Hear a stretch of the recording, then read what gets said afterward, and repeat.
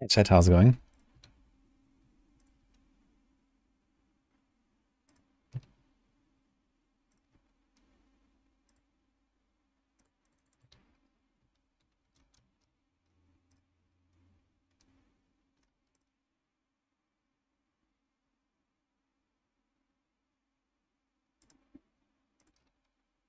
Alright, let's go. Welcome to stream. Merry Christmas, everyone.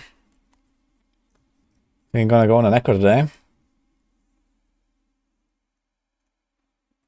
Hello Jace, hello PMT, hello Werzo, Coco is Loco, Pan Voziere, Smack Someone.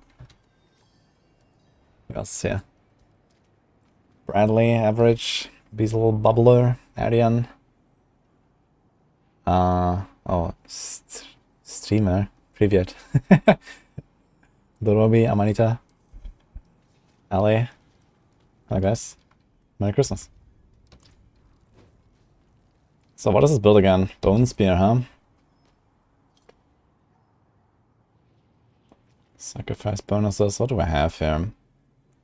Disobedience, Deathless, Wind Striker. Wait a minute.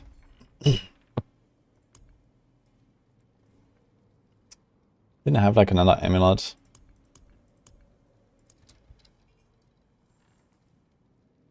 Oh my god, there's so many mats here. 200 living steel. We have like 100 Druid runs here. No, 50 Druid runs. Banish Lords. It's actually nothing I really used here. Fortified, shadow damage over time, distant, okay. This thing is not on. 5, 8, 16. Ammo, Sanguine, and Ravenous. I guess we don't need this one. Wait, D4 planner. Did we make a setup for this? Bone Spear. Is this complete? Oh, look at that.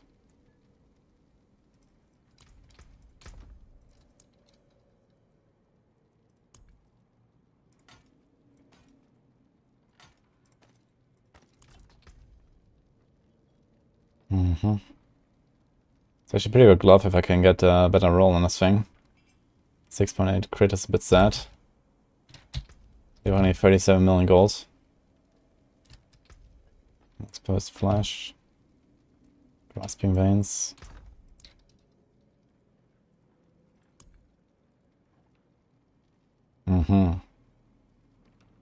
That's what we're talking about.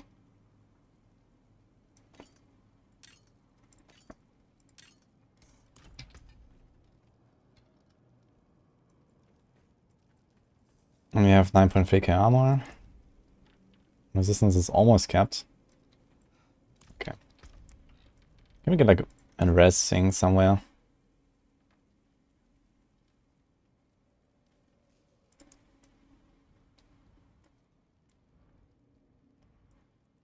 Aha, there's 1 point.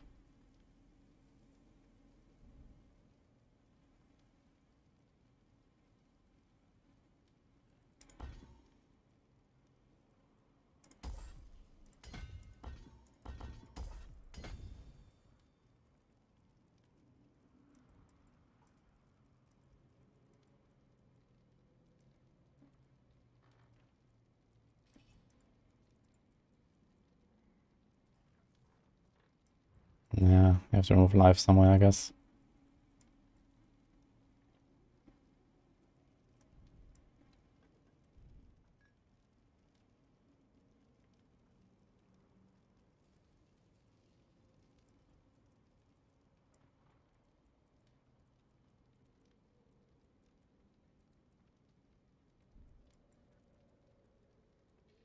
Life or armor. Or essence on kill. Nice, let's remove this one. There's one res note. 69.9. Nice, okay. Well. Let's try an Abattoir Z at level 1. Can we do it? I guess we can.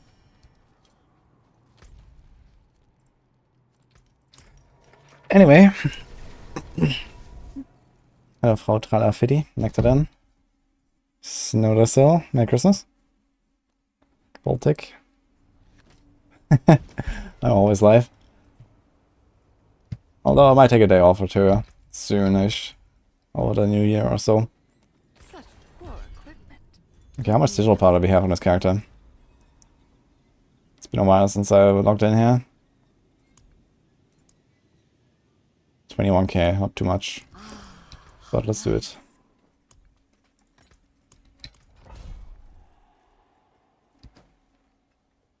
Oh, Taro. Thanks so much. I guess for the occasion today. Thanks, Amanita, by the way. KFD crab, corpse explosion, corpse tendrils, hemorrhage, burn spear. This is accurate, right? Yep. Is my skill tree accurate?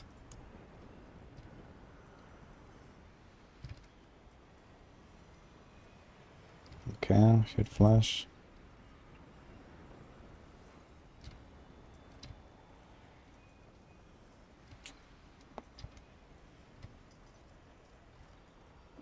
Okay, let's go. Hi, Zaki. How are you doing, man? Merry Christmas. Not sure for you yesterday. Any thoughts about leaderboards? You're thinking they will be useless? I mean, you mean the Maxwell leaderboard? It's just like, you know, a thing that we set up. And I don't think they're really useless, you know. I mean, of course, you know, there's lots of exploits and lots of bullshit. But ultimately, you know, it's also nice to kind of like see what's going on. What people are doing. All the exploits, you know, we probably wouldn't have found a lot of these things if people weren't forced to, like, you know, put video proof and stuff like that, for example.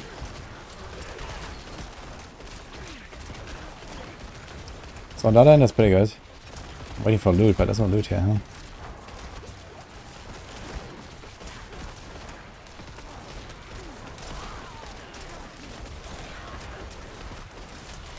We have Tybalt's Will here? We do, okay.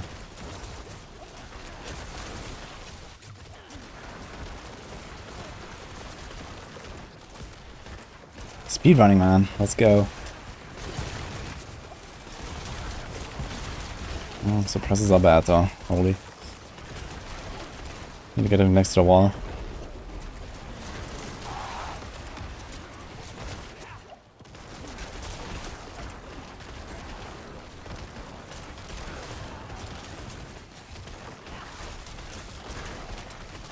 Obsidian? Yeah, we're doing Christmas stream today, guys. Just getting started. I'm waiting on my Necro a little bit now. I also want to do the Barb and the Necro like for the next week or so. But I want to get my Necro up to speed a bit. I want to experiment a bit with the different builds again. See how Bloodlands and Bone Spear feel, and then probably like try an Infinus. I've not played Infinus at all yet, so this is something I really want to try out this season.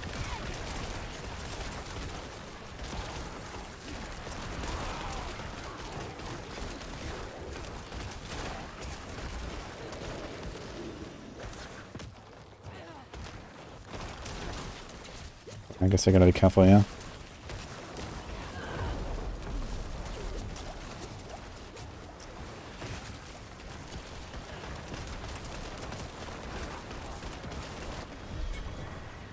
Did it tier 1, guys. Let's go. A new glyph. Oh, actually, all these glyphs are not level. Okay, so which glyphs do you actually need, first of all? So, Paragon, let's see. Corporal, Exploit, Tier, Essence, Sacrificial. This has elite damage and res. This is where I put my glyph, huh? It would actually allow me to... okay. Did I actually... do we have the right Paragon setup? Looks like it. We just have to swap around a few things. Okay, Essence is 21, Exploit is 21. Undaunted, we're not running. Corporal, Sacrificial. Oh, the Sacrificial is actually not buffed here. It's only 35. We're missing one int node here. But okay, this is where the new glyph goes. So what do we change?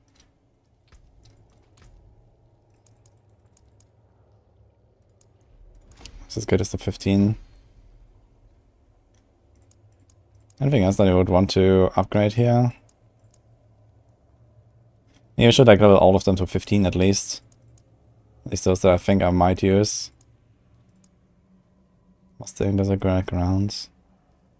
I guess this works for Infinus, right? Desecration.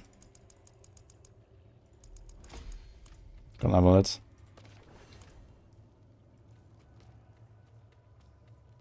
Bone Spear and speed farming looks like Molder Shot, but with reverse direction. Yeah, kind of. It definitely feels a lot like Molder Shot as well. Like going like this, if I had like I have movement speed on kill, but a very low roll. This was a better roll on the boots. Actually, we should probably go with injured damage reduction here, right? Instead of this movement speed on kill for like Abattoir. I can try to roll this thing. But I think I rolled this a lot already, just trying to get a speed. Let's see. Okay, let me update my Paragon real quick with the new Glyph. I need to figure out where those points are coming from. So we're moving this, yeah. The life and fortify stuff.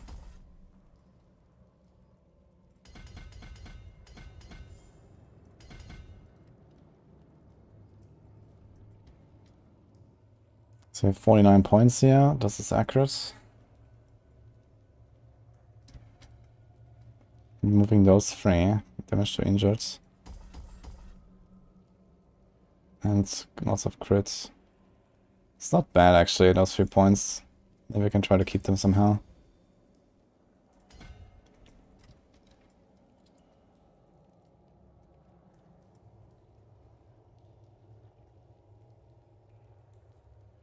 With 1 essence on kill. This is a corporal. Okay. This is sacrificial. No more undaunted. 40 int.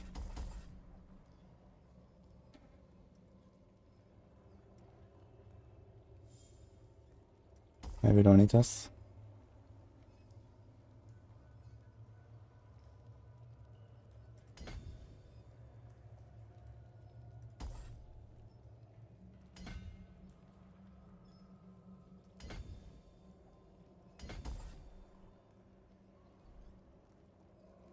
Okay. We don't have this stuff, damage to healthy. Okay. We have 34 there, okay. So this is 7 points.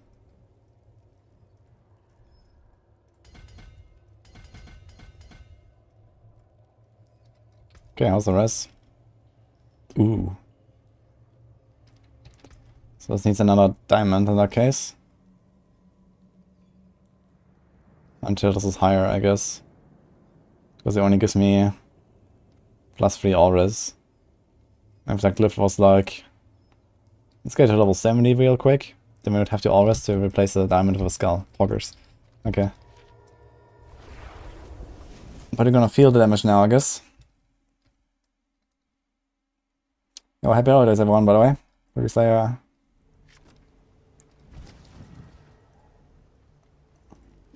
Find a better Bad kid ate my cake. Mr. J's. Yo, welcome to Streamer 1. Happy holidays. Merry Christmas.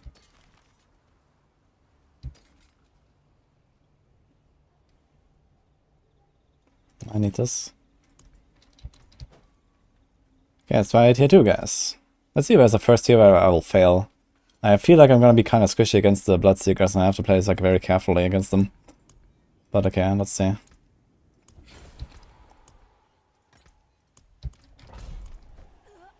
Oh, Atko, thanks for 2 months, man. Appreciate it.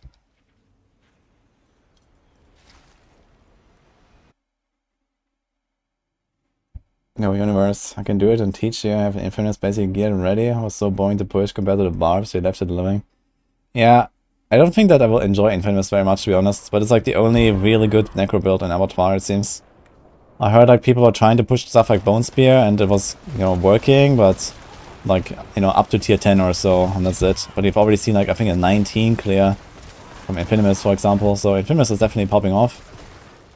We might even see a 24 infinus. So I think it's actually likely that at least 3 classes are going to do a 25. So we have 2 done already. Sorc and Barb. I think Druid is getting kind of close. And then there's only Rogue and Necro that, yeah, we might see a 20. Maybe a Twisting Blades Rogue could do it. If they 1v3 the Bloodseekers and kill them in like, 2-3 minutes, they might be able to do a 25 with a very high level Glyph. I'm not sure about the Necros though, they have like really big trouble against the Bloodseekers as far as I know.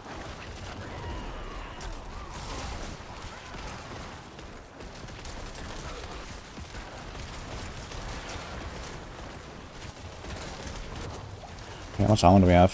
14.6k. I need some kind of dots here. A bit more. I do have some, but it's only from the Cause Explosion that goes off sometimes.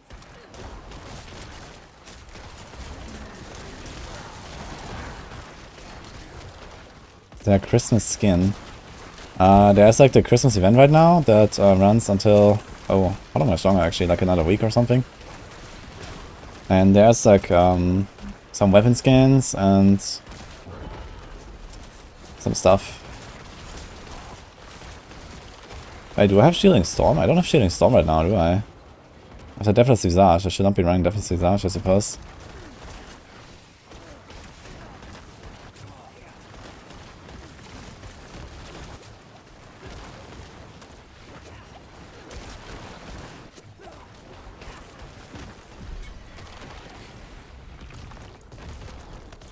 Anything else? Increased damage for nearby corpses. Blood Drinker.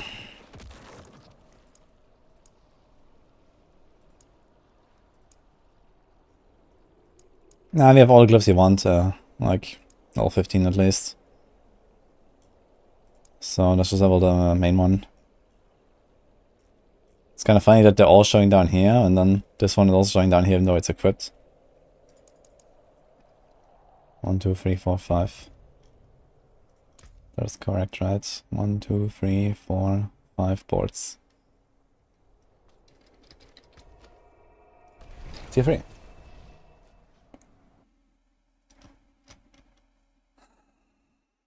Need to bring the Rogue and Necro closer and neither the other 3 classes. Nah, they mostly... I mean, the Sorcs, they rely on a lot of exploiting to do this. The Barbs are just overpowered, they need no nerf. Need something blessed? The Sorcs are also, they have like a bug with Ball Lightning being too strong. And Druids, I guess, is also unintentional that they're so strong, because they get like double dipping. Wait a minute, is the event still running? 8 days. Did I not get any of these things? Why did I not get any bags? Don't I get bags here when I complete this? Maybe because I haven't talked to him. Need to be tier 3 to get the bags. Oh shit. Should have found this. I want the Gillian's Brew. The Gillian's Brew is actually pretty powerful for Necros, right? How long does it take? Not very long, right? Also looks really fast, I think. Yeah, I need to get tier 3. And I think this took like half an hour or something, right? So maybe I should do this real quick. So I get the bags if I want to play this Necro for a while. I need some of those pots. The pots are pretty good.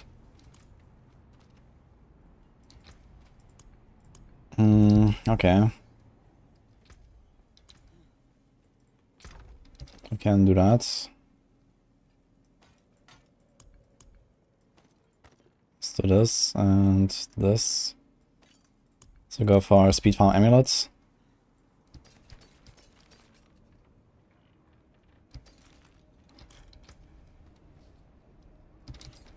Oh, there's a big hungry blood.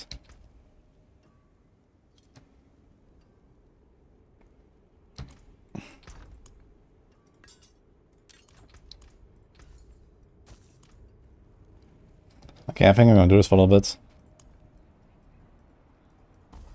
So if decrab, let's do this for more resources and healing.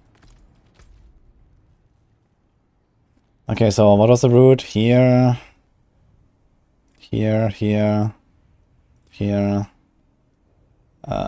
here, here, and then TP over, go here, here. I think here, here, here, here. No, I actually go down there. Okay, so I think okay. I got the route still in my head. Go.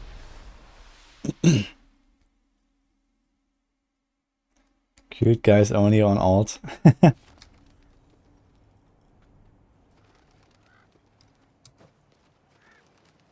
Hello, Grabier. Grabird? What is that? Thank you so much, anyway.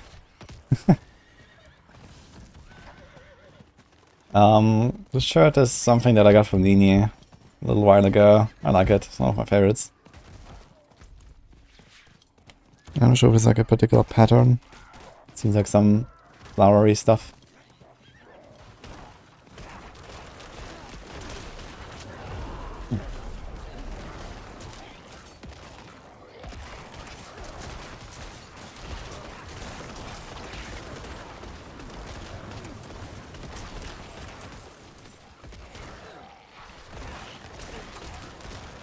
The frozen shines are worth to do. Ah yeah, true, I can try and see. I guess on the way, whenever we see them, we're gonna like stop and just like grab them.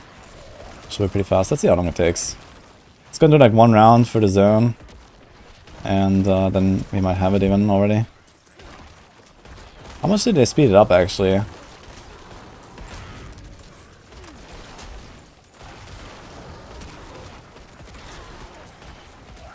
Close versus 46.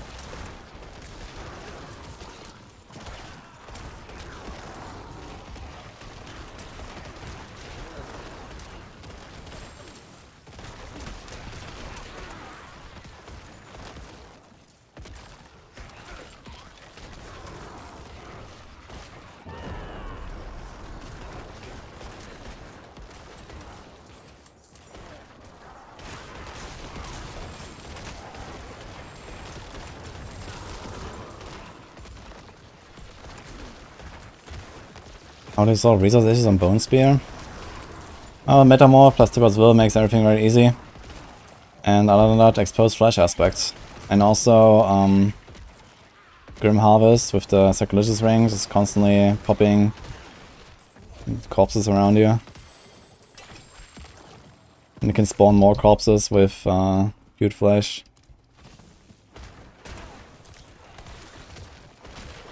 So yeah.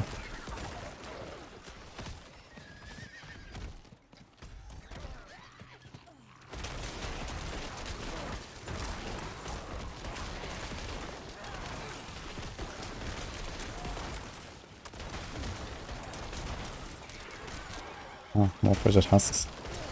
And a goblin.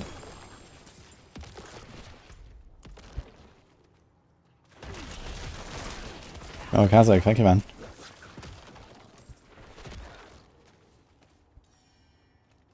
Exclamation mark Necro. I don't have exclamation mark Necro, but actually I'm not sure if I still have the type exclamation mark builds. Otherwise it's on Discord. This setup. I did exactly the setup I have on my planner. What is this?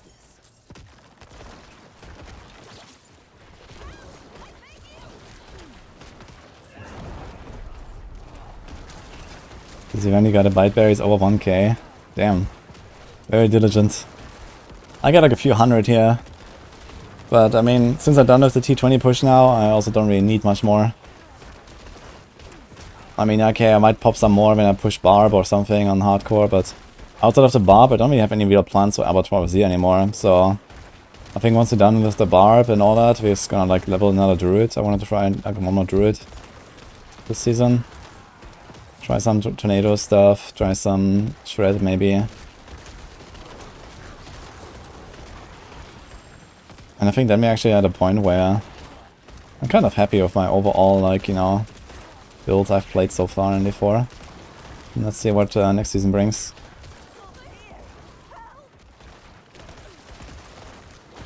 Thank you, stranger.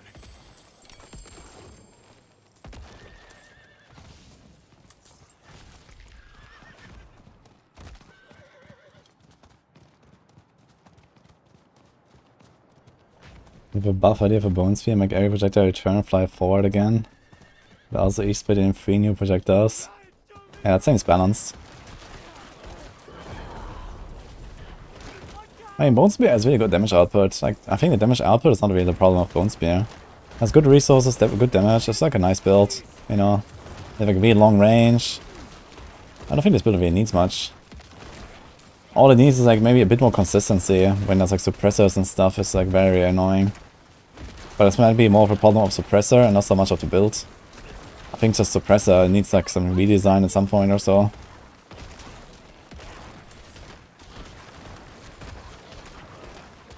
Maxor dropped the stream summary. That's very good. I need that. I think I'm gonna check it out like right before I start the season actually. It's in 3 days, right? Do you know what time exactly? I'm gonna play some Torchlight soon, guys. Looks kinda pork, yeah. I saw the reveal a little bit. Looks nice. Suppressor suppresses too much. Yeah, exactly.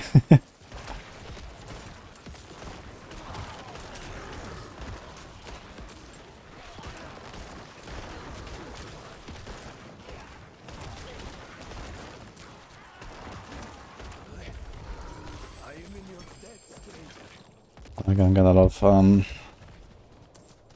materials now as well here. Should do this. Oh, why not?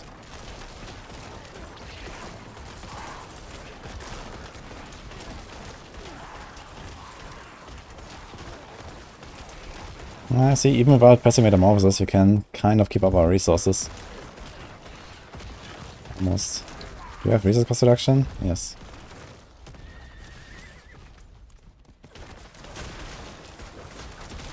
We got 7 lost heirlooms on this 1 fragile husk.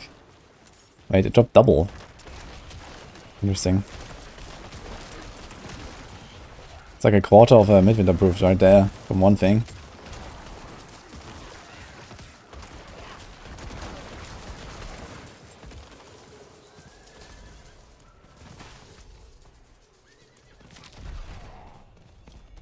Where's the link to the T20 build?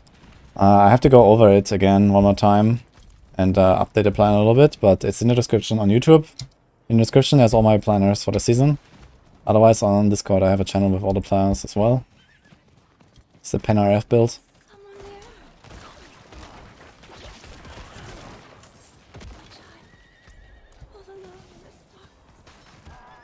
What's the song?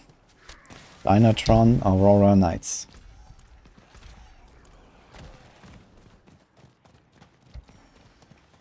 The season mechanic tree is called Atlas. PvE is leaking too hard. Yeah, and apparently they have like some stuff like imprinting, right? On the new Torchlight season. He said. So D4 is also leaking, I guess.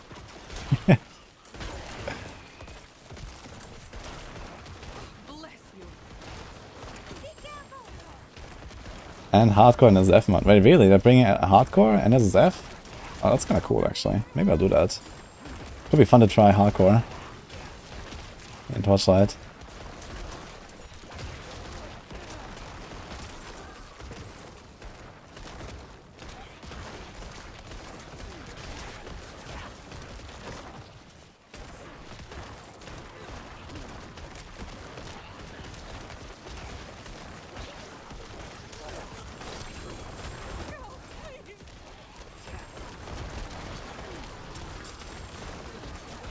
Shaco is better than Bone Spear helmets? Not necessarily. But I don't have a Shaco anyway, so... I can try to do some Druid runs and get it. I have a bunch of materials, yeah. Some people gave me some stuff and I also found some stuff. Could do some community Druid runs now that we have the double Druid drops, guys. What do you guys say? Maybe gonna rotate some people.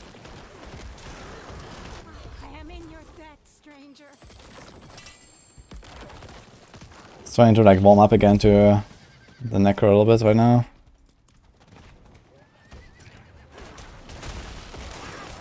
Hardcore and Torchlight. Yeah, it's gonna be tough for sure. I also don't know the game, you know, too well. Especially with all the high-end bosses they've added.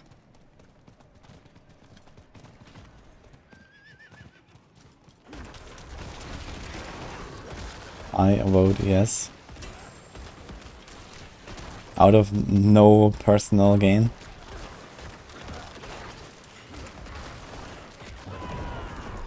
Have I ever played PoE? Yeah, I've played it a bit. Around 4,000 hours.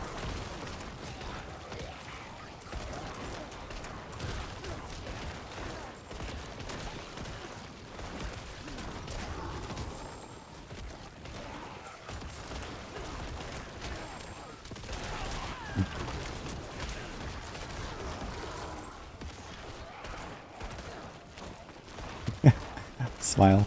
Yes.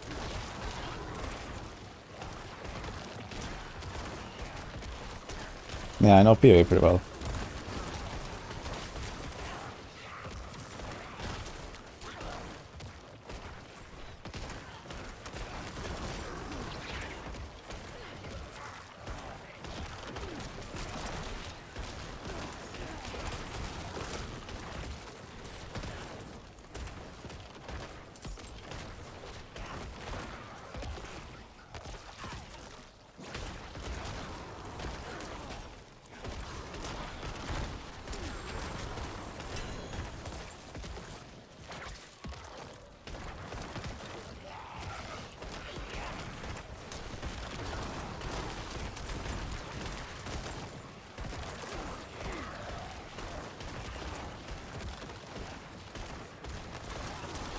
Minutes to get 40 bells.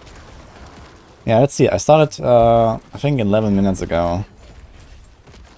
And we did like the entire first part of the route. So I'm gonna do the second part as well, and just see like how much we have at the end. Since they also buffed it lately. Yeah, with these husks being better now. Probably worth just stopping for them.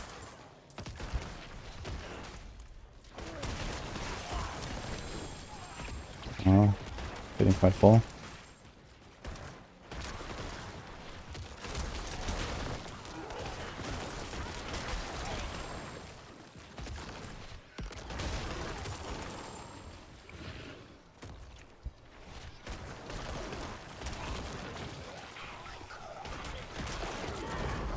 Amber ovals. We have only 370. I'll wait after we're done with the full round. Not sure what I will gamble actually. Like I need some stuff for Infinus, and Infinus has like very specific gear requirements that are very unusual. And I'm not 100% sure about everything. I guess lots of lucky hit stuff. Lots of defense, lots of cooldown. I don't know. Do they run crit? I guess they don't run crit. DR probably everywhere.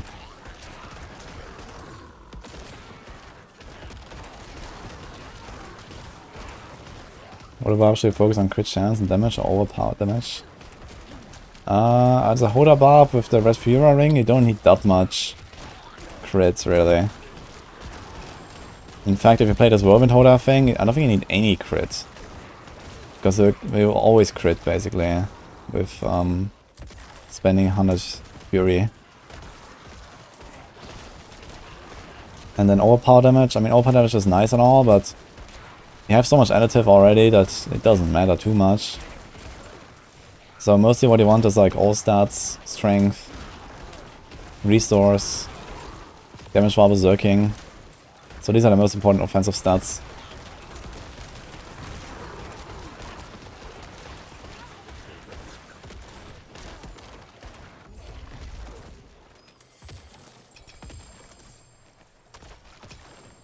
Ring and ring.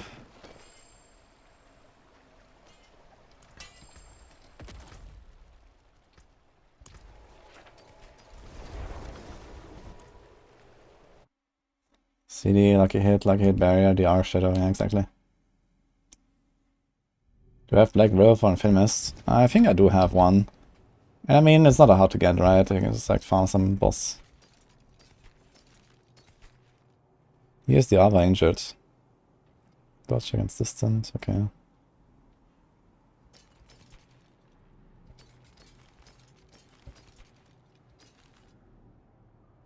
Okay, here's the explosive mist, we're gonna save this. I think I have it, but just in case.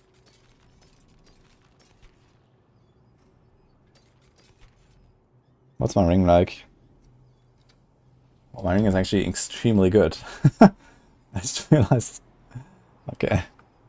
I guess the vulnerable should be lucky hit here, but vulnerable is good too.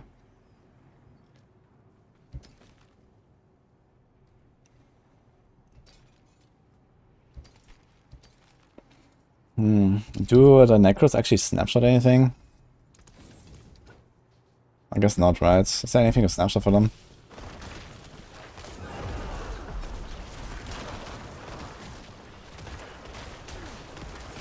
Man, this song always brings me back, guys. Season 21.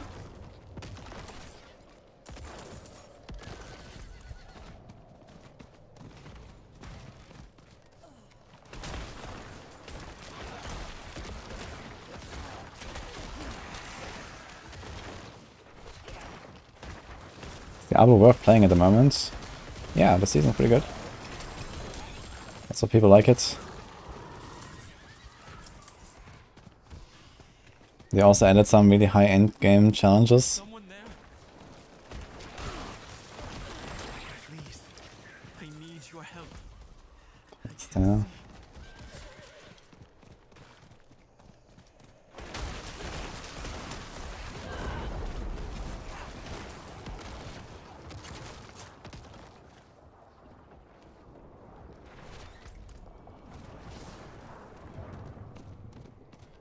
James, Merry Christmas. House C4 worth buying? Yeah, I think so. I like it a lot. And I mean, it gets really large updates every few months. It has been going in a really good direction lately.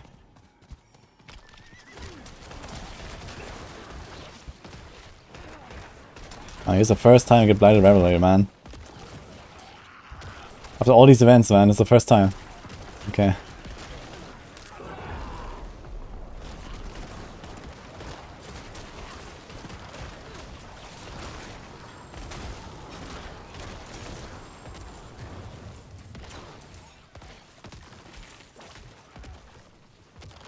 Waiting for them to extinguish. Okay, let's go.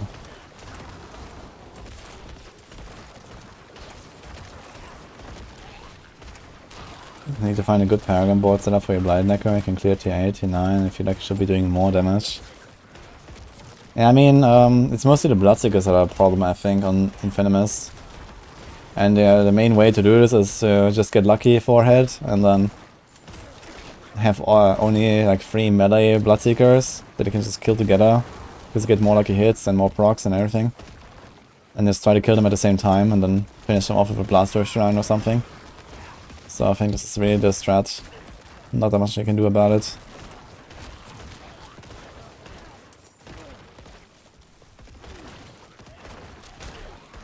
Hello Rish, Merry Christmas.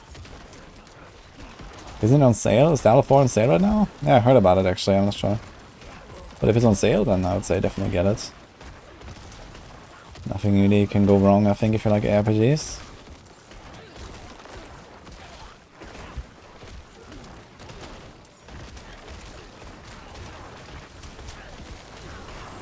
Okay, time for the boss.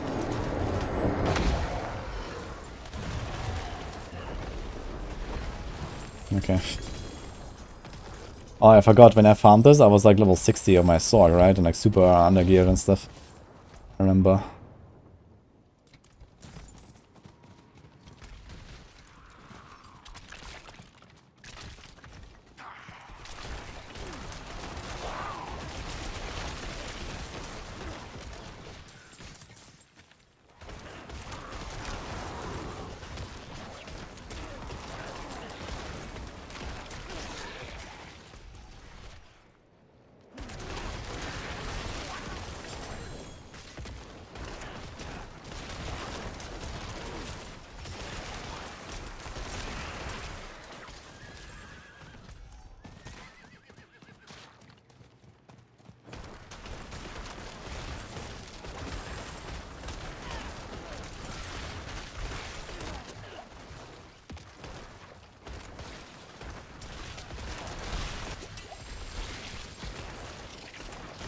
I mean, one would think it feels really bad, and fighting all 3 can be tough.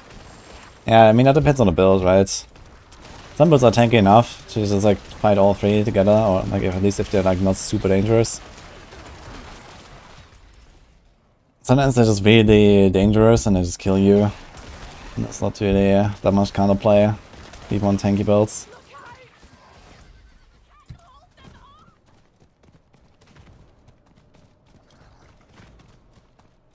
Oh, Kadish. Merry Christmas and thank you very much, man.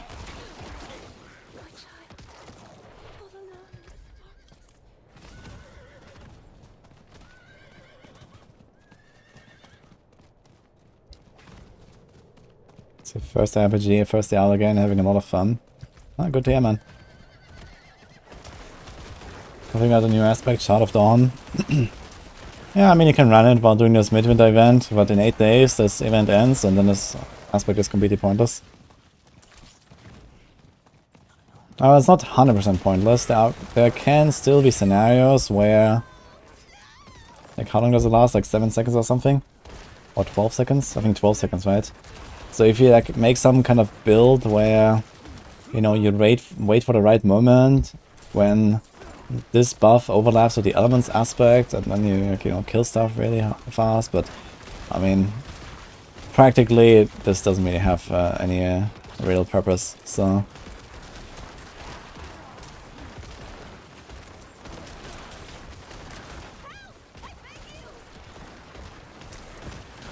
you accept the idea that nobody has yet discovered the best and strongest Necro build in AoZ?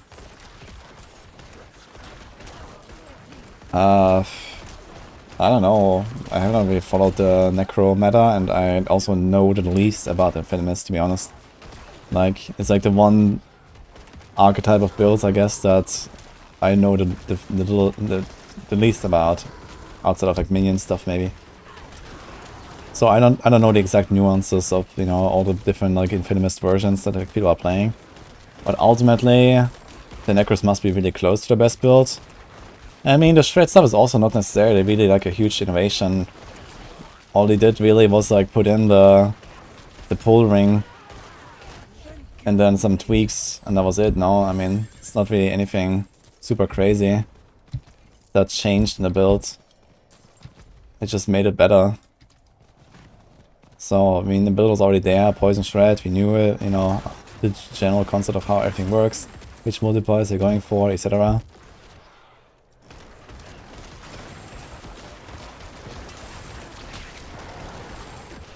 And yeah, I think for the Necros, yeah, there might be some more tweaks that people discover. Because, you know, if you like bash your head against the wall for like 500 runs, eventually you might learn something, or you might be able to like fine-tune some things a little bit. It's also what I've done, right? I also kept tweaking my rogue setup a little bit with like minor things until we arrived where we are, and I could still tweak it further if I had the items available, or if I had the gold to buy the items I need. And I could still like, you know, squeeze out a little bit more. But I mean, ultimately, it's still pretty much the same build, so...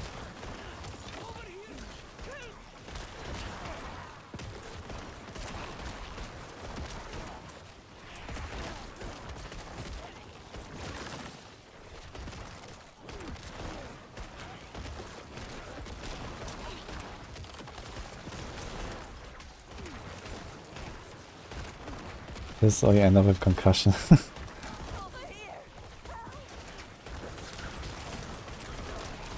Did I see it? New top 1 Barb builds. No, is it something new? What did they do? But yeah, the thing is that also depending on the objective, you have to adjust your build to that, right? Like for example, if your objective changes from just completing a tier 25 to doing like a 25 speedrun eventually, right? Like, you know, eventually we're gonna get to the point where bars will do like, you know, 5-minute clears on solo 25 or something. Like, your build will probably adjust because of that, right? Like, you need to go faster, you need to have more movement speed, you need to be able to make pulls faster, maybe you're gonna have a steel grasp in there. Or, you know, whatever. Because suddenly, like, the whole, like, you know, environment changes.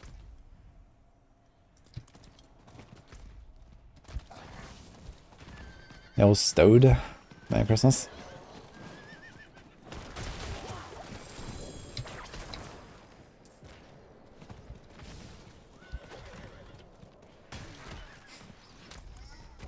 But I mean, like, you know, clearing 25 faster with 110 glyph versus 140 glyph from Rob, this doesn't necessarily mean much, you know.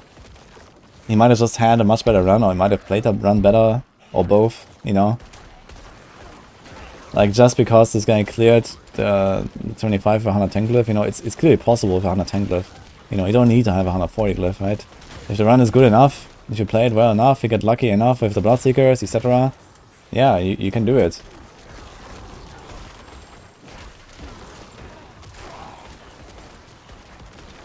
And I mean, like 110 TOB was 140 TOB, I'm not sure how much that is, but you're talking about, I don't know, maybe a 10-20% DPS difference, you know?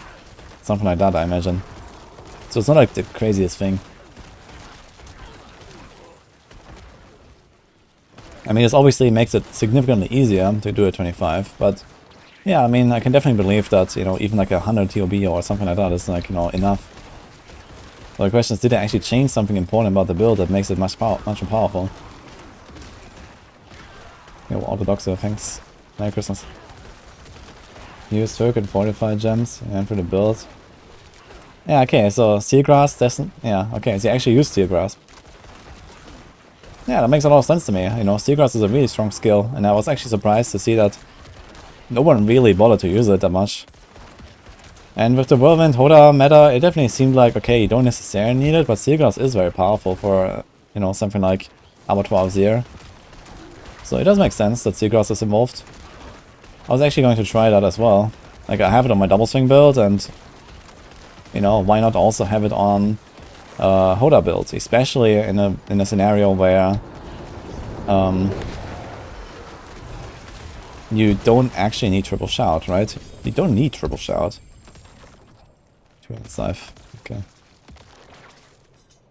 Like, you don't run double shout aspects on the rings, because one of them is a Red Fury ring, and the other ring is just the shout cooldown thing, right? So it doesn't really matter too much to not have to shout permanently all the time, when like a lot of the time you just like move around and stuff. Especially if you play with elements, you can even like time your shouts with your elements aspect, and then go real ham.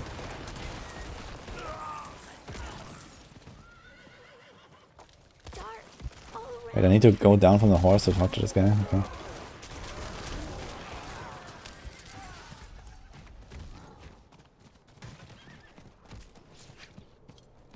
Rallying Cry falls off really hard in late game. Yeah, it's also what I felt. Like, I was really wondering why people still run Rallying Cry, like, in really late game. Especially with, like, Banish Laws in the mix as well, and, like, you know, Resource Ring, and I think Red Fury Ring also has a bunch of resource or something. Okay, let's turn in and see how much we got. We did the entire route.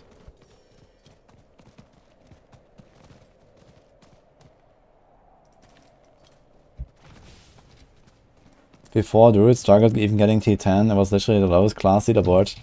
Yeah, I mean, this is number one because Druid is probably the least played class for high-end blasters. And number two because, you know, the scaling with the Glyph is, you know, like this has an insane double dipping on the scaling. So they kind of like started out somewhat low and now they're like popping off because the people have higher Glyphs. And I guess people just didn't try enough. You know, everyone was on the Barb bandwagon, right? So it's just how it is.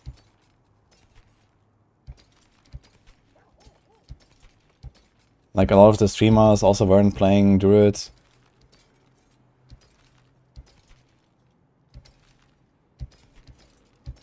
Yeah, I know now slowly there's like some innovation coming in and like actually like, you know, builds changing a bit. But ultimately it's still like the same build, right? It's just like with more tweaks. Like once it's like properly min-maxed. Because I don't know, whoever made the Druid builds, you know, they didn't know. Like no one knew how AoZ would be, and like now my AoZ builds are also different from the AoZ builds that I, you know, prepared before AoZ came out. Because of the things we learned. Okay, we have 14. Oh, tier 1.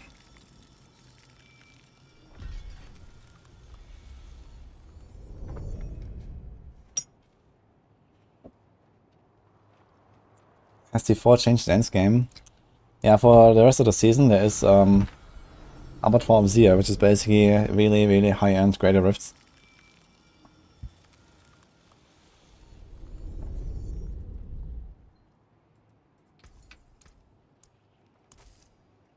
Oh man. Okay, we had 210 out of 250. So we're almost there.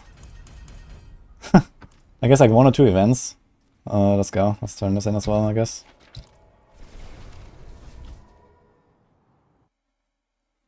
Hello, NVB. Finished the late game speed fire for rogue dressing blades. They have changed the T100 build or not? You don't have to change to the T100 build. The T100 build is if you want to do a T100 nightmare dungeons. Like it's like specialized for that purpose. So if you are done leveling and you're done like, you know, farming hell tides and whatever, then, you know, you swap your build and you can try like the high-end stuff. And then you can try Abattoir AoZ. There's an Abattoir AoZ build too. So this is what people are doing right now. Because like the next step basically.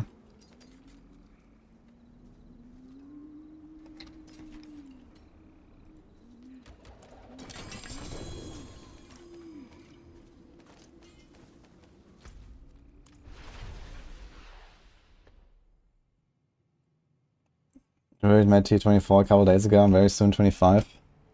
Yeah, we were just talking about it, you know, like there's like very few people actually try harding Druid compared to people try harding Sorc and try harding Bard because those classes are just better. So, you know, especially for the high-end blaster audience, they usually gravitate towards the better classes as well, you know. People don't really like to try playing weaker classes. And you can see that with like, you know, Druid. Like Druid was just like very unpopular this season. They got nerfed in like 7 different ways after being like the top class for like, you know, 5 months. And yeah, I mean it shows basically, right? There's like few people actually going ham on Druid.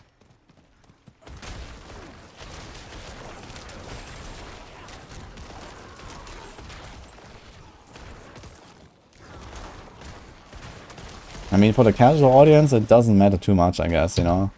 A lot of casuals just play whatever the fuck they want. They don't even know what is a good class or what is a bad class or whatever. But, you know, on the more informed audience, you know, they usually go for the good builds and the good classes. And it's just how it works. And this is why we didn't see any Druids, really. And now, finally, you know, there's like some guys, Ace of Spades, for example, he's done at 24. And yeah, like, you know, they can show that Druid actually still works and it's actually very powerful.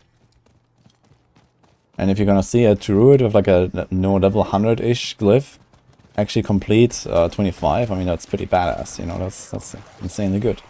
That's like Sorc and Barb level, basically, in the end. But the thing is that ultimately, for 99.99% of people trying Abattoir AoZ, it's completely out of the question to do a 25 on a Druid, because it's harder than a Barb. You know, it's like more difficult to play. You need to have the glyph, you know, really high, which almost no one will get. Even if people do the rotations and all that, you know. On top of this, you also have to exploit with the snapshotting. You know, a lot of people don't want to do that. And yeah, I mean,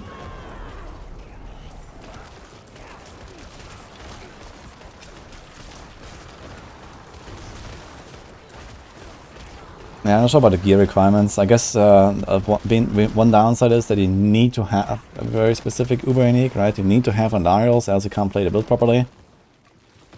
Like on a Barb, if you don't have a grandfather, yeah, I mean, who cares? If you don't have your Shaco, who cares, right? So you can still play the build and you can still get your tier 20 done or something like that. But on the Druid, without Andarials, I mean, the build just straight up doesn't work. So there's that too.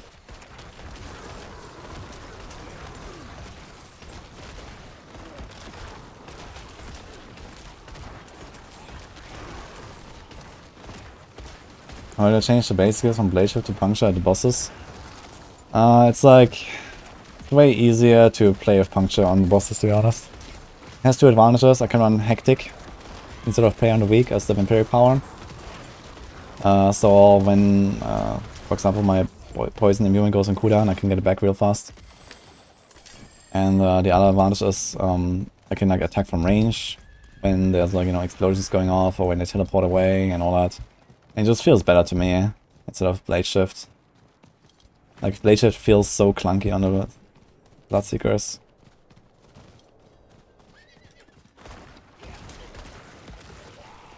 Did they reduce the number of Blighted Revelry encounters, by the way? Like, they seem to have buffed some of the drops, but I don't really get Blighted Revelry often. I had it twice now. I got the Rectal Torah. Usually I got this event like every second time or something.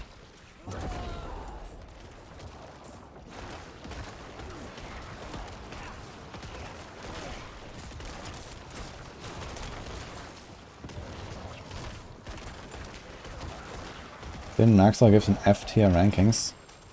I think you have like 1 or 2 builds in F tier, and this is Companion Druid. I mean, Companion Druid is a meme, so this is why it's an F tier. It's just like people asking about it, and well, we decided to put it on the tier list because we need to show people that it's a meme. But outside of that, I think we had like a bunch of Druid builds in like B tier and stuff, and I mean, that has kind of like proven right. Our tier list in general this season was very accurate in many cases, and we didn't actually move a lot of stuff around during the season, outside of like some new discoveries.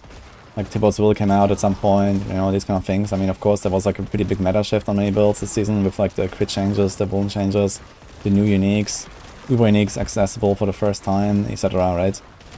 So it actually was like a really big like season of, you know, discovery, basically. And even so, our tier lists were pretty accurate.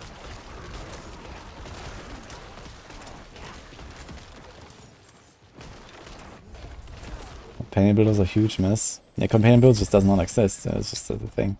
Like, we didn't even make a guide for it or anything. Like, people keep asking us, when is the companion druid coming? Well, it's not coming because this build just doesn't exist, you know.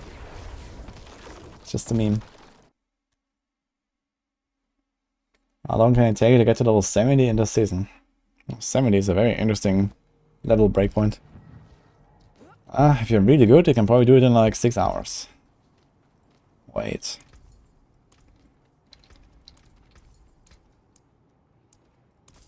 Maybe like 10 to 12 or so, depending on like how good you are.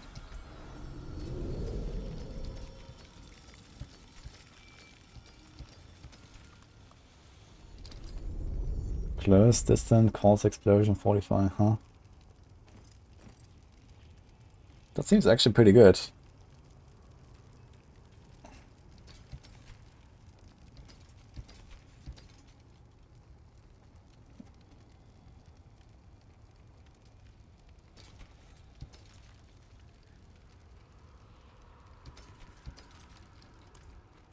Okay. He's playing a song now for our side. So listen to it. I wake and up in the sky, not a sliver of light, only winter still. When do streamers get access to Season 3 beta? This does not exist. I played Gauntlet a little bit when I was there at the Blizzard headquarters, but there's no like streamer beta access or something. This night without end, wind cold as the dead, the dark teams with devils. First Necro to reach T20 had a 83 tier B. This is kind of worrying. T19 with 50 and T20 with 80 plus, not the best stuff. Yeah, I mean, Necro is weaker than Rogue, turns out. And that was expected, I guess. Like, we didn't expect Necro to be stronger than Rogue, so makes sense.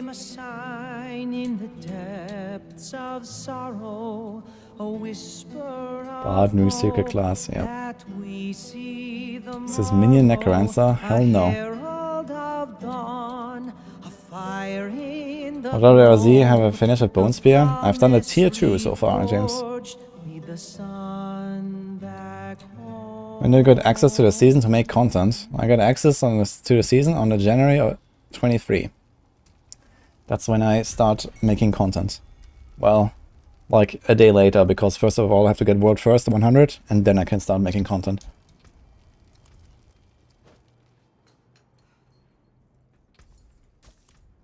Merry Christmas, guys. Alright, that was the song. Kind of nice song, actually. I like this thing. It's like a nice little thing they did here. I got the buff now. Again, Rogue at the start. Yeah, probably, because now the official leaderboards are coming out, and that means you have to make a statement. So I'm probably gonna start Rogue again, do the race, and then we'll see exactly how it will go with the gearing and the leaderboards and stuff. I'd really like to focus on maybe 2 classes for the leaderboards. Maybe do like a Rogue and a Barb or so.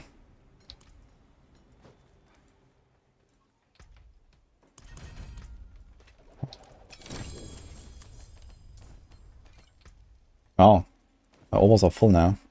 180, wait. How much did come out of this? That's crazy. Okay, let's put this here. Where's the guy? Yeah.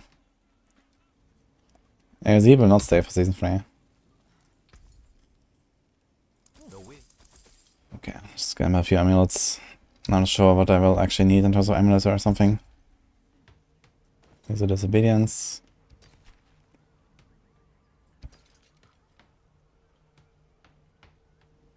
Close and shadow damage short time.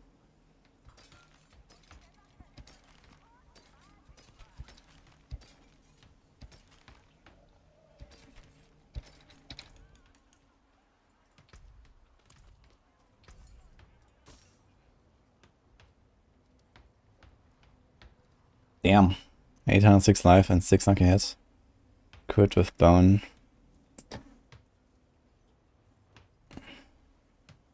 Now we need crit chance and we need resource. And the essence. Yeah. Doesn't help us very much. And the overpower. Does the overpower help us? We still want resource on a bloodlines build. But we may not necessarily need crit. We still want crit, I guess. We need a crit as well for Banish Lord's Talisman. Okay. Yeah, okay, Vanna. Merry Christmas.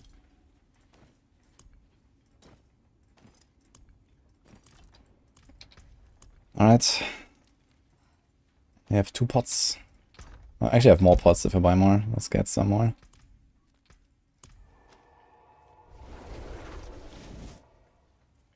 You can't manage to do T25 with Rogue. Well, you're not alone, because probably 100% of Rogues will not manage to do a T25. Although there is a slight chance that maybe some TP Rogue might do it. I'm not sure about Pen RF though. But TP Rogues, if you do like 1v3 against the Bloodseekers on like a T25, maybe you can actually do it in like a 2 or 3 minutes. And then you have like 7-8 minutes for the Rift. With like a near 200 TOB. It might work. Okay, 10 elixirs. 20 elixirs. Can run some. I can buy some of the purses as well for some gold. We don't have much gold here.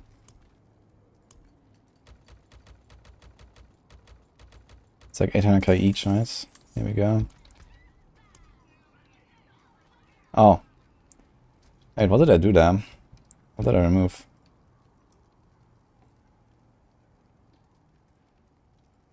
I don't have any vampiric powers in my setup actually, I just realized. So what do we want to do? Metamorph? Sangren? Ravenous? Resilience? So I removed Hemomancy. Prey is useless. Anticipation? Undying is kind of useless. Domination? No. Terror. I could try Terror. Rampart. Wait, how much do we have right now? We have 13. We can actually get a major power if you want. But I guess there's nothing that we really care about. So maybe it's gonna take Prey anyway.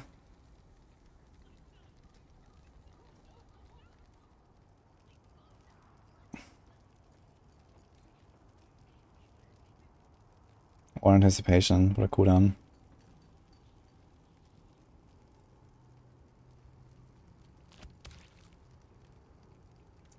Gonna try Terror.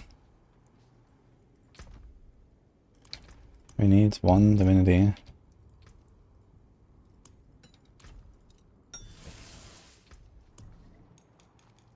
Okay.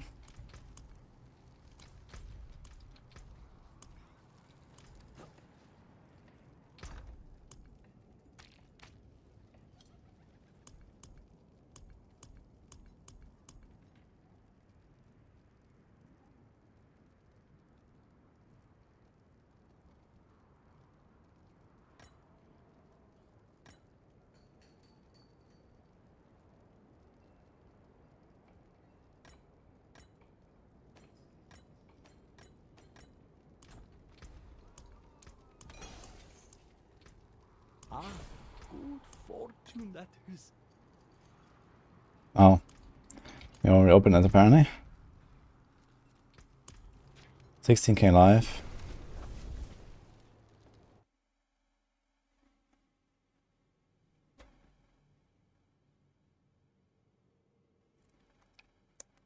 We tried every imaginable build, skill, eine coordination, get T20 with 50 TRB, but it seems that of Necro the only way is a higher TB level. Yeah, I mean, luckily, higher TB levels exist, so you can grind them.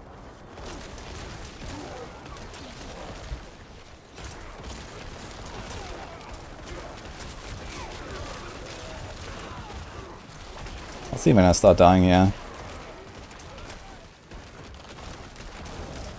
Also, we have the wrong curse as well as. Okay, this already starts hurting really hard. I forgot this.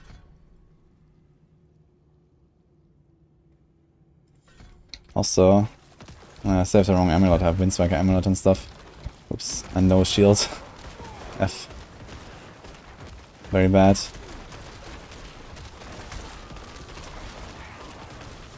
I have my speed farm gain on right now, so I might die here. Let's see.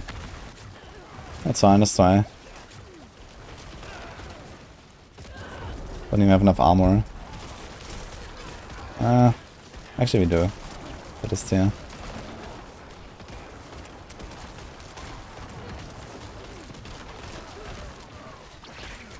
Bring out top leaderboard runs where they just bug the bosses and 3 stages AFK, don't even use skills.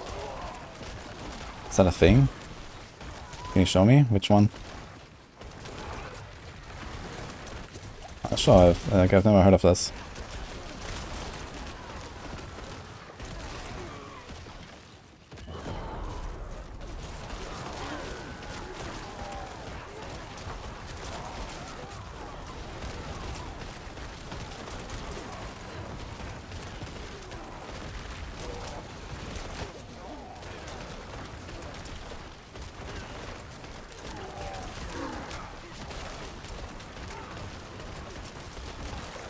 Merry Christmas, by the way. Should I use wand or sword for bones by Necro? Definitely a wand. Like, if you have a one-handed weapon on Necro, it's always wand, basically. Basically, every Necro build relies a lot on lucky hit, or almost everything. Or even, like, you rely on lucky hit in like, a small degree, usually wand is just better. Like, a sword is not a thing, really, for Necros, outside of, like, a Doombringer.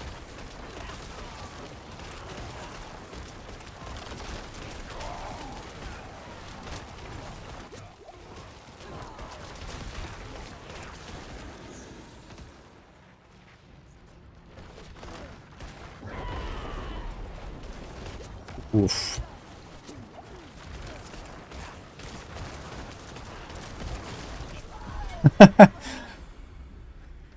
On the tier 3, man. The barbs got me. Okay, let's get my prop-up set up here.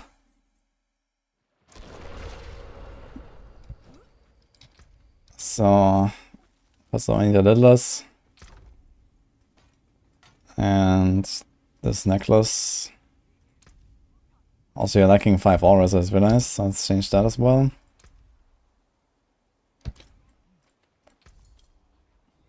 Be wary of bandits. Damn vultures.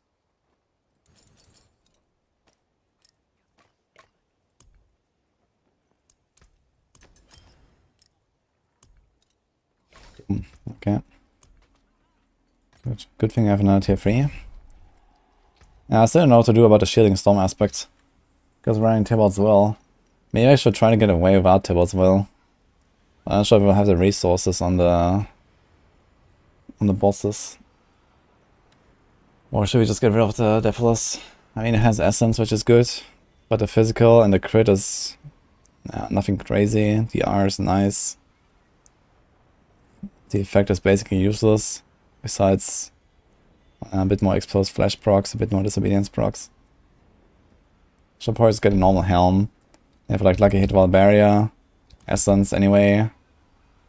We can have armor, we can have life, we can have cooldown, so that's a lot of good stuff actually. That'll probably make it a bit more consistent. Need to check if I have such helm. Imagine that on hardcore. Well, I don't think I would actually go in with the speed farming setup accidentally on hardcore, so it's all good. Well, at the very least I would have bothered to TP out and equip my real setup.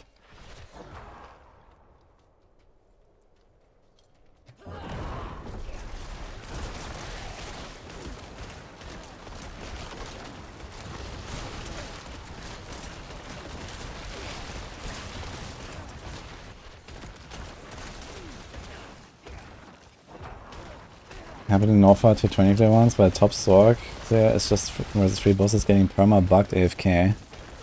Yeah, okay, I mean in the case of Sorc clears, it doesn't matter, right? Because Sorcs are just invincible anyway. So they have no chance of dying, do they? But I guess for Barbs and like any other class it would matter. Can Sorcs die? Sorcs can't die, right? Unless you're playing wrong. What build is this? This is Necro.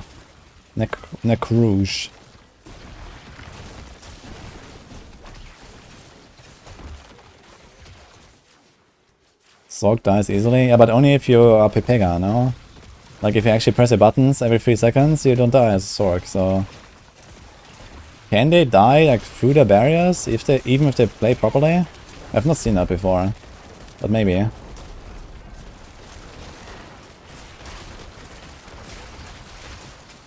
You reckon I'll play more PoE2 when it comes out than before? I mean, on the launch days, for sure, because, you know, when PoE2 launches, it will probably be like at a time when there's nothing going on in D4, because else they're kind of stupid with their timing. And this means that everyone is gonna play PoE2. Everyone, dude. A lot.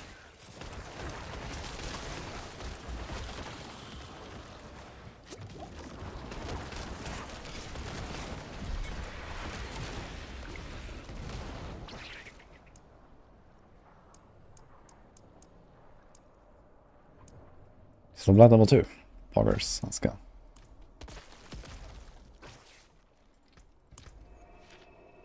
Let me check for a helm. Rogomancer. Okay, let me see that top Sorc clear. Someone said that this is like with a bug. So I mean the one from Lightning? This one? Perfectly starts to run right after snapshotting everything. Okay, let's see.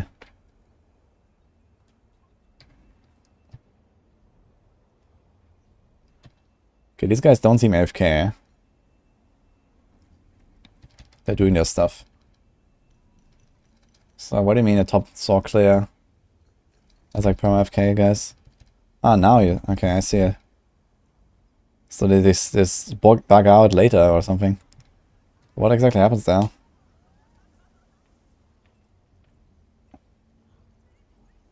But it doesn't seem like he's actually doing anything to produce this bug. And even so, I mean, he's already fighting these guys for like a minute or something. And he has lived anyway very easily, right? So it's not CC. It's not CC. I mean, they're just not doing. They're just bugged out. They don't even get unstoppable or anything. They're just standing there doing nothing. So this might have to do with the Raymond pull or something. I don't know. Yeah, like he pulls them in and then nothing happens. But this is not why he won, you know, unless it's like extremely close. And it's not extremely close. He had 20 seconds left. So he would have done this, I guess, so even without the bug. What are the Bloodseekers? It's a Barb, a Druid, and a Necro. No, it's a Barb, a Druid, and a Rogue. So they're generally melee. Or mostly melee. So I think there's a high chance you would have just killed them anyway. Can see DPS change on your buck. Let's see. Yes, how many minutes does he actually have? Holy shit. 5 minutes, man, for Bloodseekers. Okay, he's changing his setup. He's changing his setup while fighting the guys, man. Holy. Let's go. But that's what I mean, you know, like the Sorcs are just immortal, basically. As long as you press your buttons. I guess that's why he has ball lighting on number 4, not on right click. Free key passives.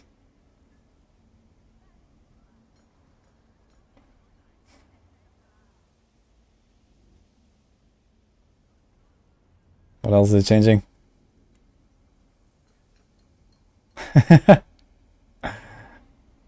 Can barely be more than max life? Nope.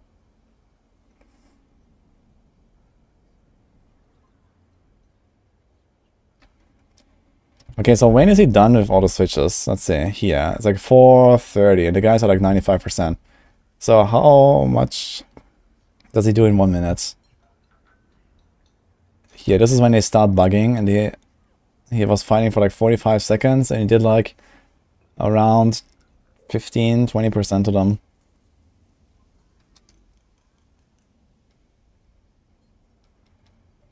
But yeah, I guess it definitely helped him after all. And if they hadn't just like stood there for like 3 minutes straight, he probably would have not won. Because they only had 20 seconds left, so I guess there's a chance he would have failed us. Like, probably pretty high chance after all. Because Bloodseeker fight is so long. So just like stacking him up like this, if even gives him like something like plus 5% DPS or 10%, this is already enough to fail the run otherwise. Right, because there's only 20 seconds left. And it seems like these guys are not even becoming unstoppable. So he's like constantly doing like extra damage against, I don't know if he has that, like extra damage against shield or whatever. Extra damage against stunned. Seems like they're just like perma stunned and not even becoming unstoppable.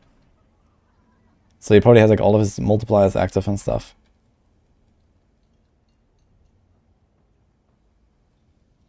And I can't DPS them exactly. And unstoppable. Like not as well at least. I mean on the Sorc it probably doesn't matter as much as it does on like Rogue for example. Like on Rogue when they're unstoppable I lose like half my damage. Or more.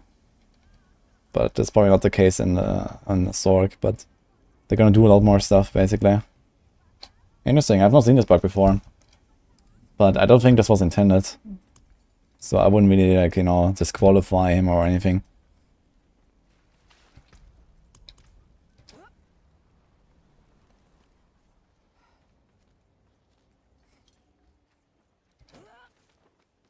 Bug Diablo, yeah.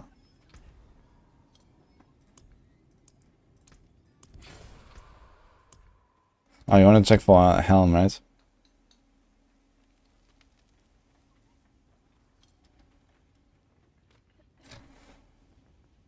Choose the same strategy on Sorc with damage reduction while injured. It works on Necro. You can reach 100% damage reduction when injured. Nah, you're not immortal. You don't have 100% damage reduction, mate. They multiply, you know? It's like... It's 43.3% on a perfect roll. You can have it on Amulet, Pants, and Boots. So you can have 3 of those rolls. So what you have to do is like 0.567. Sorry. Yes. So you have to multiply this 3 times. And then you have to take the inverse. So 1 divided by 0.182. So it gives you roughly times 5.5 toughness. This is what it does. If you have 3 perfect injury reduction rolls. And on top of this, we have like the resilience. So there's another like times, let's say 1.95 or so. So you get roughly 10 times your toughness. Just from being injured and really close to dying. Having 3 perfect rolls. So this is why you are basically immortal, but you're not exactly immortal.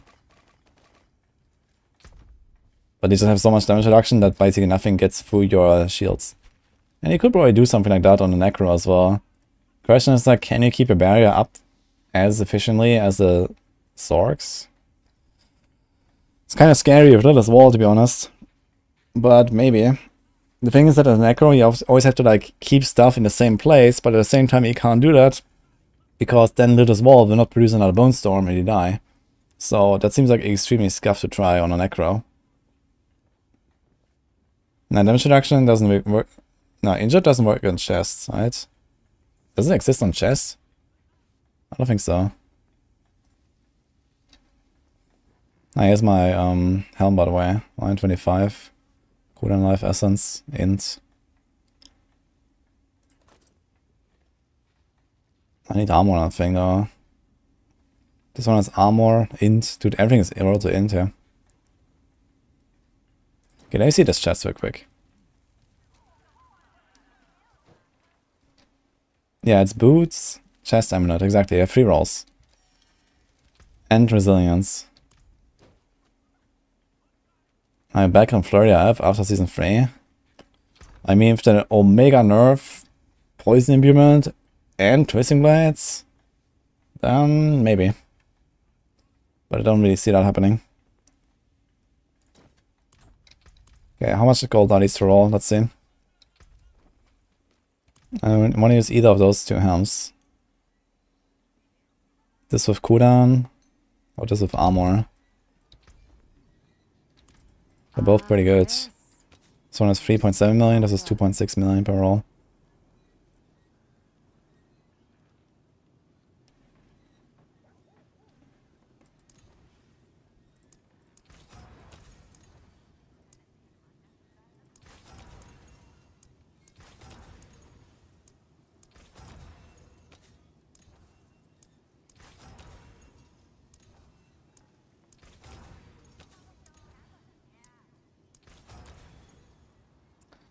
Well, do we have any other helms?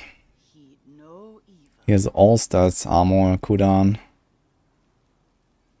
So I could try to roll this one and get essence. It's very cheap.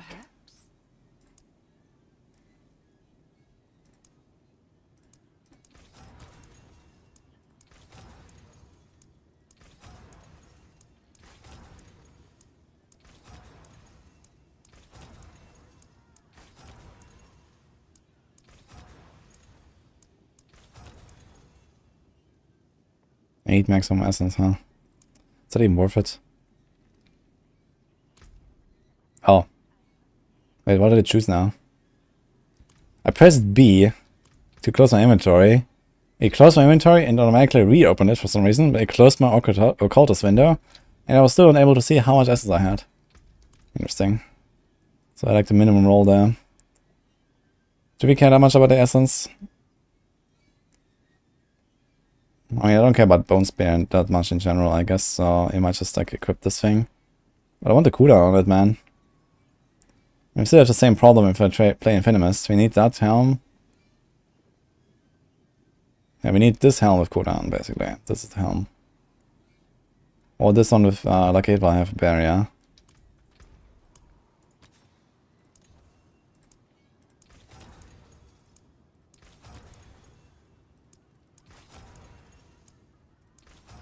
Nope. What else we got?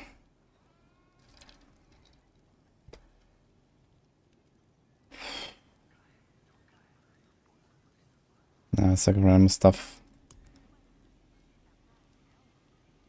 Here's Shitting Storm. With int armor and essence. So I could also run this one, which has already the right thing. Doesn't really help me with my infinus gear. That is like the one that matters. But okay.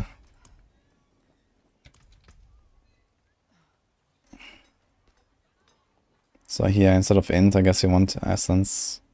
No, you have essence. You want cooldown. But if it is wall, maybe cooldown is not that important.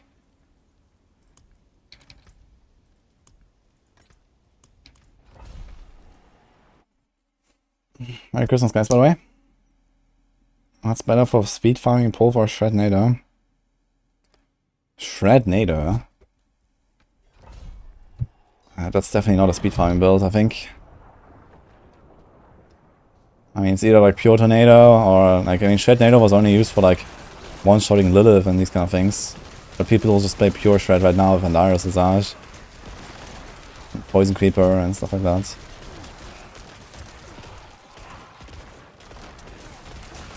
Otherwise, pretty good at speed farming. If you go for like movement speed on lead kill and then double move speed with Amulet and stuff, you can go kind of fast. Okay, 18k barrier, let's go.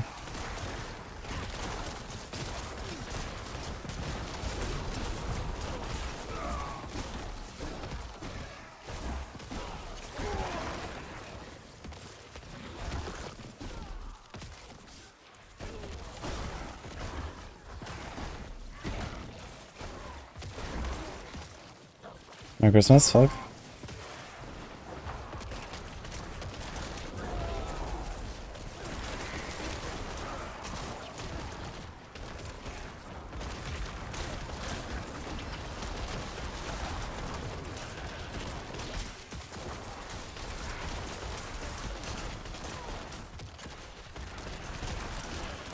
I'd really like to have that lucky hit, man.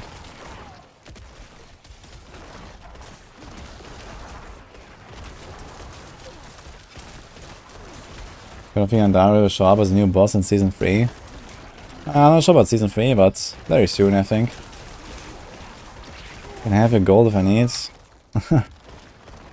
Thank you. I'm not sure if I should take it though. I mean, not that I'm really trying to be competitive with this Necro, to be fair.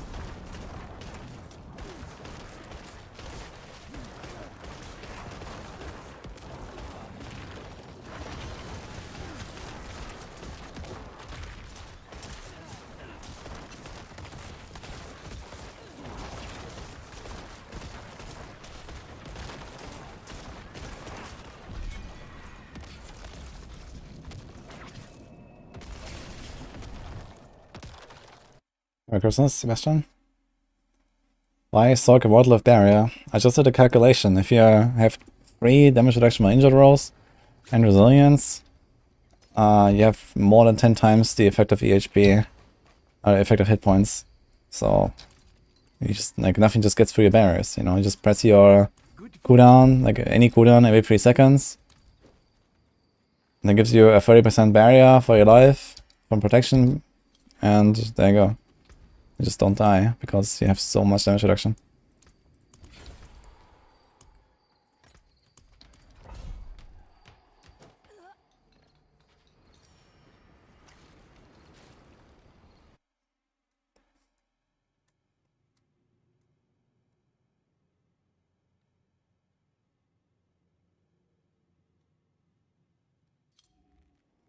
Get plus 100% of damage reduction when injured. It doesn't mean you will not take damage if you're below 30% life.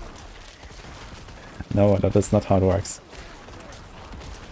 That is not how you can make a game that actually is functional.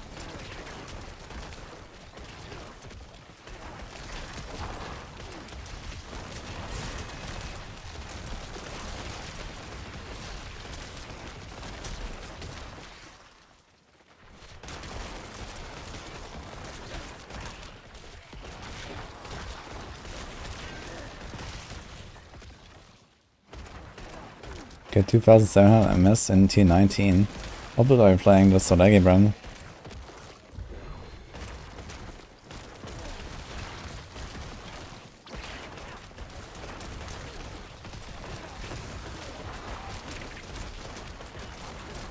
Yeah, we had like some lag issues on last days.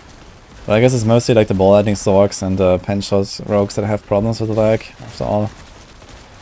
I think other builds are fine usually, right?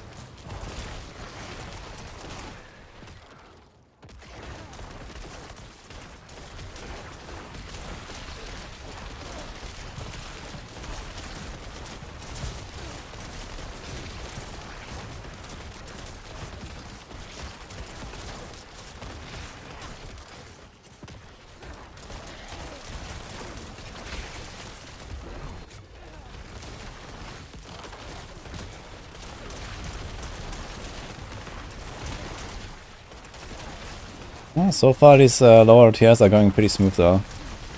This is tier, what, 5 or 6 already?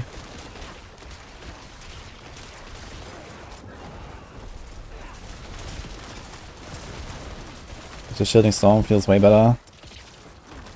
I guess just like the spawn of the Bloodseekers is a tough moment. You know, with Disobedience and to make sure you don't accidentally die in one shot. 16k armor now, fully stacked. There's a Terror proccing there. I think Terror might not be such a bad investment. Oh, protection, easy.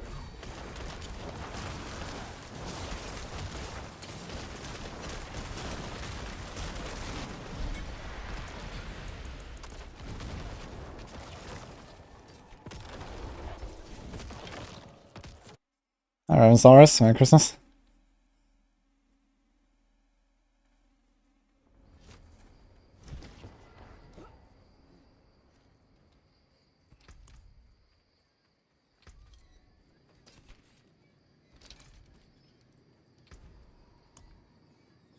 Okay, tier 6 unlocked, let's go. Wind favor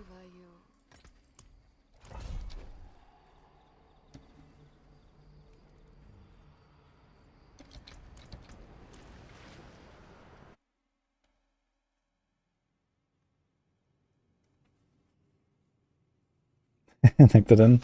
Merry Christmas. The Bone Spear couldn't do a 9, Bloodseekers are too hard. I mean, Bloodseekers have a massive range in difficulty, to be fair. So if you try a few times, you might get lucky and have easier ones. Or you might learn to outplay them better.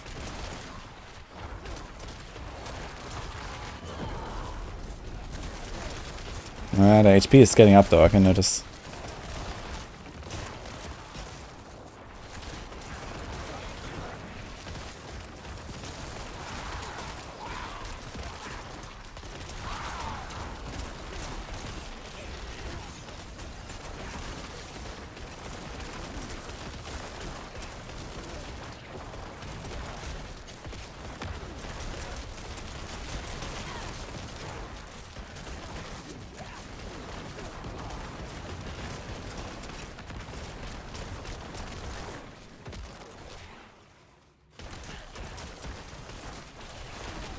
Man, I have so little resource generation and so much maximum resource that even my Towards Will, like, doesn't give me enough, man. Usually when I press like a space, I get like almost full resource from like just one Towards Will proc. Well, in this build I get like, I don't know, 20%. It's crazy. Need a Shaco. Actually, I got Shaco instead of like the offensive aspect. How would you do it?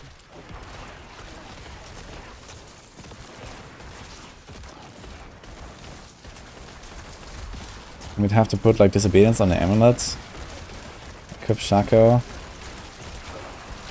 So I can keep Shielding Storm on the chest. Shaco could be kinda nice for that actually in that case.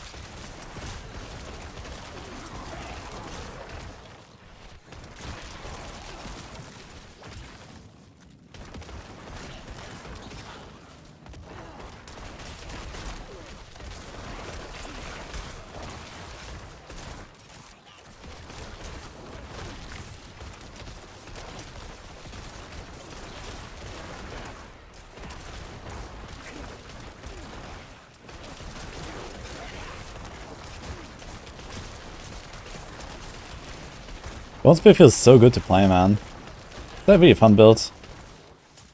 I like it last season, I like it this season. It's just nice. You through? Okay. Well, I'm gonna die in the mortar explosions.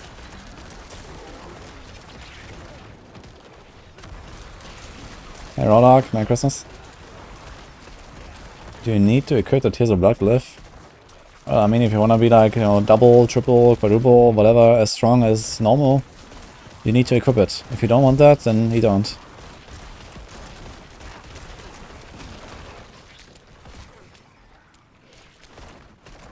Where can you find dual drop rates? I think it's pretty straightforward. I think every item has the same chance. And Uber Uniques have a 2% chance. Like any Uber Unique to drop.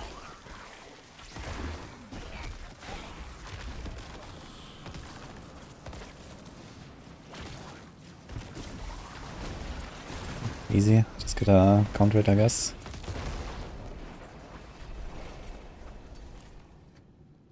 Hey, Bassett. Nice to see you. Merry Christmas to you too. Don't think disobedience is even needed. The second you stop attacking, lose all that armor anyway. Shield Storm, you always have Barbarian, always have Fortified. No Shielding Storm, no disobedience, huh? I mean, if I could get like Skulls, could get like more percent armor. Right now we have percent armor on the helm.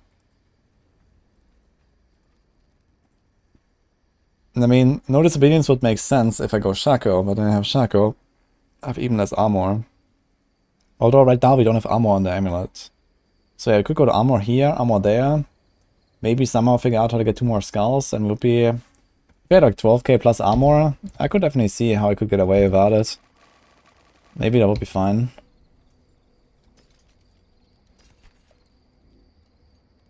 Strength, movement, armor. Could be something for barbs.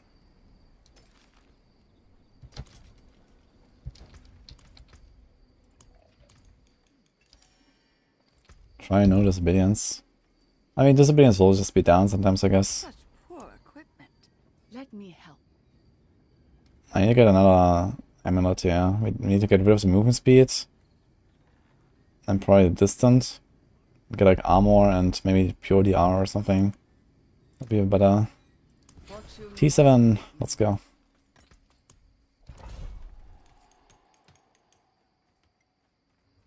I mean, so far these are like easy speedruns, right? They were like 3 minutes or so. Is barrier generation on ring good? Hell no. Barrier generation in general is something you would never want on any build, really. It doesn't even work on most barriers, so there's that.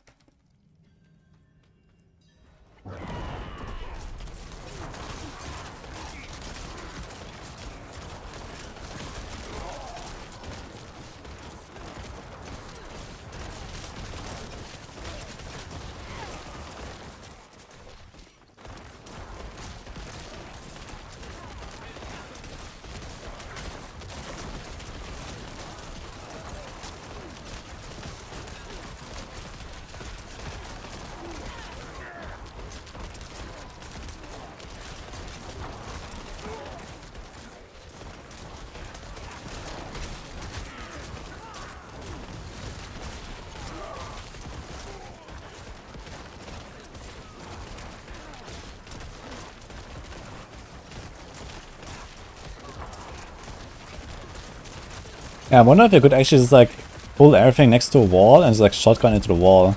I think this might actually be like the strat for Bone Spear. When I push like as high as possible. Just like go like really tanky, get a lot of like close DR. Like pull everything like next to the wall and just like shoot into the wall like this. And you get like your perfect shotgun with 5 projectiles every time. And you don't have to worry about suppressors.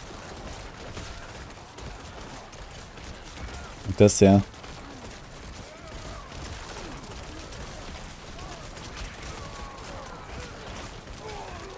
I think this might actually be the way.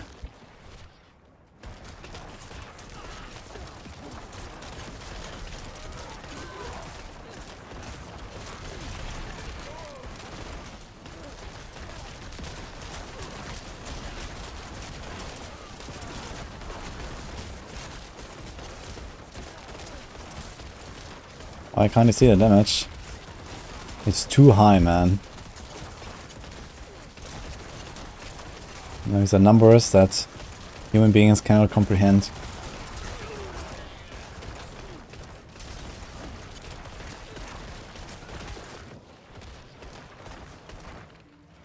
Trying to think how nerfed this build is. Yeah, it's still pretty good. No, look at us, we are crushing. What is it, tier 7, tier 8? Just blasting through it, man. I think even a tier 10 will be not such a big problem. But I think we might be in trouble and at some point we're just gonna get like one shot or something. But damage wise, we're definitely fine so far.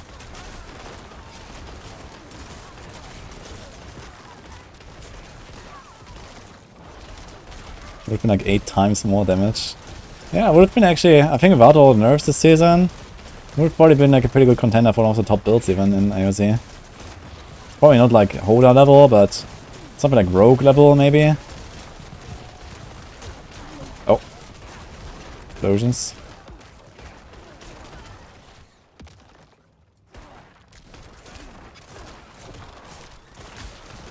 Last wave.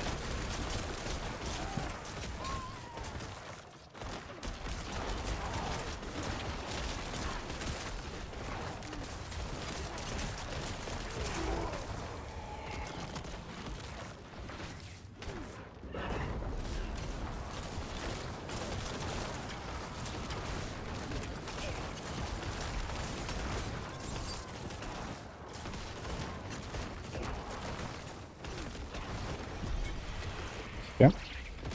That was a 7.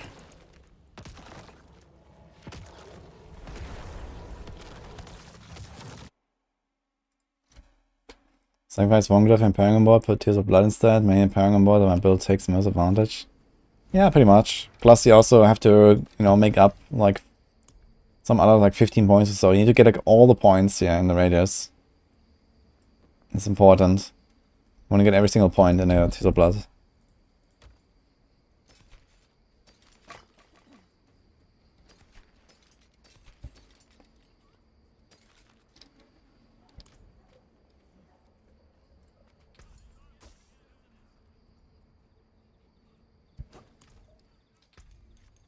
Let's get tier 8. Some maps just don't have walls they can use, and that's true, I guess. Like the Molewood map and stuff, the Ice Forest. Dude, it costs 180k gold to craft one of these sigils. I'm gonna run out of gold just crafting sigils. Do you get gold? I guess you get a bunch of drops.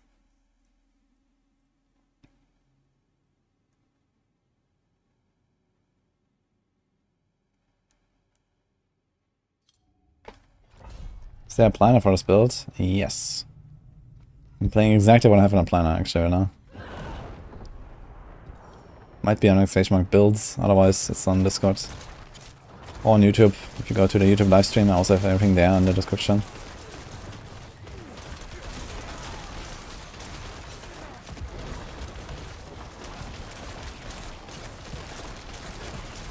Yeah, stuff lives longer now, I can tell. Especially with the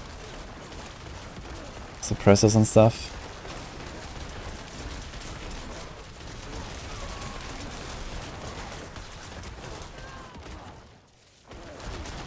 I guess on these dangerous maps I might be more at risk of failing now. Let's see when we die. It's kind of hard to tell because I have the barrier on this build.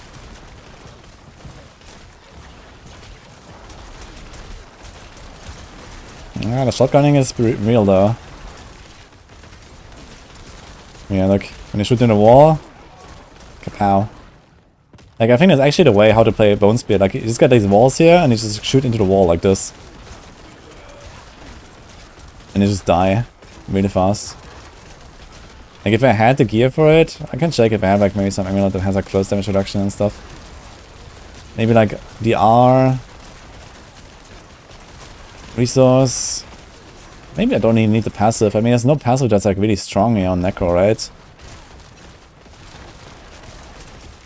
There's like nothing like Frigid Finesse or Imbuement Ranks or something for DPS on the amulet, so I can just go no DPS passive. You go like Armor, DR, Close DR, Resource or something. And that's my amulet. Yo, Lawrence. Merry Christmas, man.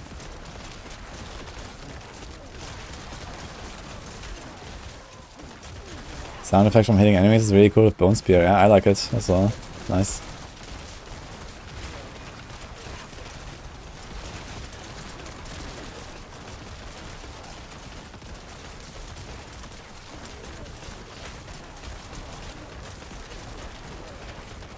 Look at this, it's still like easy speedrun here. On what is that? Tier 9? Tier 8?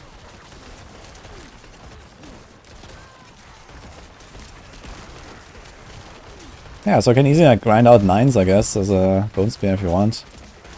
I wonder if that would be faster than on the Necro with Infinimus. Like, can you farm 9s faster on Infinimus than this?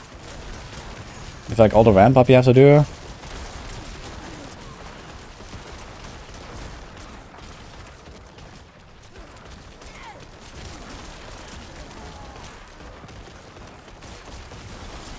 Yeah, from Bone Spit to Infinus due to the uniques we found. Yeah, fair enough. I mean, the thing is that we, you know, like 1 or 2 tiers higher, and then you're gonna get to the point where my Grasping Vein stun is not enough. And I will, I like, you know, make them unstoppable and stuff, and then this might be much more scary as well, but like now, you know, it's like really good. And they're like stuck like this in the stun. I guess we could try to time our... Oh. Grasping Veins, yeah.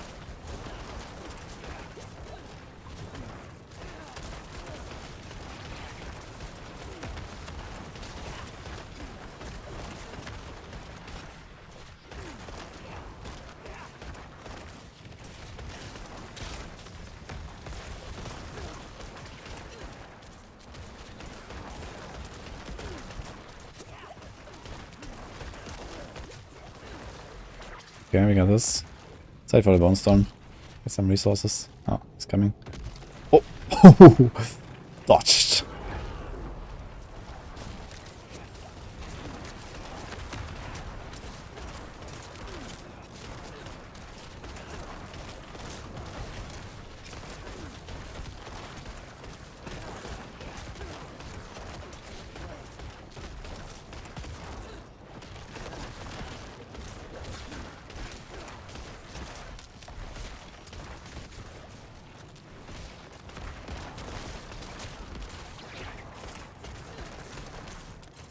Resource, please.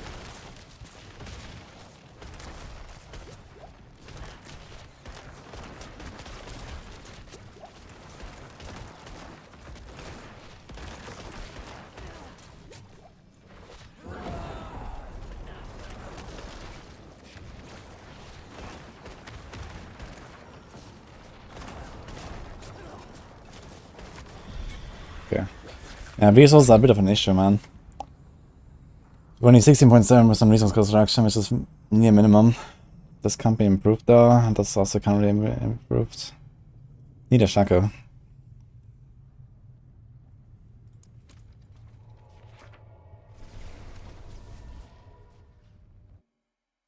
What is a G neck?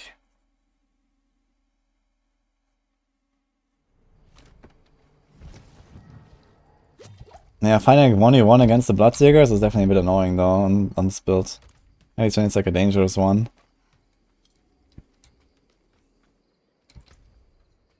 It's like any way for me to get like more resources somehow. Not really, right?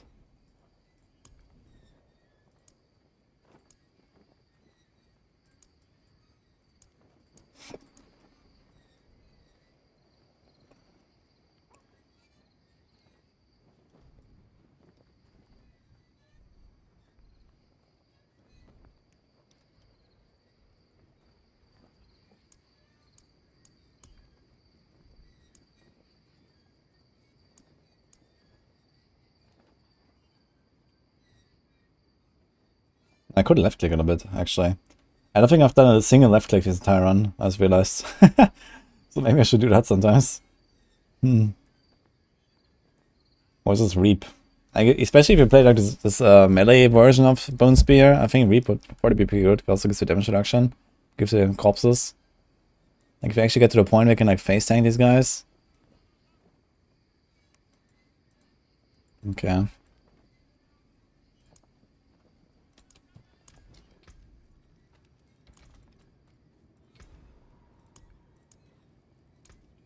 Let's do a 9.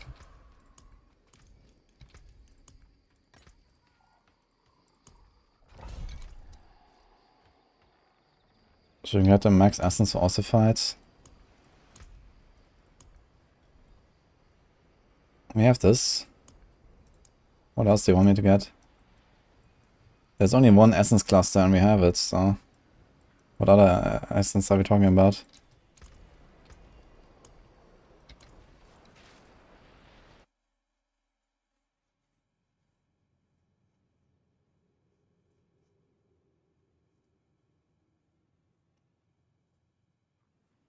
It'd be cool if Bone Prison made your Bone Spear downs. Yep. Can farm 9 like that on this, but I need like a 10 glyph. Okay.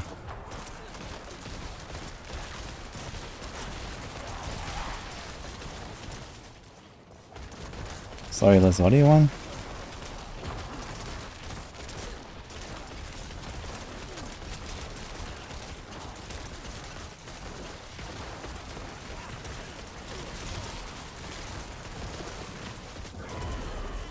Actually, I wonder how fast my cooldowns come back here. Actually, look at how crazy fast my cooldowns come back. I just realized with the lucky hits in these pulls. I just pressed Bone Storm just to try it, and then did a curse.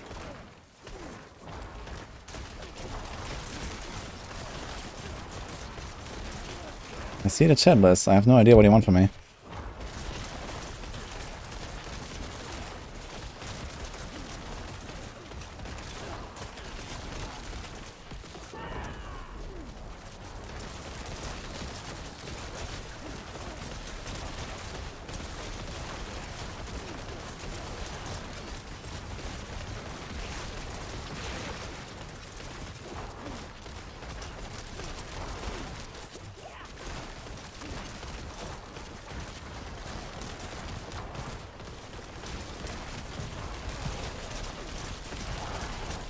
Okay, that's like a very unfortunate setup here. With the suppressor and then the champion. Holy. We get him? We got him, I think.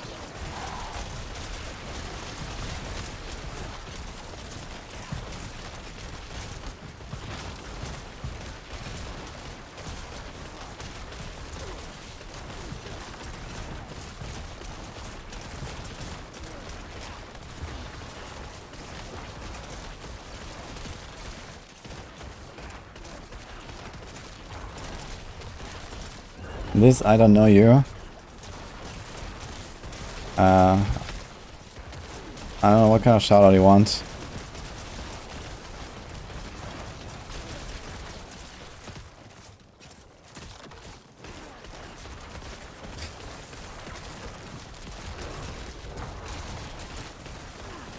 Uh-huh.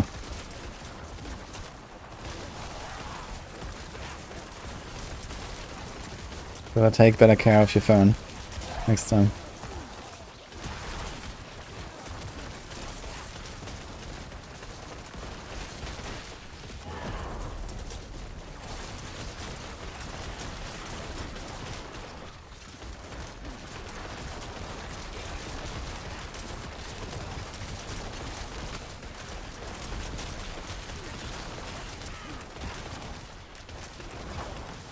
Can I get Italiano?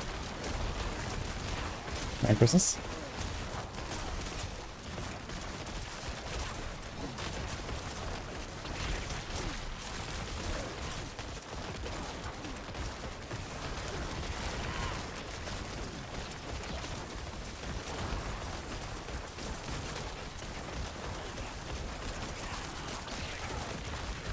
Oh, almost teleported into the explosion.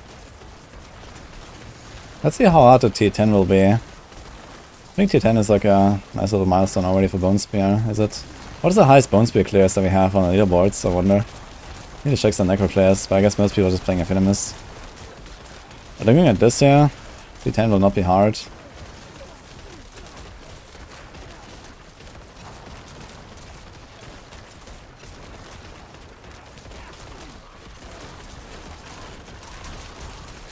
You don't even need any Uber Enix for it. Poggers.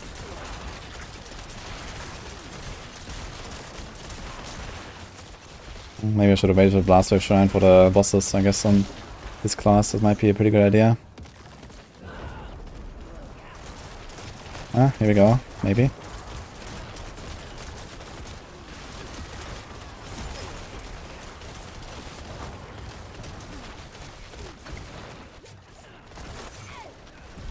Okay, easy.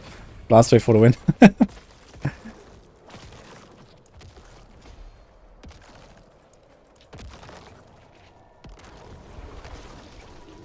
Let me see, actually. Is there like anyone who's not playing Infinus? Or Blight? It's basically the same thing. He's a Bloodlands 15, okay. He's a Bone Spear 14 in 5 minutes. 2 player. We should probably filter for solo. So he's a 14 Bloodlands. That's the highest non-dot build. I guess a 15 is definitely quite doable. But it was 840 on a 14, so I don't know. Anyone else here? There's a summoner. What kind of summoner are we talking about here? Looks like Blight and Infinus again, but okay. Pentadot, Infinus. He has Bone Spear 11. Okay. Hardcore.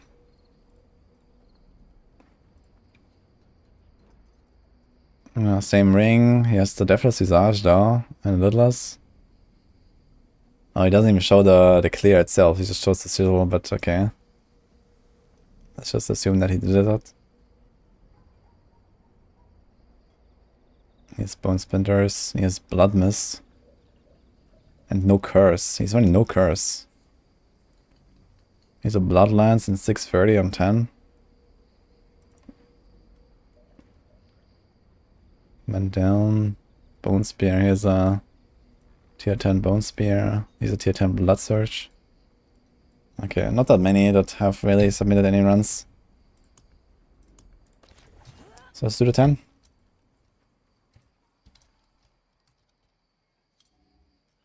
So the highest Bone Spear we have is actually a 10. Yikes. What the fuck?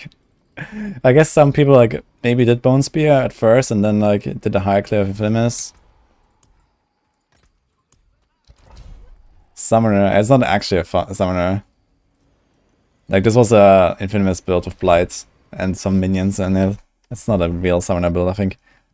Like, you know, a pure summoner, like, you know, something that actually deals damage with skellies, that might actually struggle on a tier 1, so...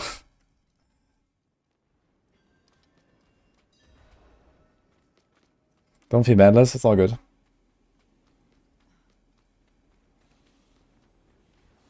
Or Cassie. It's fine.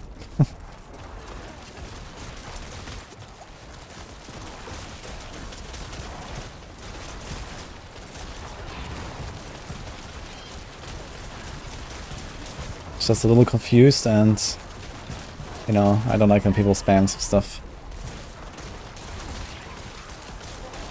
But it's fine. Oh man, we have like these vampires now. They become invincible all the time and a suppressor. Maybe I was gonna leave this back. Let's just go.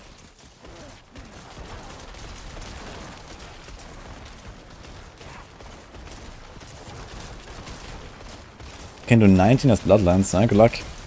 Yeah, I mean, if you have done 15, then, you know, pushing up a bit higher to like 19 is definitely reachable. Like, even for my rogue, you know, if I get my TOB glyph a bit higher, I could also push like, you know, 21, 22, whatever, up to 24, and then yeah, it's like the big wall, right, where I just can't really progress.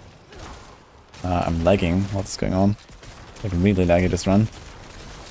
Also, our champion here is invincible. That's wonderful.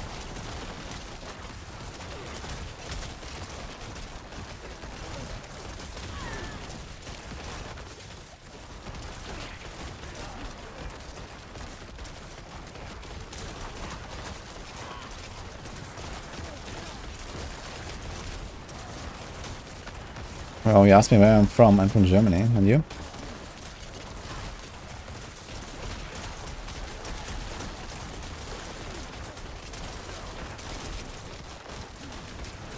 Yeah, these guys are getting tanky though. I can feel it.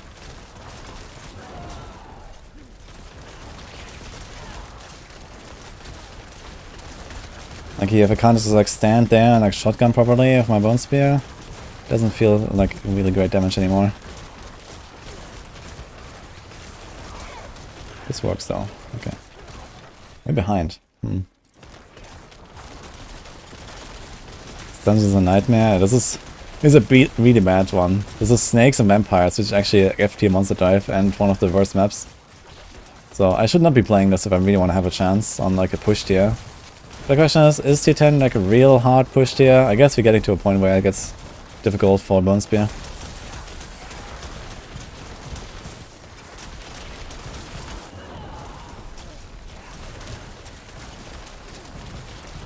suppressors, man. Don't make it better.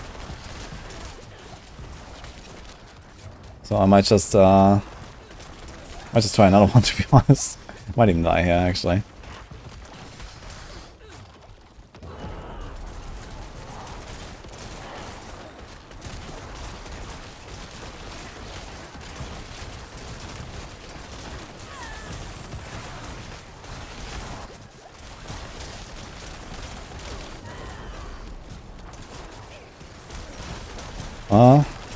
We are resetting our Bone Storm fast enough. Look at this. I can actually stand here with my Bone Storm up.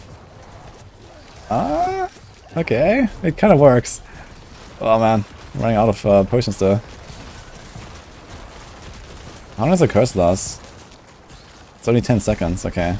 Need to be careful of that. I need to get some potions. Kind of interesting though how I can tank the stuff. There's a Bone Storm up.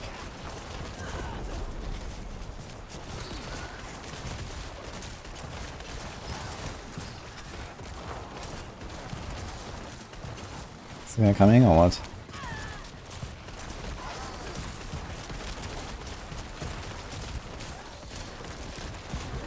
Oh good, we got him.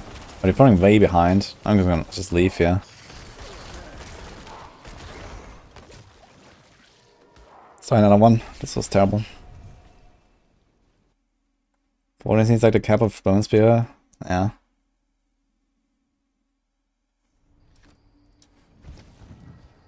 I guess like a 15 will be really tough for sure. Need like a high glyph. Damage always like falls off here. But Blaster Shrine is still there. That can definitely carry you, especially if you equip like a Banish Lord's Talisman or something.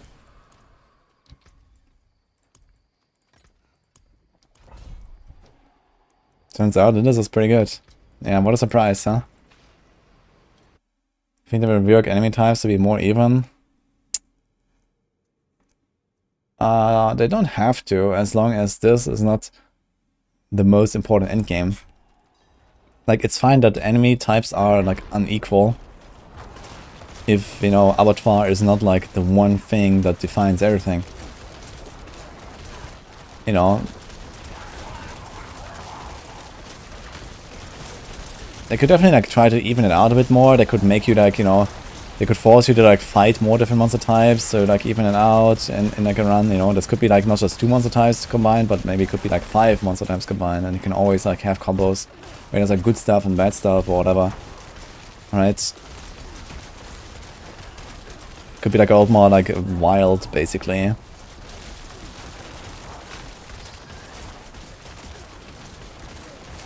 Yeah, I can definitely notice the jump though from 9 to 10, man. 10 is definitely a big wall. Like, look at how I crushed tier 9 in like 4 minutes or something. Now it's getting pretty tough, yeah.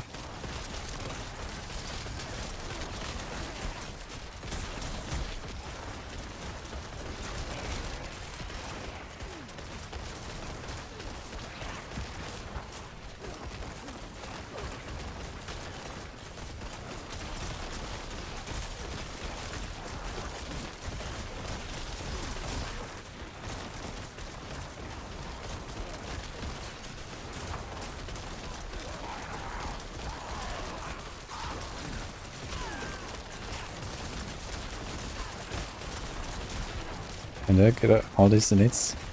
Apparently. I don't think this is what is good for AoZ. Yeah, I mean, you can get away without it. With like the Decrepify giving the cooldown reduction, it does work. Yeah, if you have large enough pulls. So we could probably play without it. Yeah, you see, like my cooldown is coming back. In like high tiers of this. But this doesn't really work on Bloodseekers, for example, and on Bloodseekers it's very easy to die. So... how to say, really.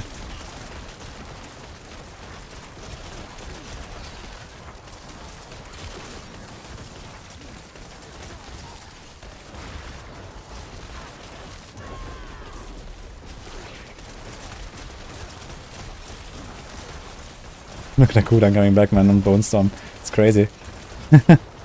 Looks good, man. You just press it again. Let's go.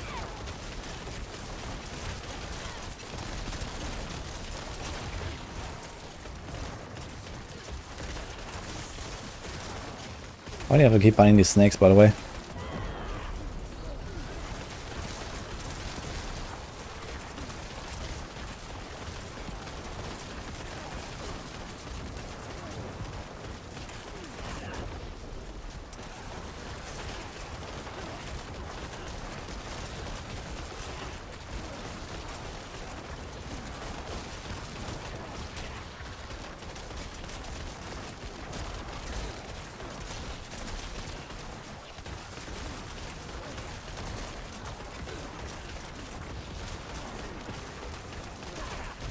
Feels kind of strange playing this build, man. Like, I never really know like in how much danger am I exactly.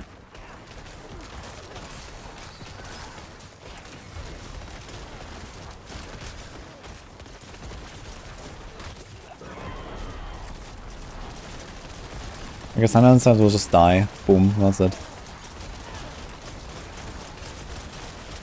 Why can I not kill this champion? What's going on? Okay.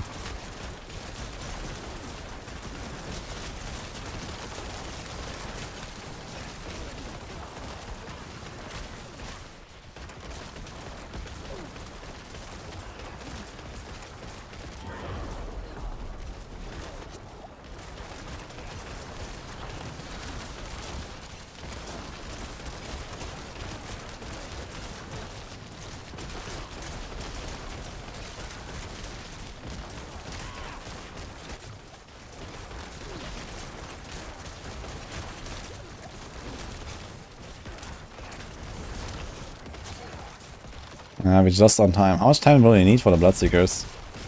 Should probably give it like 2 minutes to be on the safe side. We're not really getting ahead here.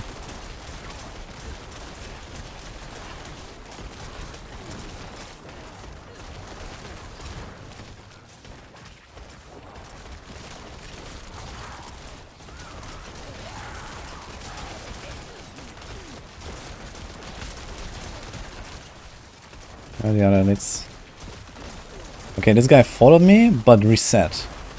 But he still followed me. What? How is that possible? He's full HP. Very strange.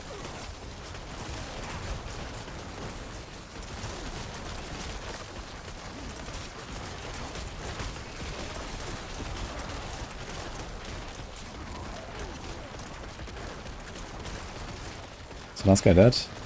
So.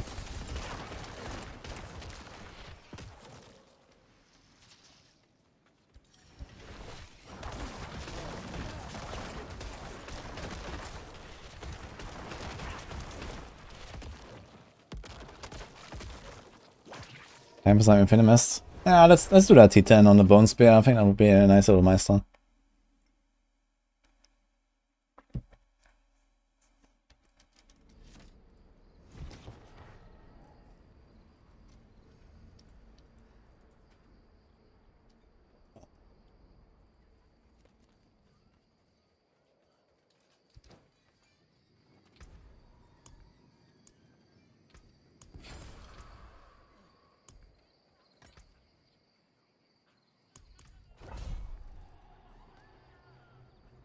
Yo, Panda Glass Shaw with the raid. Hello, guys. Thanks so much. Yo, happy holidays. Merry Christmas, guys. How was the stream, man?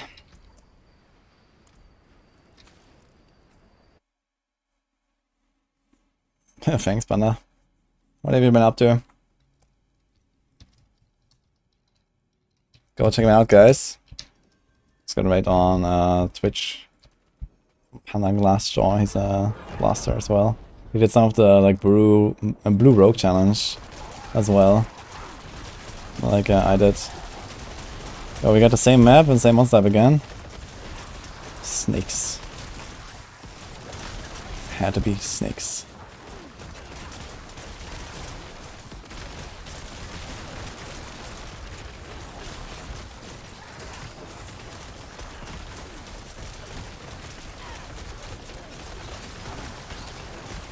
It feels actually kind of sad with this build. Like, I feel like I'm hitting a wall so hard. And compared to like pen shot, for example, I can't really do much about it. Like on pen shot, you know, like I can play better, I can make bigger pulls, I can fish more. I mean, okay, fishing and stuff will also help me here, but I feel like it will help me much less. Like here, I just like have this problem that sometimes I just have like shitty pulls and have to deal with it somehow. But maybe gonna learn some things.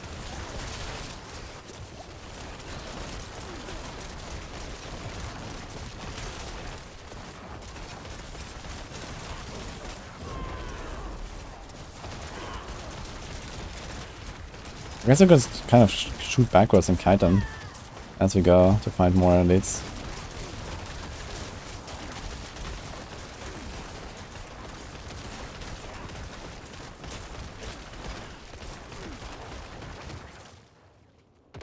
Shall we get some of the potions? Necro is just a shit class. Yeah, it's kind of funny if you compare to like Season 1, right? Season 1 Necro was like ridiculously good. And this was without metamorphosis, funny enough. You know, now they got metamorphosis. You know, I got one shot by Lunatic with barrier up. That's crazy.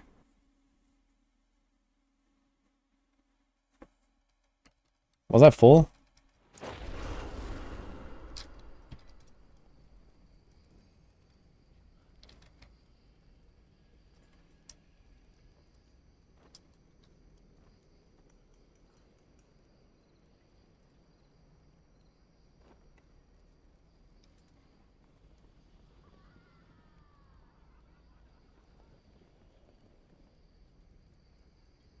Yeah, like, oh, we had no barrier actually. And maybe it was 2 at once? Was it 2? No, it was 1, but 0 barrier. And no curse on him either, I guess. I guess that kind of makes sense.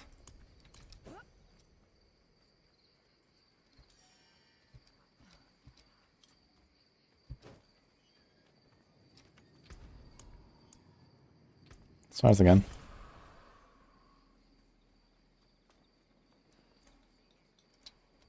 Hey Hawk, Merry Christmas.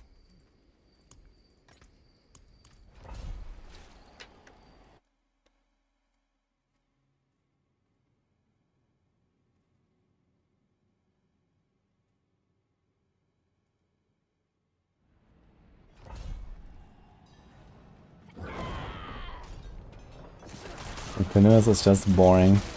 Yeah, it's kind of like what I fear as well. This is why I don't want to respect the Infinus just yet. I'm gonna try a bit of Bone Spear, I'm gonna try a bit of Bloodlance, I guess. See how that feels again. I think I have like, you know, almost a game lying around and stuff. And might just respec and try a bit. I've played both these builds quite a bit, so I think Bloodlines might actually go higher because of like the overpower scaling with Banished Lord, and you have like the pretty good like density scaling as well on Bloodlines.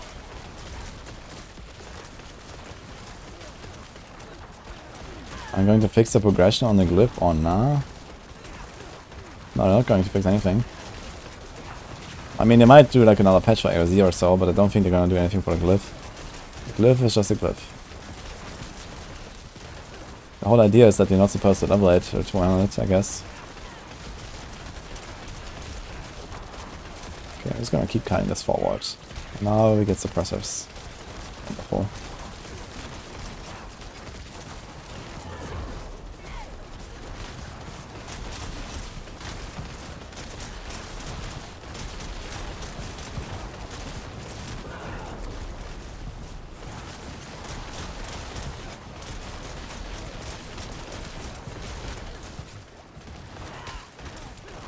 And now we get champions. A lethal shrine, actually.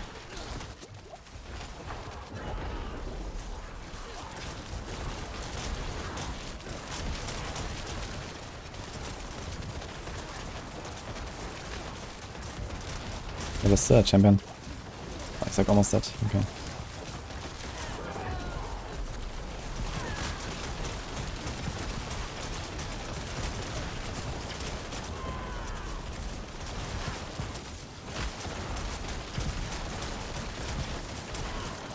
And the Bone Storm reset is insane. It's hilarious, man.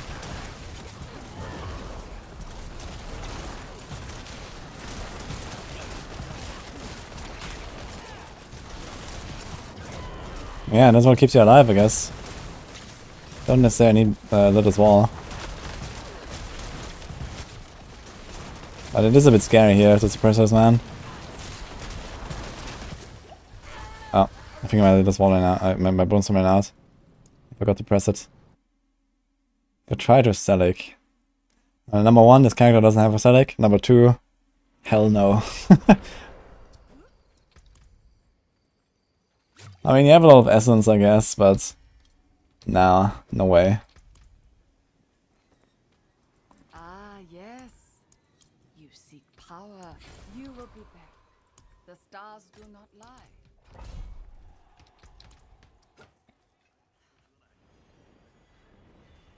You gotta do something about Bone Spear suppressors. Yeah, I think they have to do something about suppressors in general.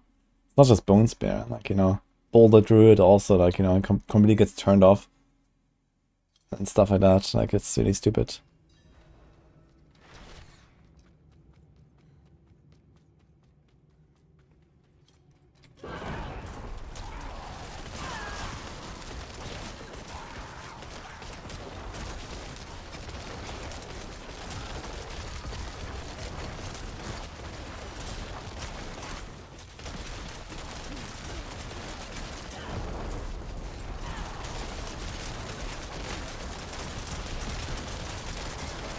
The sound is so funny, man. Bone Spear. The cool production, look. It's hilarious.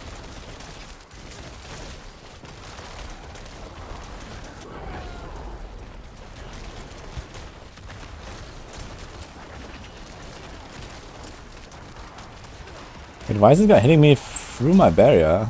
Oh, what? Where's the second guy? Where deletes? Wait, this guy just reset. What the fuck?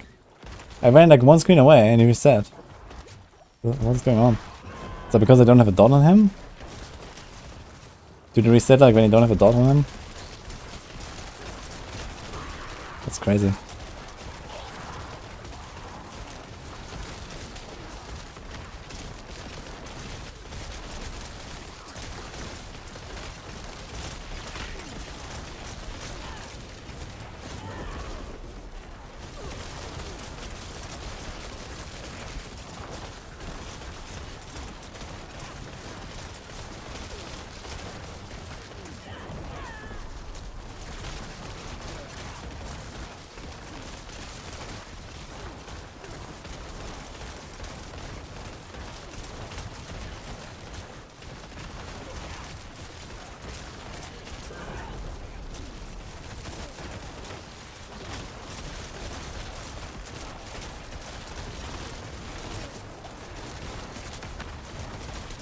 Oh, I just realized if I run Shared Misery, I can actually spread the fear and the 100% crit against feared enemies and stuff.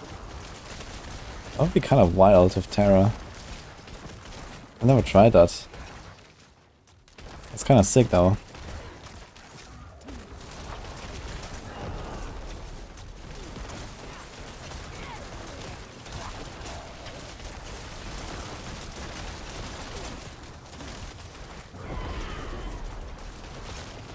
Okay, double elites.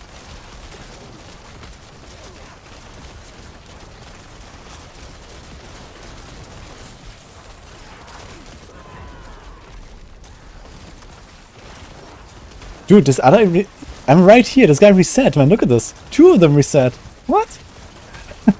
Why did it reset? Is that because of the fear? Maybe it's because of my Terra or something. These guys just reset, it's crazy. Maybe it has to do with the Terra power. That is insane. I lost 2 of the elites here.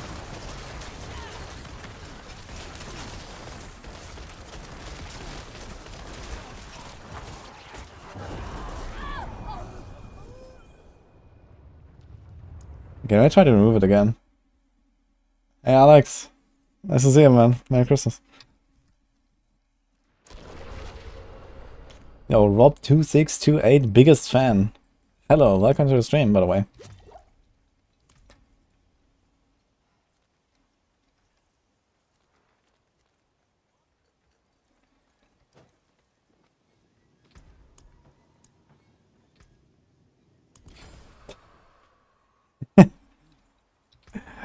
Came to the right stream, exactly. I'm great, and you?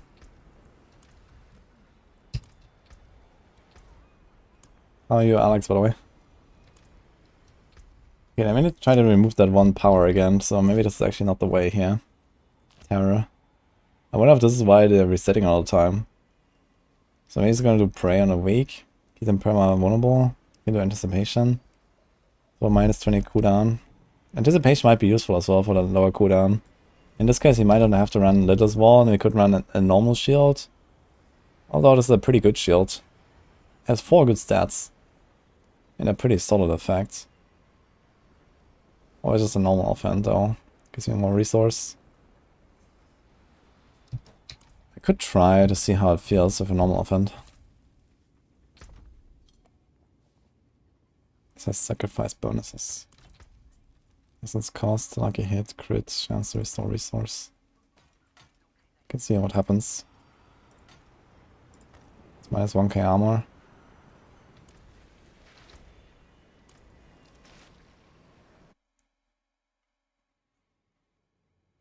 Run domination for vibes. Yeah. I mean, I guess I could run domination, right? We're on softcore. And I mean, I'm rarely actually at low HP. So maybe domination actually is the way. It's pretty powerful. I'm gonna try an offhand now though. Farming AoZ, good luck. Rob2628, the biggest fan.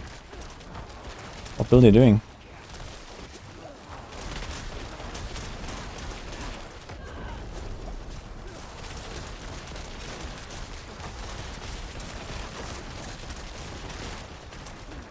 Okay, let's try to cut these guys and see if they reset.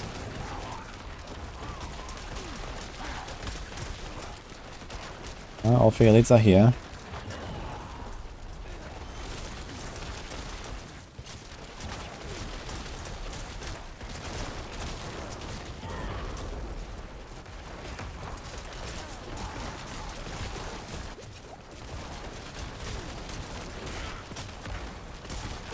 $14k armor.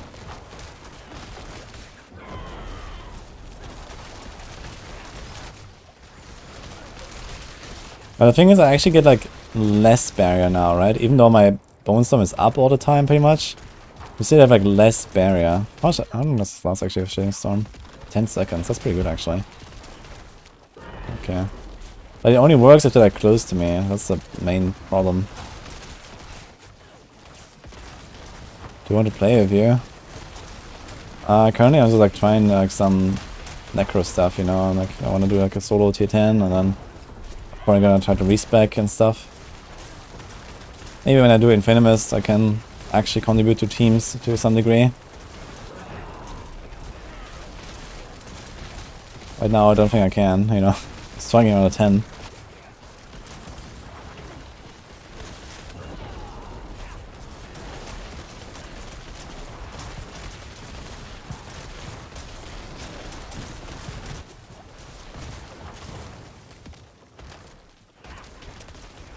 Looks like they're not resetting anymore, so maybe it was actually the terror power that made him reset all the time. That's wild.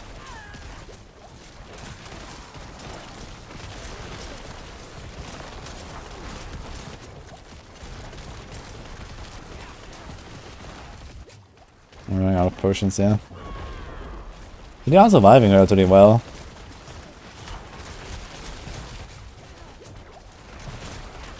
At least against normal monsters. Might be bad against Bloodseekers. Can I get a... Oh. I killed the suppressor! I took him down with me. So close. Let's try again. Necro streamer. Who's gonna tell him? Uh-oh. Let's get 5. T20 with Necro. I'm not gonna do a T20 with Necro. But I will do it with Barb, I guess. Hey Nate, nice to see you, man. Suppressor down, moral victory, yes. I think I forgot to fill my potions. Ah, we have 12. I think because he died, right? Do you get reset when you die? I guess your potions fill up when you die. Ouch.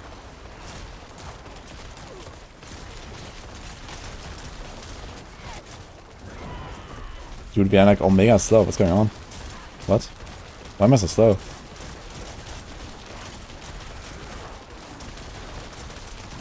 From what?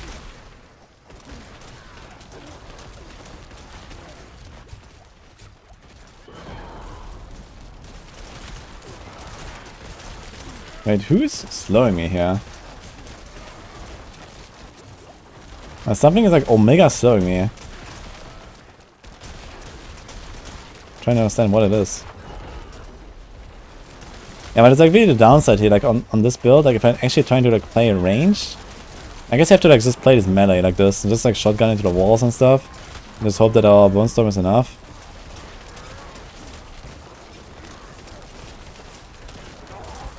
You don't want to play this actually ranged. You want to play this melee.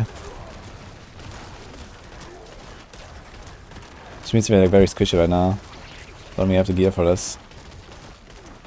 At least not equipped.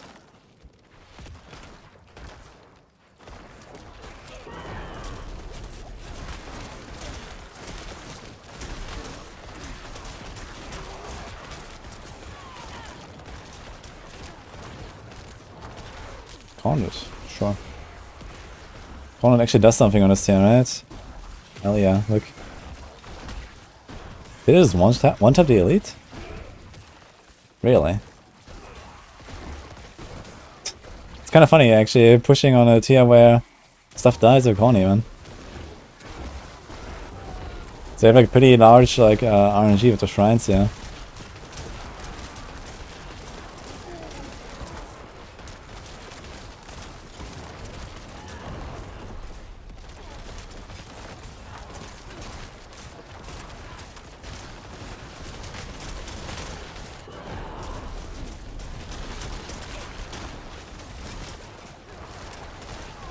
Looks like some stuff goes through the barrier or something. Like I had full barrier. I don't think I'm gonna die from like one explosion, right? From like cold. Let's try to cut these guys. Now my barrier is just like too weak right now. What's the last date?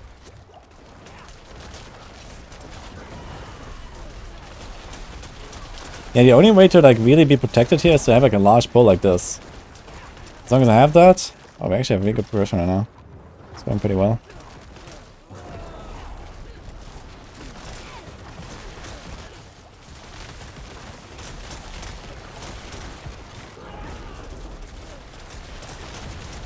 Yeah, because the larger the pull, the more I'm protected basically. With my Bone Storm.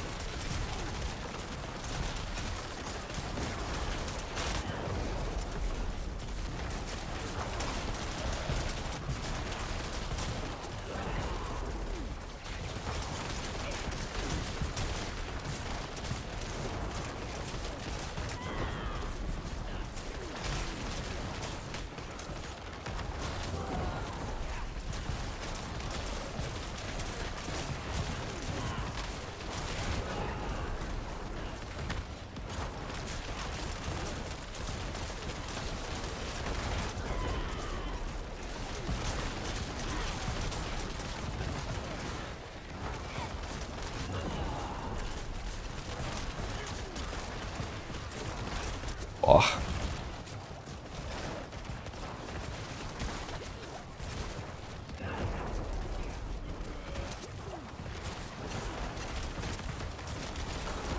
Okay, we got a suppressor.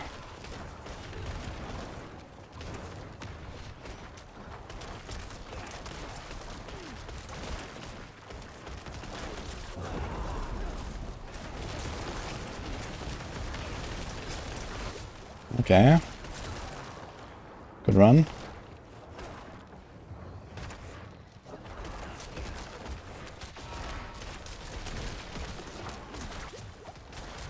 Channeling is useful right now. Another suppressor though. Do I really want to try? I think I'll try. Or I could just leave them here.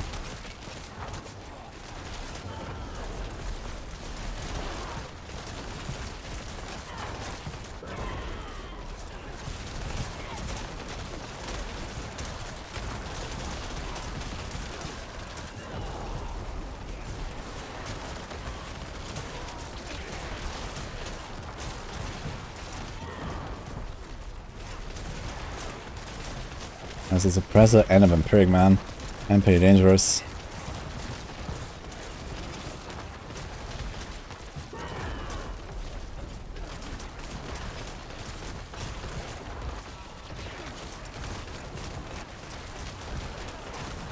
Ah, he healed.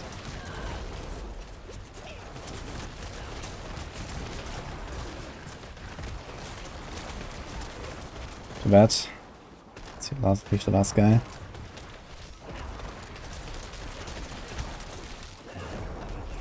Ah, okay, maybe we can finish him actually.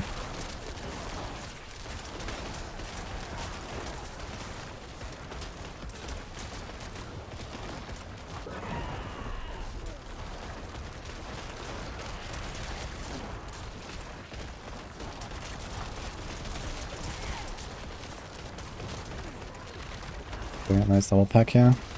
Should be enough to spawn.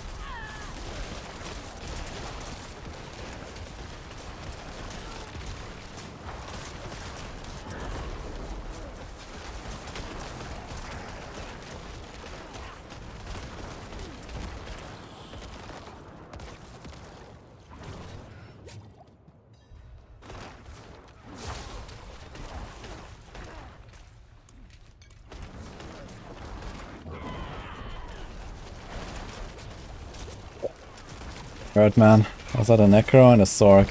What was this? A Barb. Yeah, I don't think I can survive this. Okay. They can do it, I guess.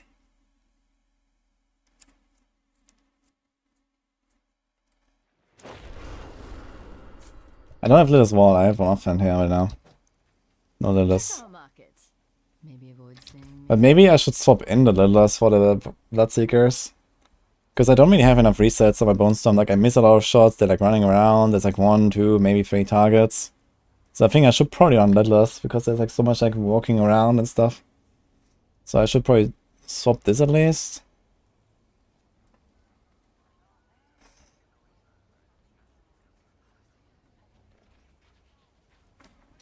Will I get it? Yeah, not on this run. It was the first time I spawned Bloodseekers though. So, I mean, 2.5 minutes is probably okay. If it's decent Bloodseekers. It's just like, this was really dangerous here with the Sorc and some other stuff. I'm not sure how much I want to try hard at tier 10 on the Necro right now.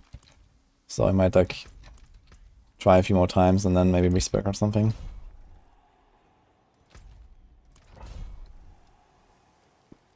Is such a hardcore build for Necromancer? Really your first hardcore character?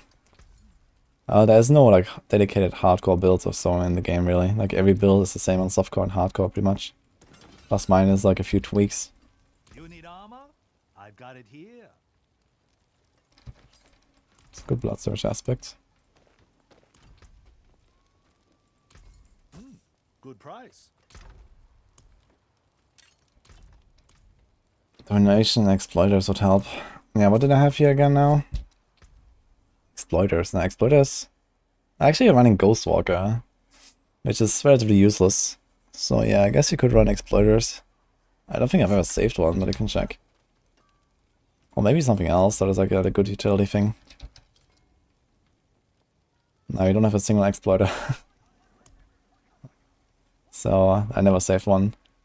But yeah, this gun stalker is probably not very important.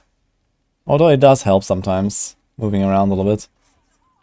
Like, especially if you want to do like this close range strategy. Like, the main problem is I don't have enough close damage reduction. Like, this has distant, this should be close. This has distant, this should be like close or normal DR. Like, or this could be just normal DR, this could be normal DR. And also this fortify, I don't really have fortify anymore. So, like, I have relatively weak defense right now, actually. This thing doesn't have a life roll. This vulnerable damage could be a life roll. This life could be higher. This fueled by death could be some defense. Let's see if I have something actually that kind of like fills that. It says tides of blood. Movement, armor. Do we have armor? No. This one has essence, fueled, armor. So I could do this. Really little. Always though, damn. The always might be a problem. It also has distant.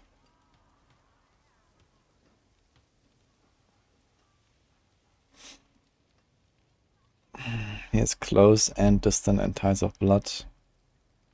He has armor, normal, and coalesced blood. Yeah, this is something for blood search or so. Close, distant, essence. Nah, I just don't really have enough options here on this character. He has so few amulets.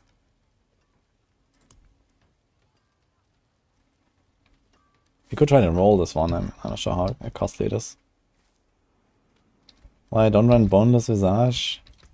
Because it doesn't really help me much. I mean, I need two defensive aspects. I need a disobedience and a shielding storm. And okay, he could get away potentially without disobedience. But I don't have the armor for that either. So we need to have armor on this. Actually, let's see. We have like an armor amulet somewhere. Which one was that? This one has armor and DR and compound fracture. So this could be useful. And then we would have to roll resource. You can check how much res and how much armor we're gonna have with this. 10.7.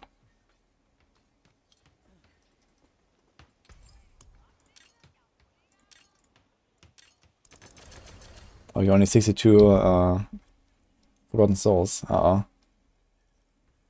Okay, 11.3k. This is not enough armor, I guess.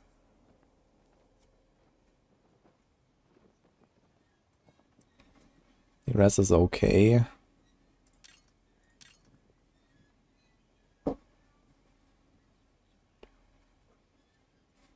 And then we could run Lifeless Visage, which gives us 10 DR. Or Shaco, even better, I guess. You should run Shaco in that case, I guess. Get more resources, you get the R. Yeah, if you can like boost it to like 12.5k armor, it would still mean something like double damage taken on physical, so it only really would make sense if we can reach 13.5 or so. We're far away from that without Iron Skin Elixir. I mean, we don't want to do Iron Skin Elixir because Gillian's Brew exists. So either way, we could remove Tybalt's Will, but then we have resource issues against the Bloodseekers.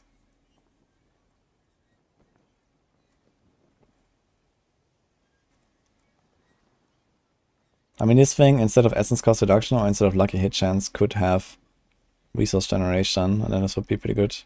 But it's a pretty good offer either way. Why don't I run with Shaco? Well, that's kind of a little problem. You have to get a Shaco, first of all.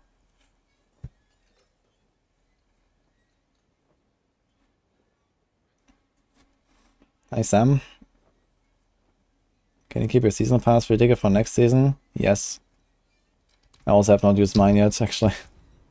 For like season 0. Do you want to learn Duriel? No, thank you, I think. Okay, let's see what we roll here. really high movement speed. And suddenly this is a really good amulet, but not really for the purpose that I want.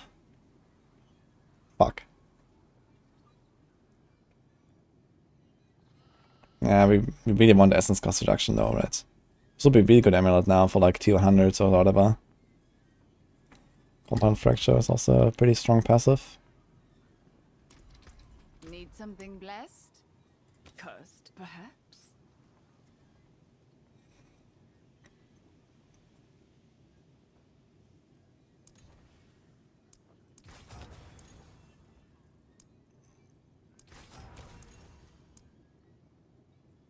Damage action from shadow damage over time affected enemies. Yeah, this is probably what something I would want. We want to close, shadow damage over time, and normal DR. This will be like the optimal amulet, and then resource cost reduction. And then the same here, but with armor instead of resource. Yeah, we're missing a lot of damage reduction to like make this properly work. Dude, I have to run Helltide on this character, man. I can't believe it. Going out of Forgotten Souls. I think before we respec from Bone Spear, we're gonna go and farm a bit of Helltide just to have some more souls. Give me a softcore Duriel mats. Yeah, we're gonna do like some Duriel sessions soon, I guess. Not because I really want anything, but we have a bunch of mats here and we can do like a little Christmas edition. Also I have like a lot of millioned hearts. Like if someone actually converts this, I have like 200 living steel. 225. That's a lot of Grigars. Do they drop anything I could need?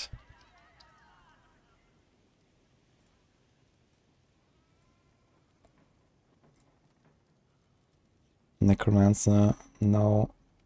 Oh, Howl from Below, do I have one?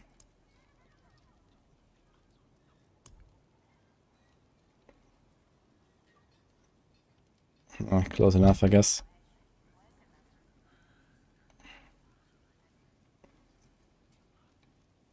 Heaps.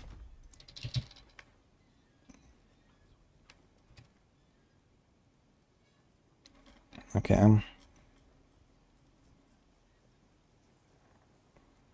Another Scream, Deathless, Death Speaker, Sacrilegious, Frostburn, Mother's Embrace. Okay.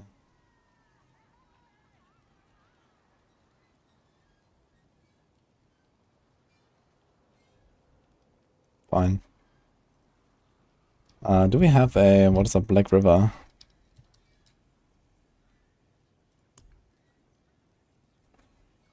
Oh, we have a really sick one actually. Okay. This one is insane. Hello, Zebu. Hello, Lexi. Merry Christmas.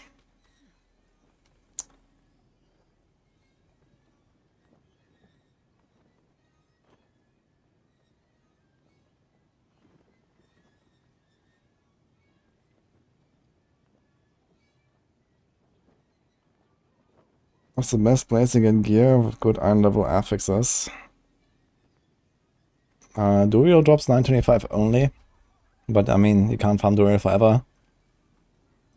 And otherwise, Nightmare Dungeons, T100 drop relatively high loot, and lots of it. And also, like, Abattoir drops loot, but very little. Yeah, world bosses, but you can only get, like, 3 items every 3.5 hours, so that's barely nothing. Do you have, like, any good chests? I mean, the cool part about playing my softcore Necro is everything is in my stash. I don't have mules. I don't need to, like, go around and try to find stuff. Because either it's here or it's not. Okay, here's close distance, shadow, fortified. And be low item power.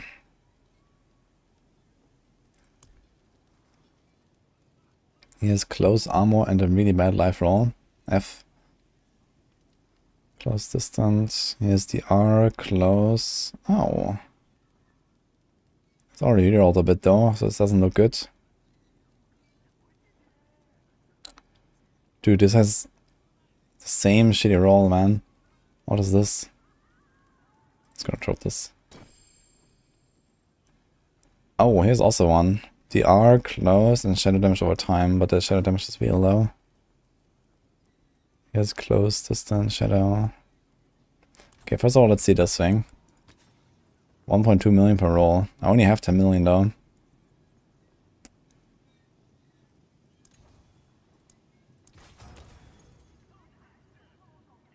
If we get a nice armor roll, this would be nice though. It's distant.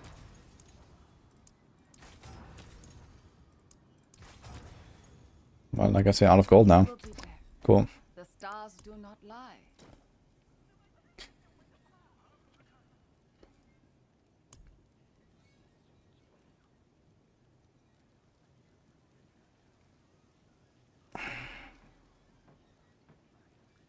This means we can't even roll this amulet anymore, right? That's 600k.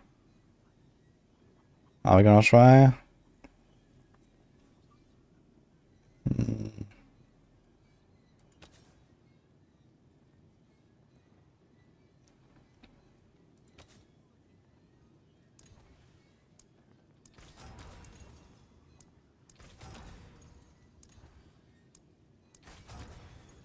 Stay Nope. on the path.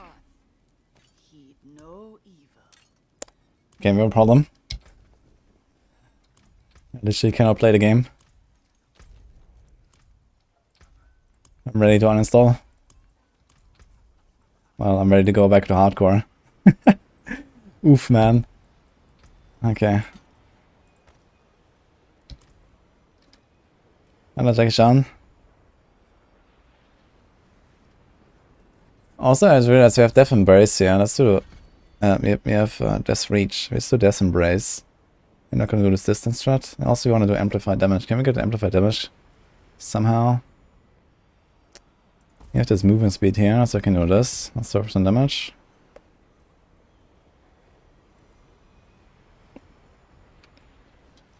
Okay.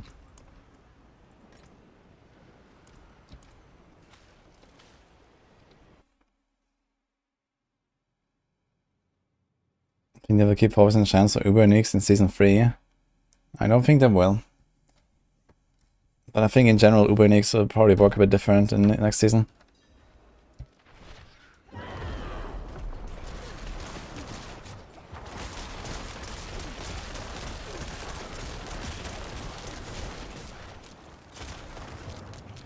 Running out of gold is a fate worse than death. Yes. Hey, imagine now I had like 2 extra close DR rolls. And my amulet as well with close with normal DR and stuff. It would suddenly have like double the survivability or something. Oh, I think he exploded me with a Corpse Explosion. And it would actually be like tanking this stuff like really crazy. I think that's how you play Bone Spear. You play it as a melee belt.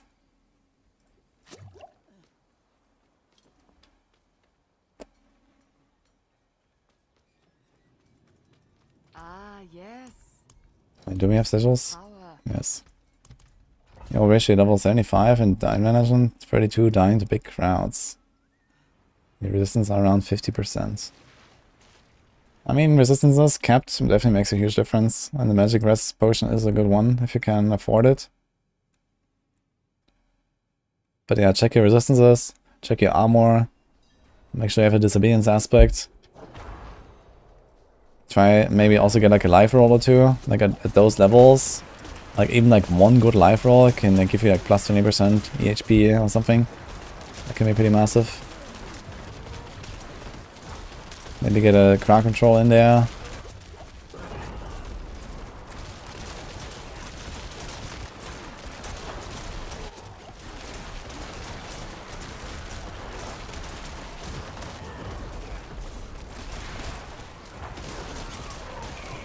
Perfect ammo. Hello, life. God aften. Kom her på da.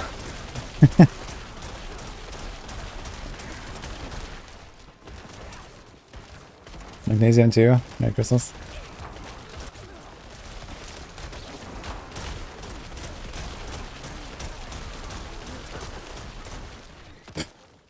The bone spear sound is so funny, man.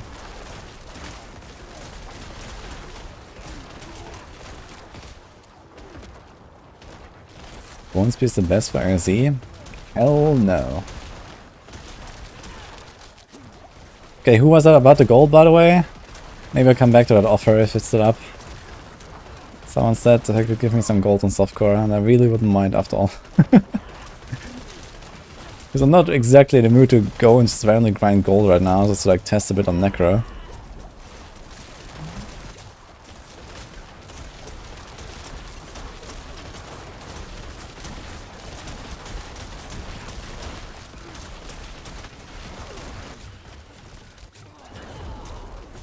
So we have one potion left, let's go.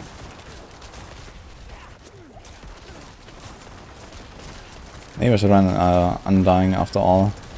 Yeah, because he just sometimes ran out of potions. Yeah, I don't have potions right now. I died to the lightning just like randomly stepping me down. And the plan gives you 25 million per 10 minutes. Yeah, so I can do like 3 rerolls per hour. That's wonderful. Okay, if anyone has some gold to spare, I'll take it, I guess, so I can actually like try some stuff. I don't want to like do much on this Necro, but at least for the next few days or so I'm gonna like experiment a bit. I wanted to see an infinus.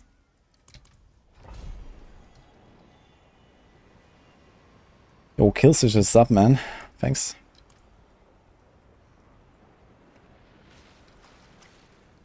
Hey, welcome. What do I believe in and why? That's a big question, actually.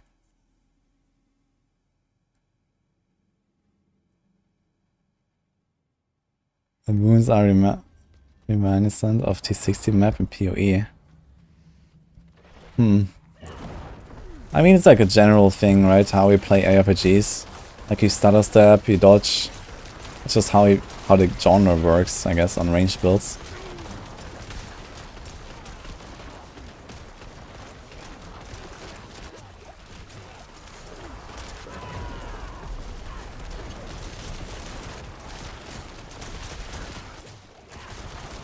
What am I running now? I can see it on the bar. It's Bone Spear.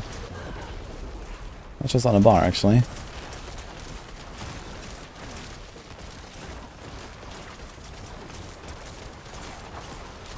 Okay, let me just die real quick in this run, and then we can do a bit of trading. Do I need to buy crossplay on or off for you guys? I think I have mine off currently, but I'm gonna turn it on. Let's just turn it on. Yo, the shotgunning is pretty nice, yeah, with the extra damage now from the curse stuff. Didn't realize I actually didn't have Amplify spec all this time.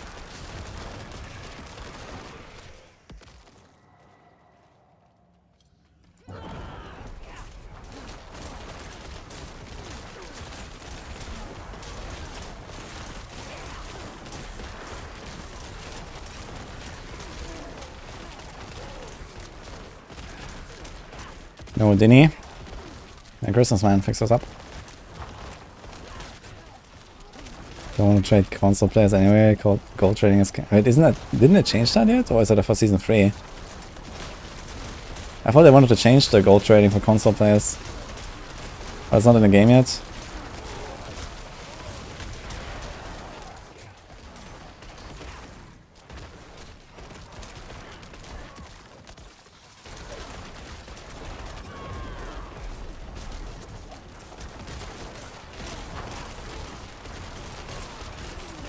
Not yet. Okay.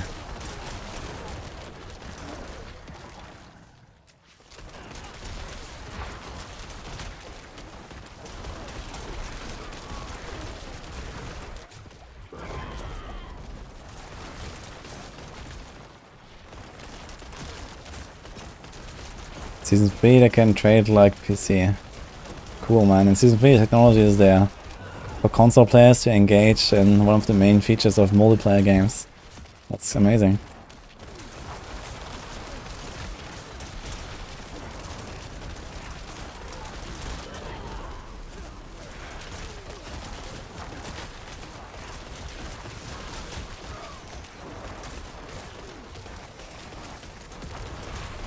Free keyword on console, man. Imagine how many millions they're gonna save for people. I don't have to buy a keyboard now for console. All thanks to technology.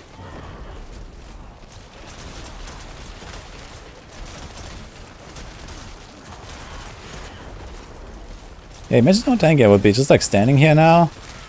Look at my barrier, right? Just like scales up. If I pull like this. Huh. I think we're about to die here though. Or at least run out of time. But let's see. 1 or 2 good shrines can still turn us around.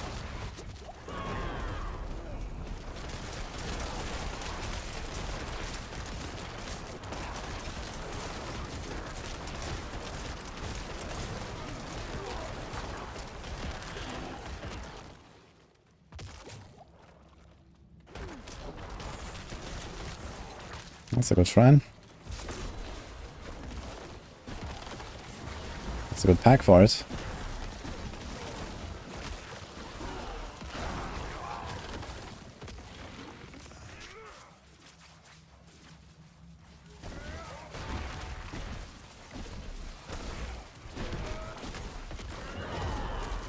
Oh!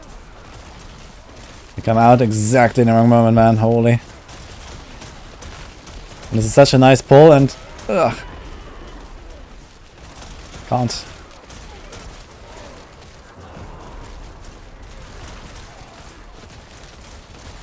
Okay, we have a chance though. Let's go. Guys, sorry to keep you waiting. But then we can do it.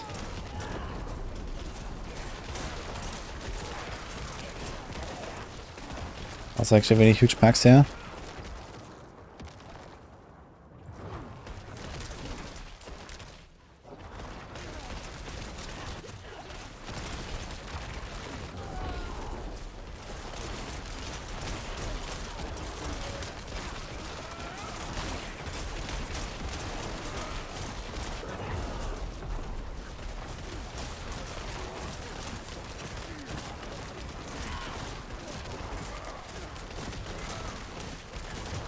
You can actually equip Flicker Step. Just to have like a bit more consistency on the uptime. And you get close damage reduction from it, right? Maybe that's not such a bad solution actually. To close the R. We have all stats on it, which is not bad. Some movement speed. All we lose is like a bit of resource costs. But we can get away without that, I think.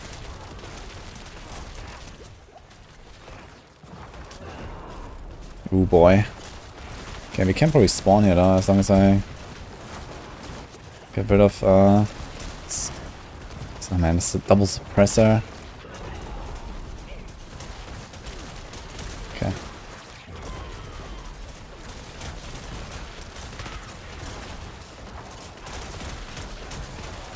It's gonna be tough.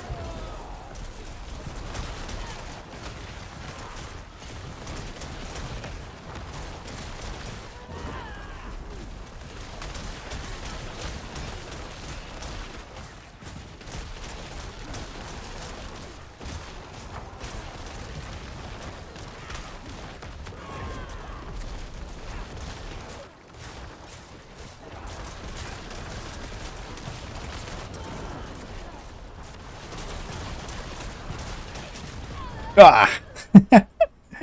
I stood in the waters. I was trying to dash up, but I think I didn't dash far enough. Damn it. That was a good try though. I killed your bones for an Necro season. What did I do, Brimbleby?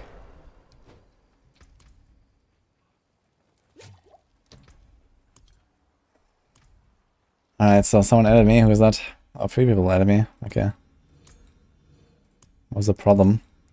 Okay. Dude, what the fuck?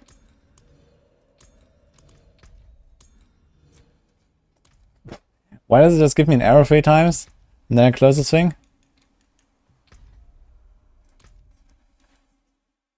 Oh, Chris.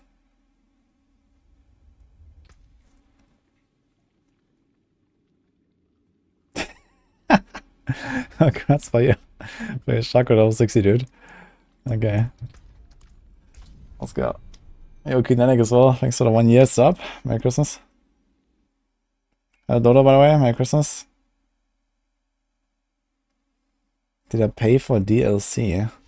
What DLC? What do you mean? I can request now, guys. I've crossplay on, by the way. Not sure if I can fix my problem, but let's see. Getting some normal DR or close DR would be really helpful. If I have a bit more DR, it's gonna feel really comfortable, actually, I think. With the strat. Is there a big trading market in a softcore? Definitely much bigger than hardcore. But you can't buy uniques, you can't trade those. But maybe that's not gonna stay that way. No, not doing Duriel. Just asked some people for some gold here, some people have some leftover gold, and I ran out of gold here and I can't do anything. So it's a bit yikes. So I appreciate the help. I just wanna like, oh, that's a lot of gold, holy shit. Okay, I think this will probably cover me already. I'm not really planning to use that much, but okay.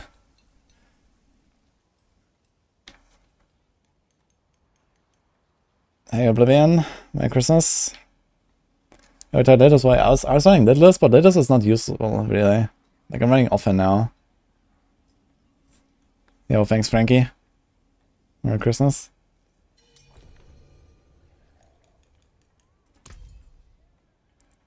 You want a quick TB boost? No, I don't want a TB boost, I don't care much. I just wanted to try like the build again a little bit and stuff. Oh, this has close cooldown Evulsion. Evulsion is pretty good. But I don't think I care about the cooldown, to be honest.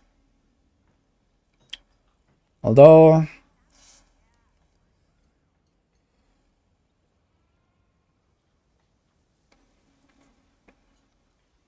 it's probably better than Fueled by Death, right? Can I see? Wait. Which one is this again? Increase damage to vulnerable. It's a good passive. It's better than Fueled by Death, I guess. Which for some reason, wait a minute, only has 3 points. 2 points. Interesting.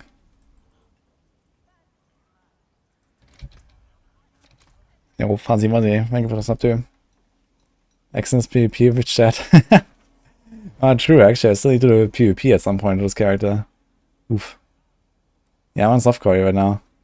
Yeah, I'm not sure if I need an amulet, but thank you.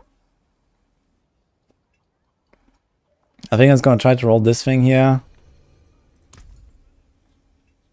I think the cooldown is not that important. Oh my god, so people have so much gold, man, what the fuck? Thank you. Okay, I've... Dude, there's like more gold than I have on hardcore now. You guys are crazy. But thank you. I guess that should cover me. I'm gonna not like roll all the way immediately. I have to like cut my losses somewhere, but let's try to roll this amulet a little bit.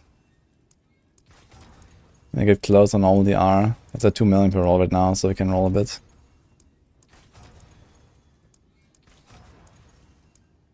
Oh, he's a perfect injured reduction roll, man. 43.3. I wonder if that would be a thing, actually. Maybe this injured stuff is actually a thing. Each time bones down. Yeah, I think you could actually do this on a Necro. This injured strat. I could just take it and try. And see what happens. Just try to stay low life. It's a perfect roll. And this thing is like very cheap to roll it now. Let's try to roll this as well a bit. Maybe get the R while injured. Oh no, we're running low on our... I need Forgotten Souls as well, man. Oof. I have to farm L-Tide for this.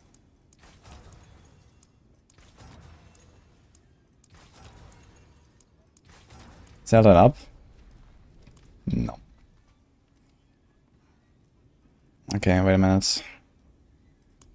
When is L-Tide?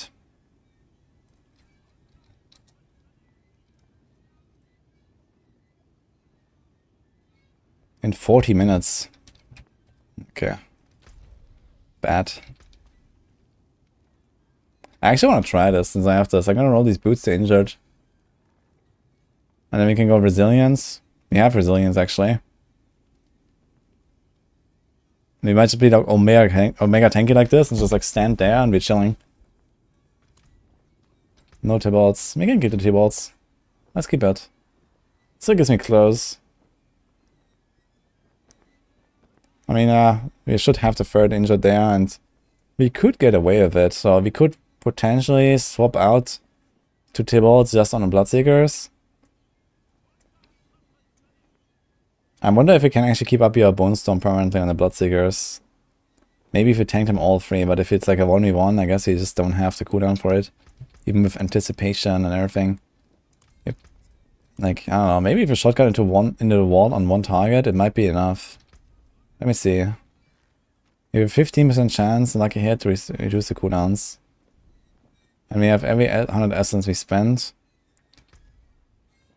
So, let's say every 6 bones spears, reduce it by 1.5 seconds. 6 bone spears are like, let's say 4 seconds. So in 4 seconds I get 5.5 seconds off. And how many procs? So 67% lucky hits. And we hit 6 times if all projectiles hit, right? Well, in that case it's like a coefficient of 4. So we have 4 per shot. So it's giving me 60% lucky hits. So you have 60 times 6. It's 360 lucky hits. So you get 3.6 procs. So you get 3.6 seconds off. In 6 shots. If all of them hit on 1 target. And you get 1.5 seconds off here. So you get 3.5. 1.5. It's 5 seconds. So in 4 seconds you get like 9 seconds off on Bone Storm cooldown. If we have this.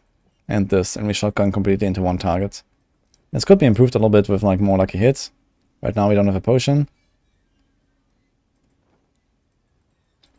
So it could probably get to the point where... Oh, we also have the Calls Explosion lucky hit actually. I forgot.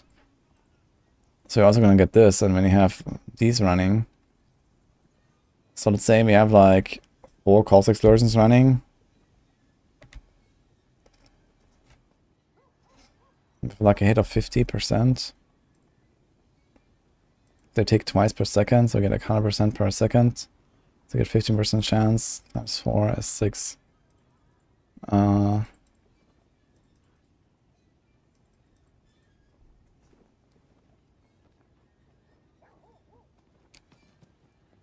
Okay. So this would give me like another 3 seconds or 4 seconds off. Okay, maybe we can get to the point where within like 6 seconds we get like 15 seconds off our Bone Storm cooldown. And Bone Storm is only 43 baseline. So maybe with cooldown here and here, my Bone Storm cooldown would be low enough. I think baseline at 60, right? Let's remove this, let's remove this. Yeah, it's 60.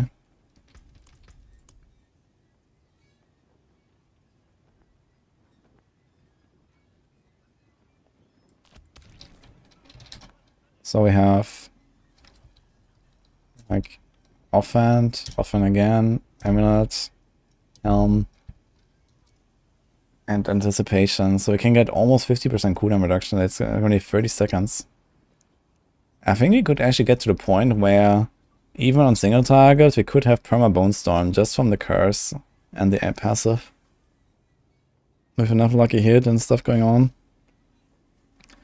And we don't even need to have perma Bone Storm because Shielding Storm lasts 10 seconds and Bone Storm lasts 10 seconds. So if you press 1 Bone Storm, we're kind of covered for up to 20 seconds, as long as I don't take too much damage towards the end.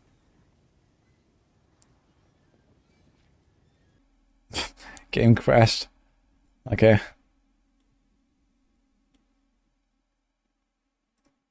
Nice. Nice update on the website on Maxraw. Yep, they just launched a new update. Looks really cool. There's no any feedback, by the way.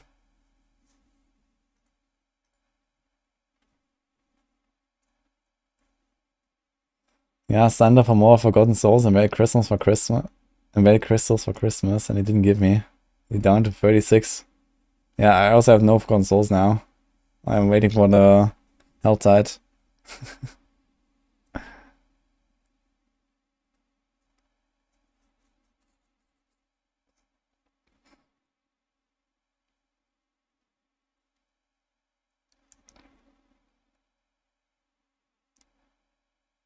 You have 2 Forgotten Souls. Yeah, I have like 600 still on hardcore. I actually had like 1200 and I went down to 600 now. But I don't need much more here.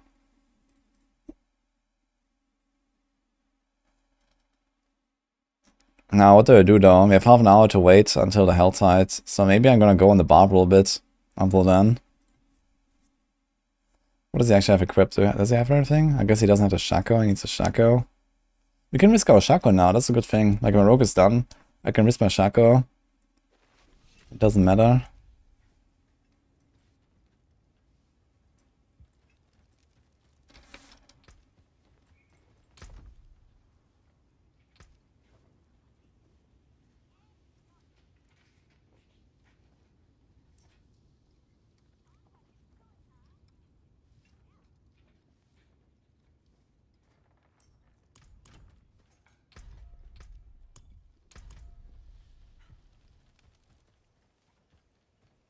No teabagger.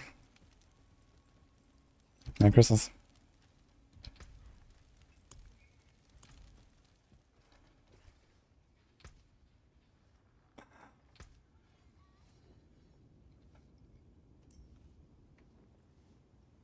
When in the future will Maxo will add nodes to the build planner and add mobile support?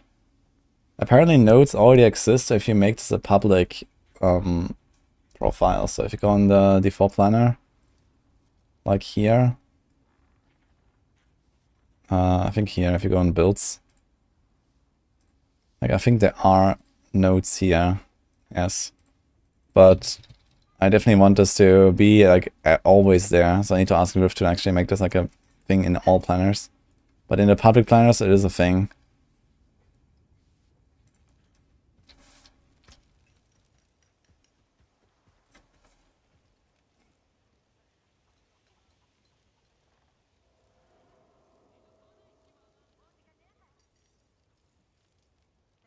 If I trying to get the armor to a decent level using Ubernix and T-bots, yeah, this is normal.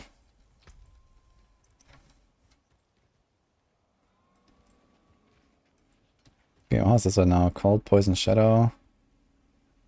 Formula, Close, Normal. Anemia. There's Disobedience there. Magnetic Fury, Berserk Fury.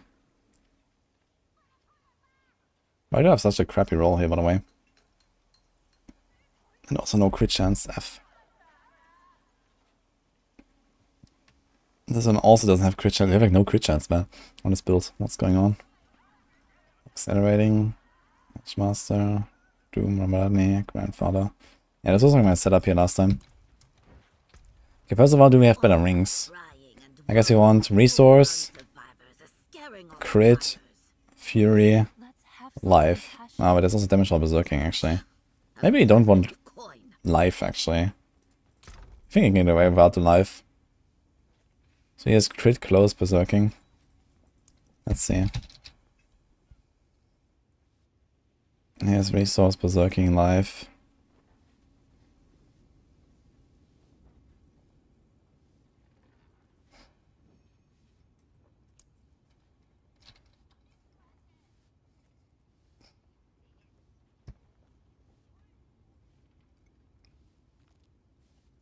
Ugh.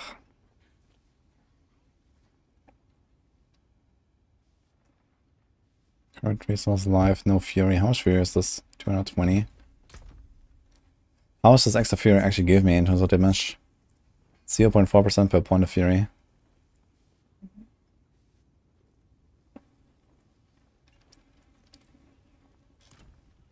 So if I have...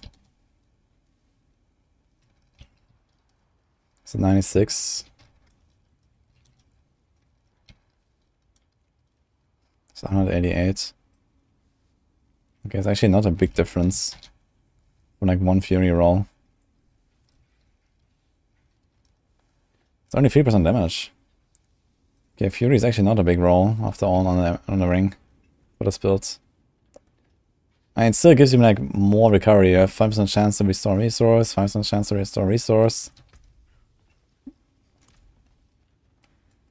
I'm just thinking what to do with my double swing right now while I'm waiting for the Helter to spawn, guys, so let's mostly it.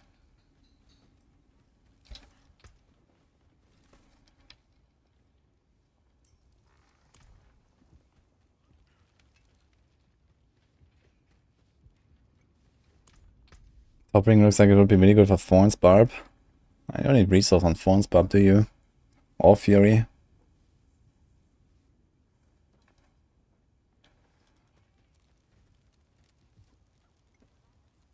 We don't want life, sounds bad on Christmas. Okay, let's see if I have some other ring.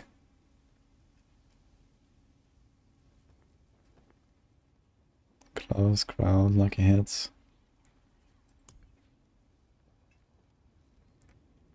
Create resource.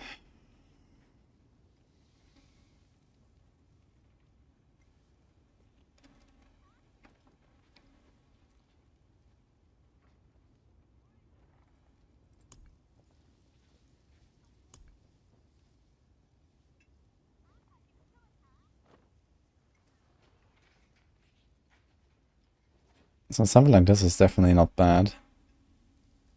If I can, I could keep the lucky hit there. Do we have lucky hits though? Anemia?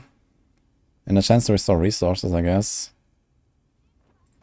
Could use this one.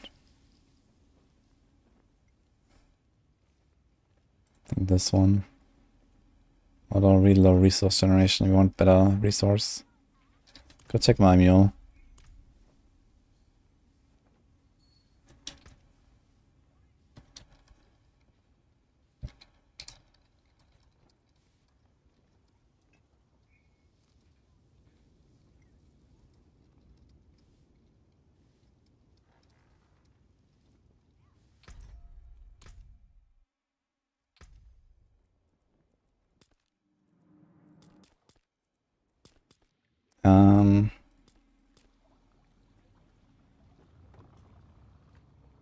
I think this mule has some rings.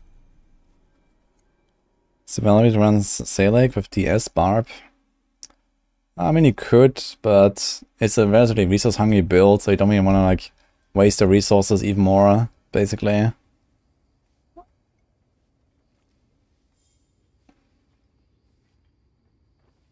Generally, I don't think it's a good idea to run Salek on that build.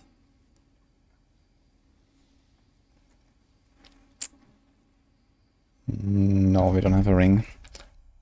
Okay. So maybe we're gonna use that one ring and then just keep the other one that we have already. Hey, free tax. What's up?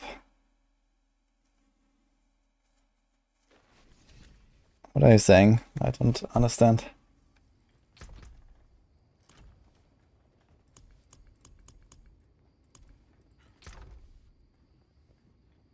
Okay, first of all, let's roll this thing. You have an Unrelenting Fury. Which one do we replace? Damage while berserking. This one doesn't even have damage while berserking, actually. No crit and no damage while berserking, man. That's kind of scuffed. Let's take this. What about Selling on Stormclaw? Yeah, I can do that, but yeah, you're gonna be tanky, but you don't really have like good damage done. Oh, still pawns, thanks for the amos, man. Okay, so I get berserking on this thing. Really good life roll, first roll. Oof. That's a good fury roll.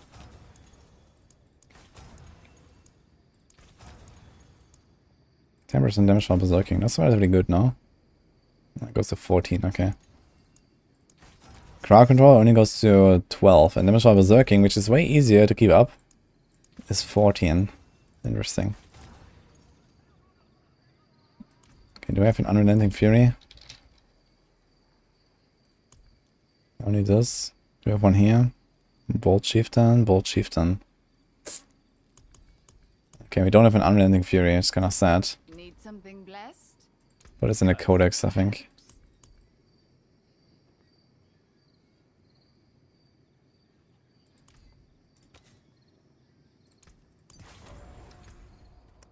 Yeah, it has 5 crit down, it's kinda nice. So, anything else? Let's check again, Resource or Berserking Ring. This has both. But these rolls are so bad. This one has lucky hit, life, resource. We could try this one. And not get damaged by berserking.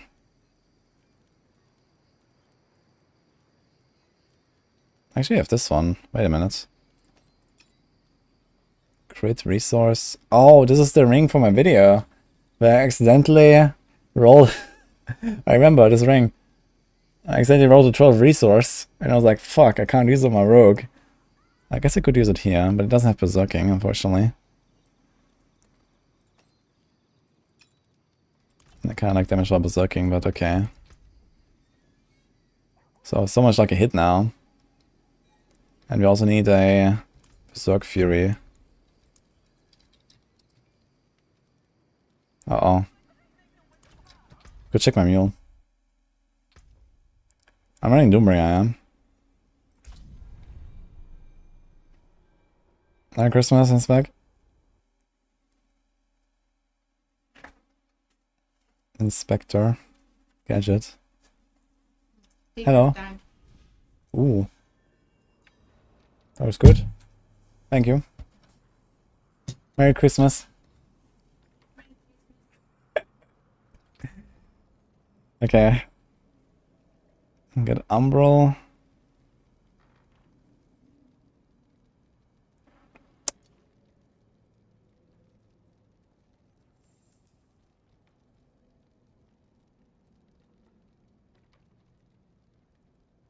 I don't have one, man. Sucks.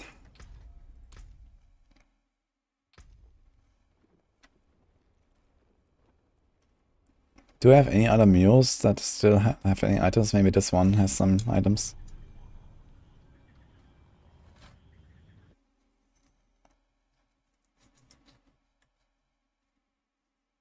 Okay, get some crap from Nini, guys. Let's try it. Can you share a softcore loot with hardcore? No, you can't.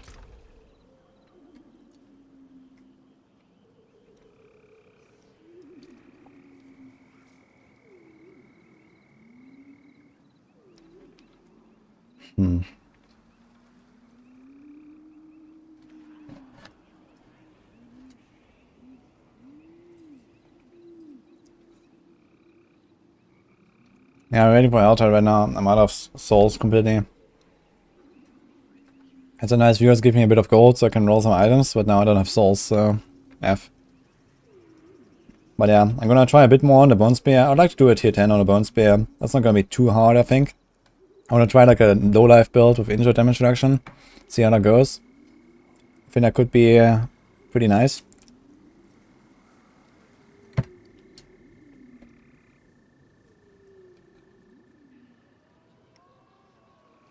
And then we're probably gonna respec to infinus. Maybe later or tomorrow. I don't have one of those resource aspects, it's kinda sad.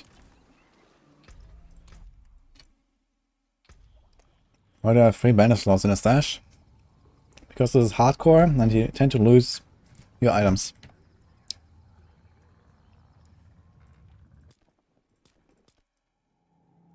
We don't have anything on this character, right? I don't think I have like any other like aspect stashed or something. I don't know, we can check.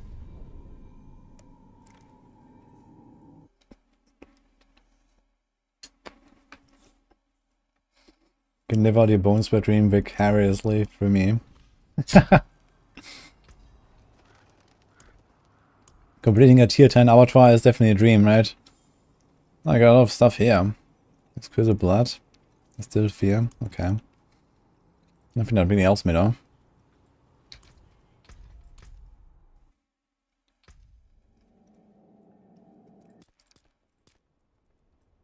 Okay, let's go back on the Barb. I was gonna say you have a ring.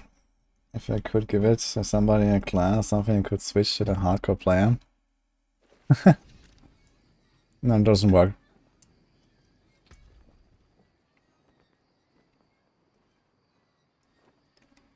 Okay, the minimum roll is only 3 fury per second while berserking.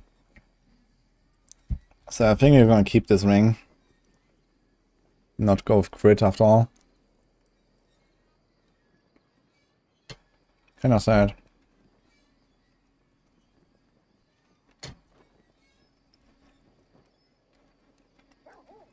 Crit berserking like a hit resource. Crit like a hit resource alive. Okay, so let's remove this. I guess I'm not gonna use our GG ring here after all. Use this one again. How's the rest now? Lighting very low. So he has shadow, this has cold. Okay. Upgrade. It does. We also have the Tibalt's Will here. That is just like some placeholder item actually. If I look at this.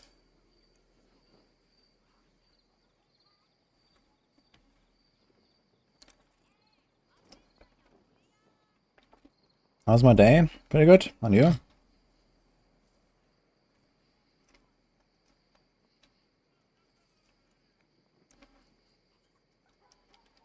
Best AoZ Barb build. What is this now? Rob's Whirlwind Hoda. Okay. Currently we're building a double swing though, not a Hoda.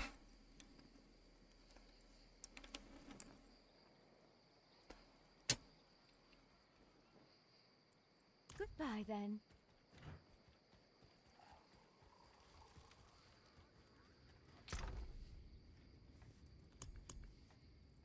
Let's put us back in the stash. And get a topaz. Dude, I have 69.8 poisonous. That's kind of funny. Also, have a really scuffed armor roll here.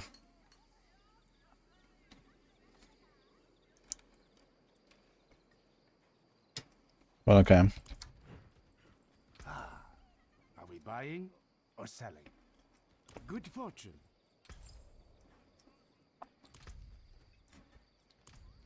Let me find a better table as well. Do we have like a 40% table somewhere? Just like 3 damage. That's a 34. Okay, let me check some of my other characters. Maybe my Sorc actually has the one that we need right now.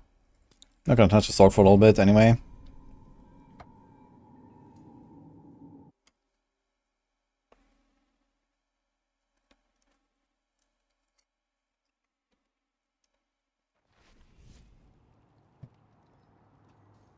And run, hold on, prefer double swing. I just want to see how far we can get with double swing. I don't think there's many people that have really tried. Let's see if we can find anything.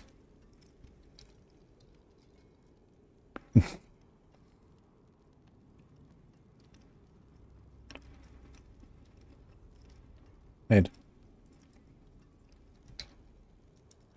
No. What about DS? Oh.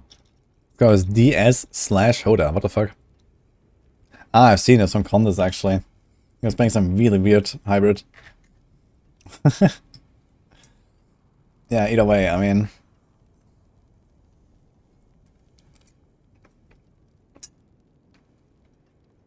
Dude, 3 tags? What's wrong with you today? Are you like high or something?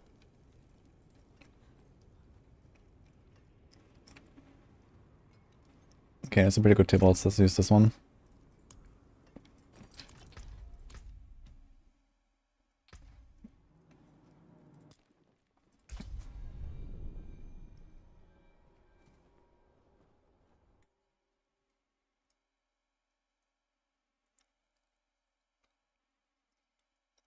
Super. Then I can't find these posters behind me. Exclamation mark displayed.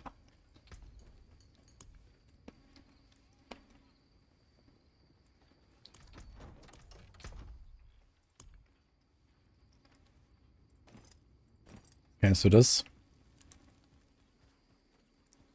What is my glyph for the T10? On the bone spear, I mean?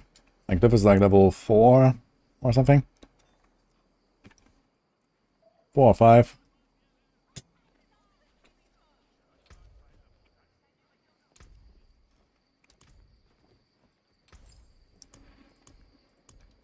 And sockets, craft gems. Okay. Bye then. Yeah, too bad, man. We have like kind of not the aspects that I need anymore. Because I think I deleted most of the items on the barb before Abattoir was ever announced. But okay, it's fine. We have some crit here now. We have crit here. How much crit chance do we have baseline? 34. It's not great. Could have like a 40-ish crit chance. That would be kind of nice, I guess, if I add another ring. 42 even.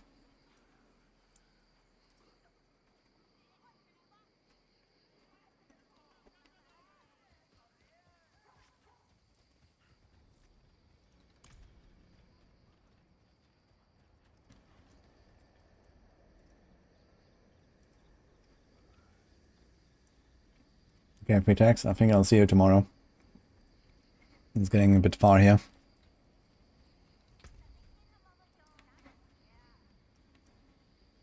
Okay. Should we try like a run or two on a barb?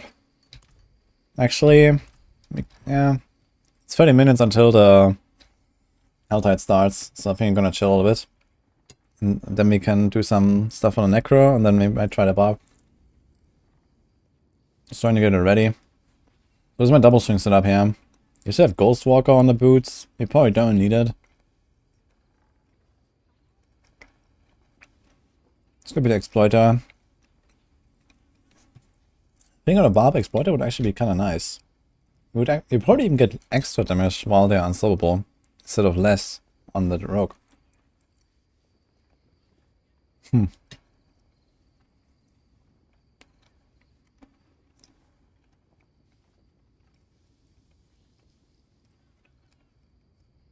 gonna check Vampire. Yeah. We have the new chest now. Oh, we have everything. Is that correct? We have Undying, Prey, Ravenous, Domination. Uh-oh.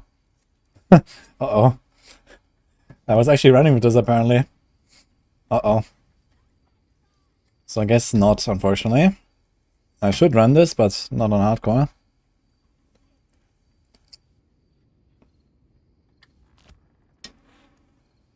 So what do we do?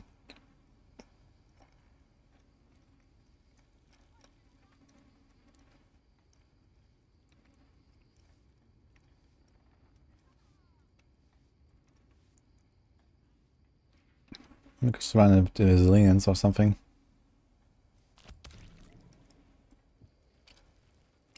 Yeah. I don't think I really need it. Barb is tanky. I don't think I'm gonna be in that much trouble with survival, but yeah.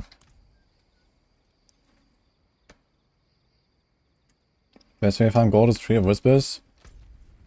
I'm not sure if that's the best. That might be the midwinter event right now.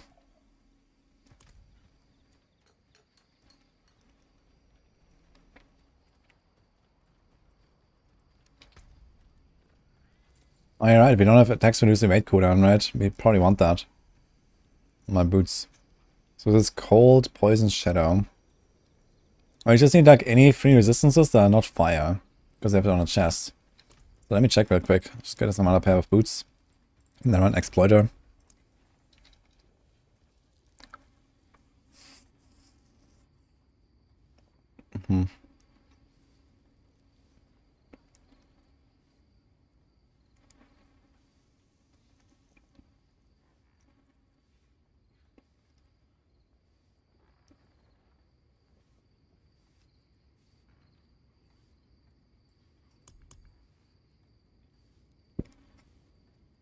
This is a lot of... Okay, where's the Exploiter that we need? Maximum evade charges everywhere. Everything's maximum evade charges, man. you actually got this here, which is supposed to be an item for extraction, with a perfect Ghost Walker on it. But it has the 2 resistances. A good move and roll.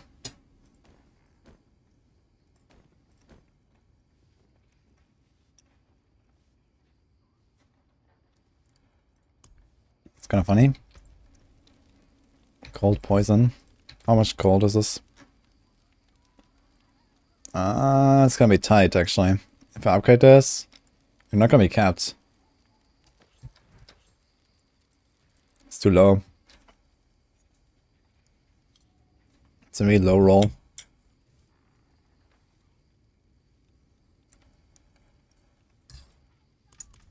Okay. Anytime you will.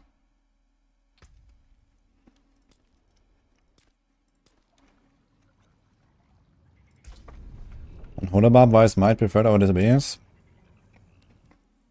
Well, if you have armor cap already, then that's better. If you don't have armor cap, you go disobedience. Well, if you're not like very close. I mean, Hodabab doesn't. Wait, Hodabab doesn't even run a generator, does it? Where's the mic coming from?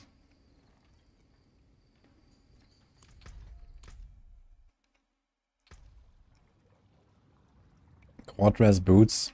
Nah, but movement speed. Movement speed, man. Like even in Abattoir, I think movement speed on the boots is probably something you want to have.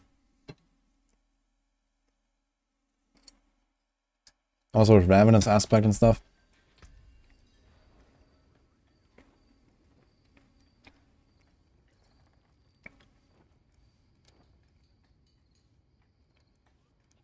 So I could try this one and YOLO. So I get movement speed.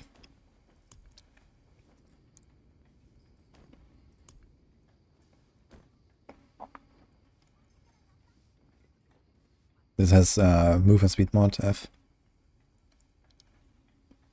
Oh, this one has movement speed, cold, poison, shadow. So this one would definitely work, guaranteed. Let's just take this one. Cold, poison, shadow. It even has exactly the 3 resist that I currently have on my boots. Because I have lightning in my jewelry and fire on the chest. So I don't even have to change anything. That's nice. So let's take this one.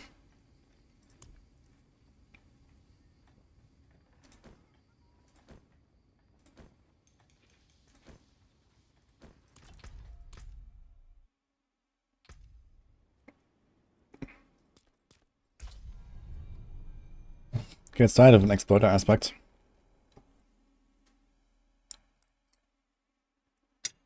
Hello, Dania. I'm living in Bulgaria right now, not in Greece. But soon again in Greece, probably.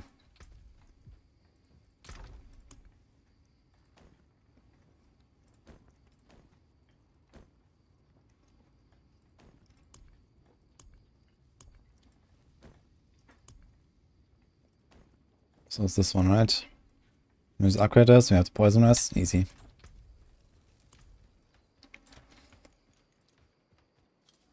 Okay, Sepal mit den Emblem vom Twitch, das ist in den Settings irgendwo. Wenn du auf das Soundreichen drückst. Such poor equipment. Let me help. I think it's 13%. Can we get a bit higher? Not gonna roll too much on this thing, but maybe get a better move and roll. Also, damage reduction by injured. That could also be useful actually on barbs, I guess. You're like tanky enough to just sometimes be low life and to just live. But okay.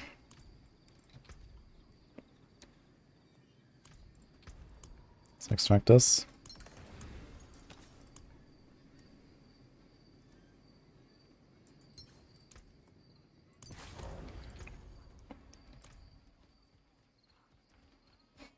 T20 Hardcore Necro. I say no thank you. My eyes can only watch so much. One of my better pieces. Dude, why do we have only 14 packs? Apparently that's the build. What do we need? 1 divinity. Great. Okay, 5 minutes until Helltide. So I think I'm gonna I'm gonna do a bit of Necro. Actually, let's do the Helltide. See where we are at with rolling our items. And then we can try a bit of Necro. Otherwise, we go on the Barb. Barb's like ready now. So this is gonna be my double swing setup. It's not perfect. But it's like decent.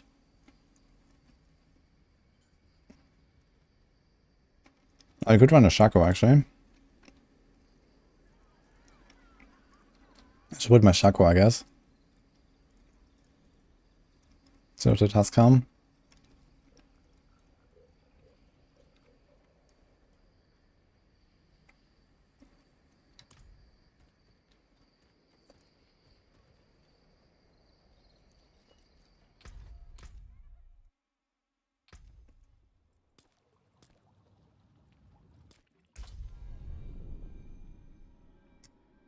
Which class is overall always gonna be good?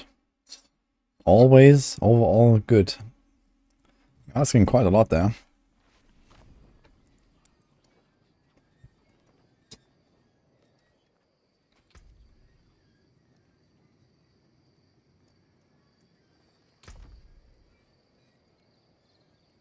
Okay, where's my speed farming amulet? Got this one.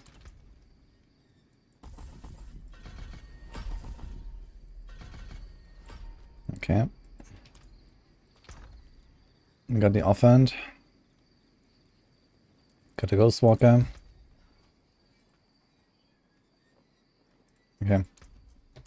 So we're just waiting for the Helltide now.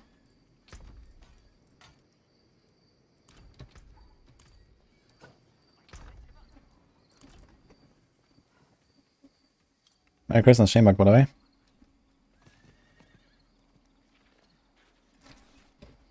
I'm trying to get a Poison Shred Druid to chill from Necro, but the trade website is dead.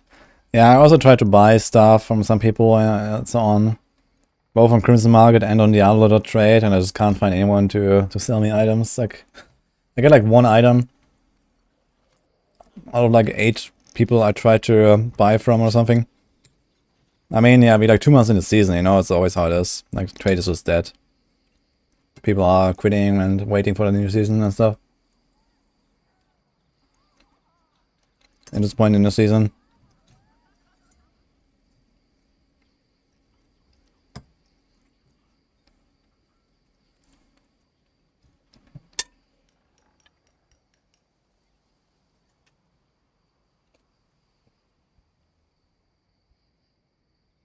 Okay. 2 minutes for Helltide. We need those Forgotten Souls, man.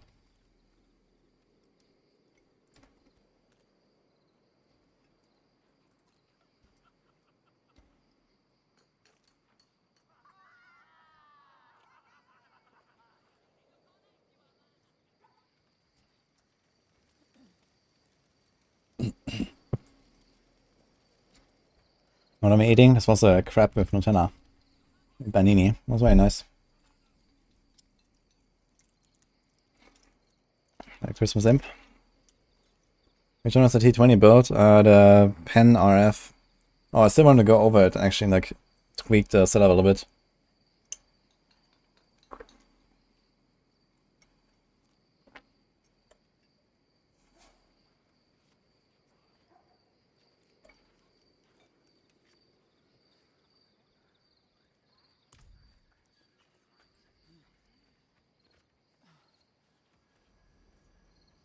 Oh, thanks to the bun. Merry Christmas, by the way. I see people are chilling here. We're also all waiting for Helltide. And here we go. And we can also get a lot of chests here.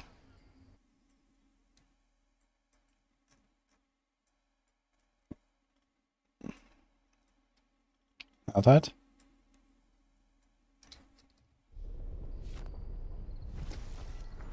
It's slow right now.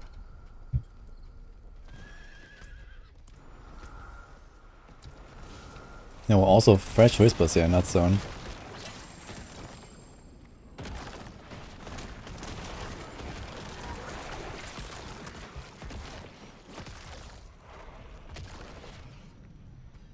Been so long since I did some Helltide, man. And I really can't wait to not farm Helltide again for the rest of the season.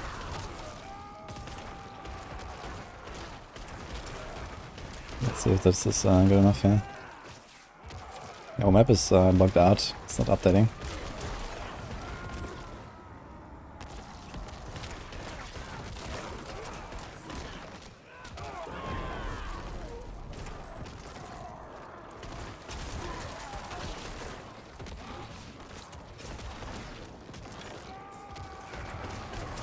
Get eggs over easy on task. Ah, sounds good too.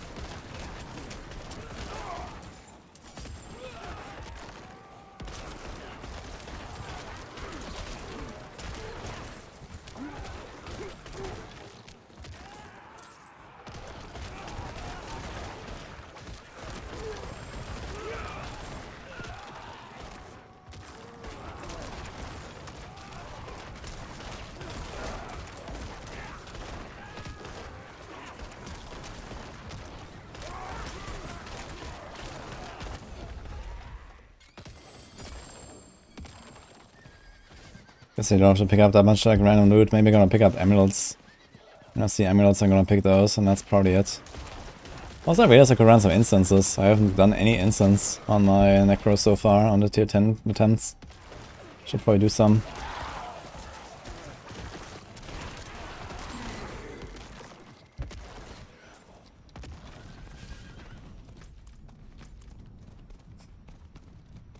So this health will end at 11:30 and the next one will start at 12:45, right? It's a bit late. Unless I stream very late tonight, we'll see. Maybe I'm gonna do 2 hell tides, otherwise I need to log in tomorrow when there's hell tides. I really need that hell tide. At least a little bit here on this Necro, so... couldn't really get anywhere. Okay, here's wings.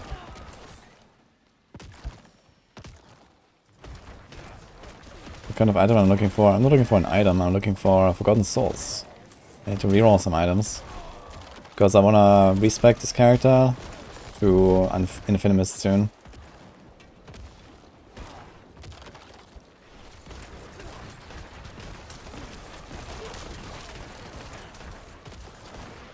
Just trying to like get my Necro in shape a little bit.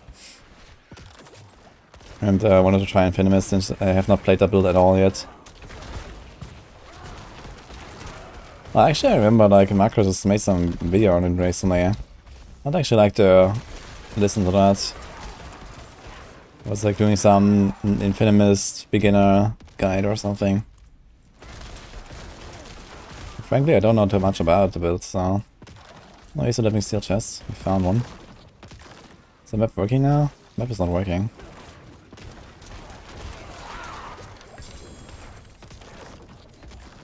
Have you guys noticed this? That the maximum map is not working with Helltide right now? Like earlier today or something? Is that maybe since the update?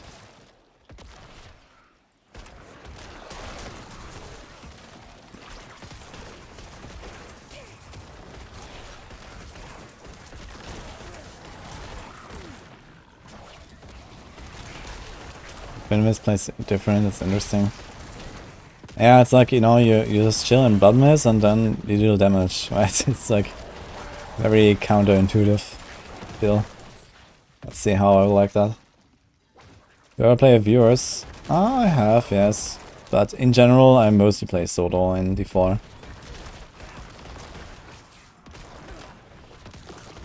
How do I deal with? Got a Rouge to 50. Is there a build I can get pointed to? Yes. There's not many builds on Rogue right now that are pretty decent. Best ones are Twisting Blades and Penetrating Shot. There's planners in the description, but if you're like fresh on Rogue for the first time, maybe follow the guide. We have guides on Max Roll. Check those out.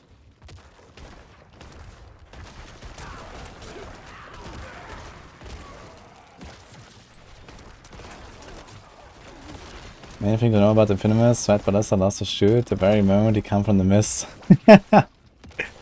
Yep. Okay. Easy.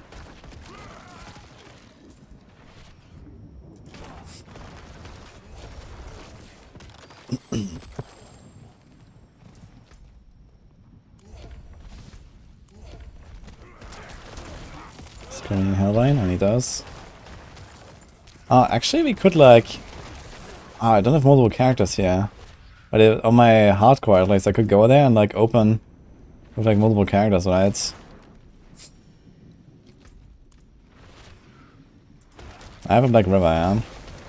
I have Lilith, I have Black River, I have like all the uniques. I should be fine. Since Infinus is mostly uniques, right? And you need like, I don't know, 2 or 3 aspects. Like, you know, a few rare rolls. So I think I should be fine actually.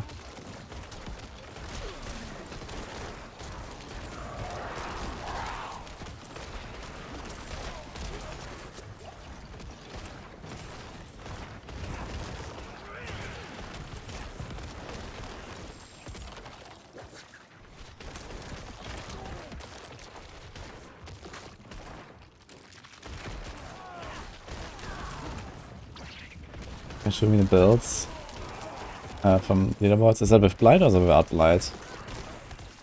Which one is actually better? I guess it's just pure Infinus, right? No Blight. But I'm not sure exactly what they're doing. 7 boards. Yeah, link it. I can check it out.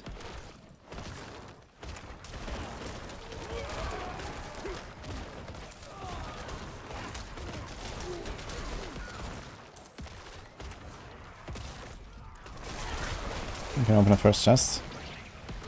7.5 minutes.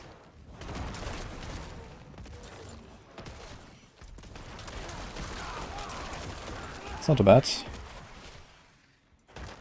No blight, that's good. I wouldn't really like the blight very much. Ah, now the thing is working. I get double living steal. Not that I care, man. I have like 250 of this stuff.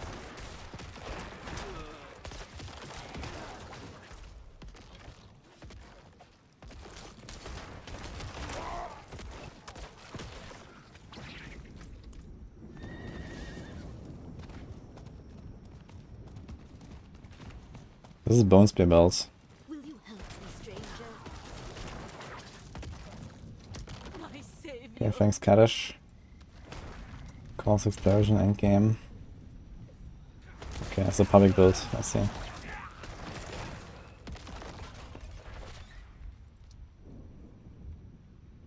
My savior. With a Shaco, really? It runs a Shaco. And a Shielding Storm. No disobedience. With 10.8k armor, interesting. Will you help me, stranger? Wouldn't have made it without you. Wouldn't have made it without you. We have this build somewhere. It might be here. No, it's not. Okay, it's on Discord though. I have all my builds on Discord and also on YouTube on my live stream. Yeah, go there.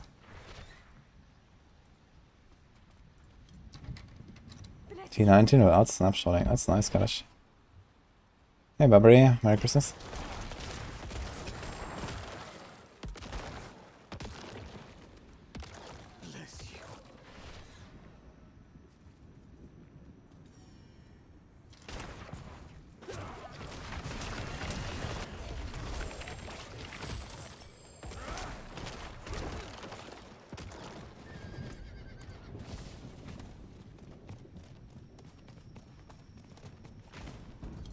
Thank you.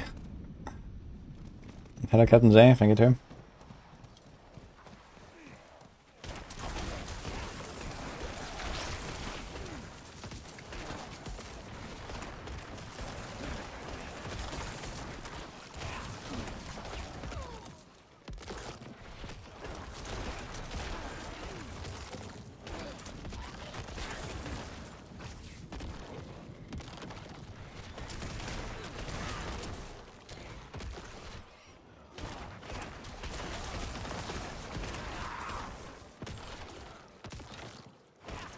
Okay, I wonder how many I've gotten also gonna have. Farm cinders relatively fast, but not really any Screaming Hellwains and the Harbingers.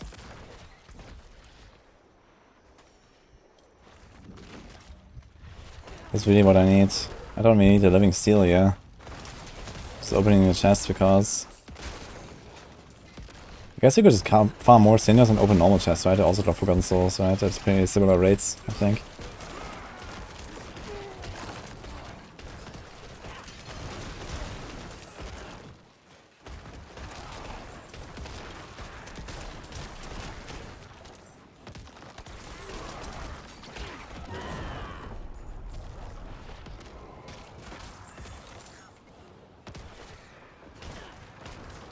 Hi, PNT.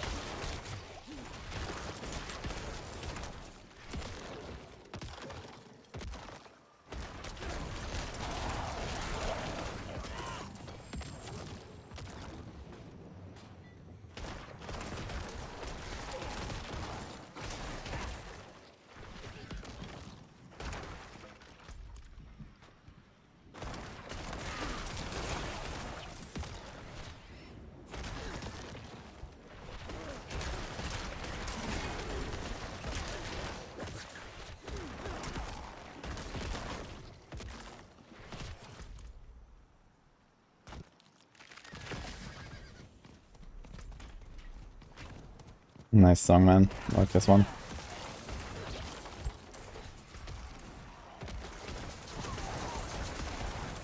Oh, there's people. I see someone, guys. That's on softcore. Someone is playing this game. Hey, Brilliant. Merry Christmas.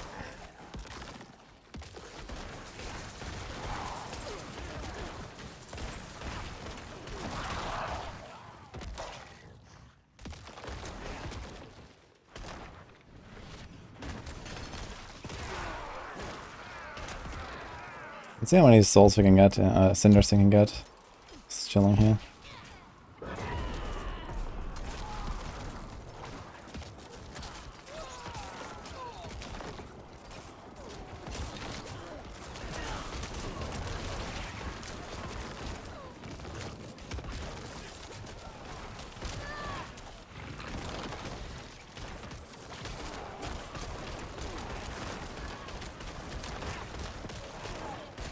Reasonably will be god tier. Rage.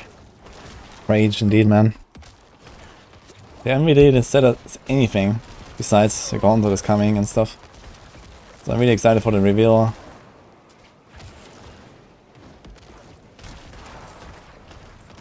Okay, this was very poor here, almost no cinders.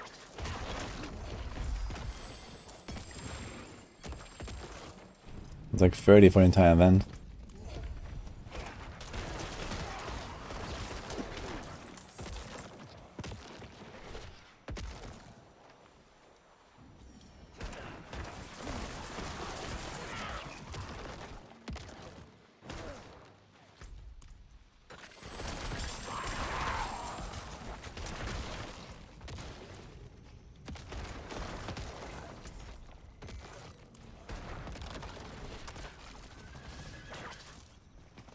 All the players are in the Dural instance.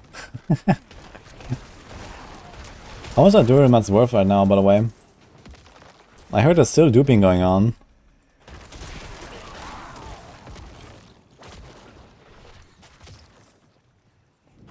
There's a screaming howler.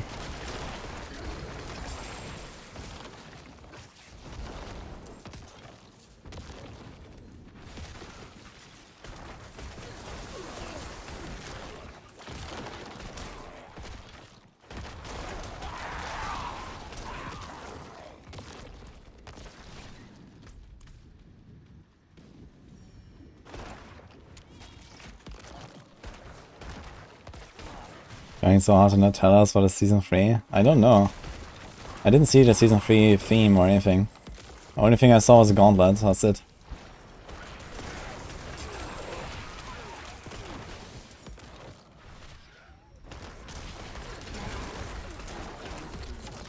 On the agent side, I can buy them for real cash. Yeah, a penny per Druid run. A penny. Yep. Duping is going strong for sure.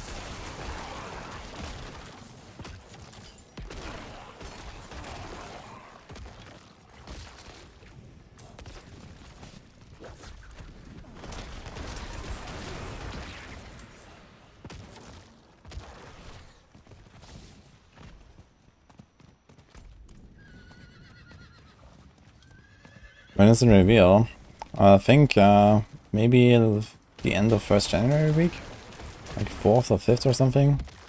Otherwise, I guess like between like 7th and 10th or something. It'll be kind of late already, but maybe. It's like around 2 weeks before. 2 weeks before sounds realistic, I guess. Maybe gonna get the D3 reveal in the first week and then the D4 reveal in the second week.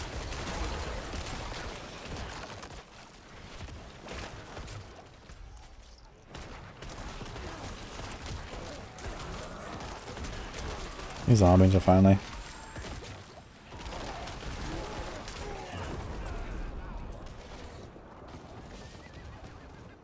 Does the Bone Stone damage stuff when I'm on a horse? It does actually, that's cool.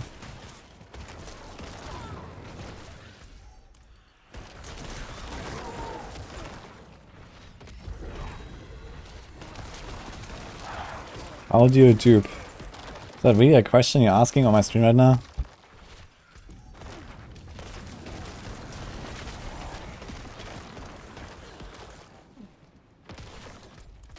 Where's its build? It's on my Discord. There's a channel with all my builds. Mod done, man.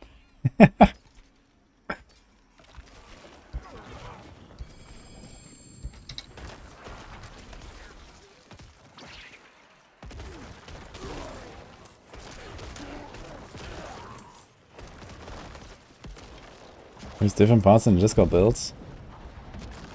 No, I have pretty much the same stuff there. Like, just like the leveling version, basically, like the 100 version, I think. I mean, I basically just equip 2 different items. I have like my AoZ build, and I equipped another amulet with speed and an offhand for extra damage. That's the AoZ build I'm playing.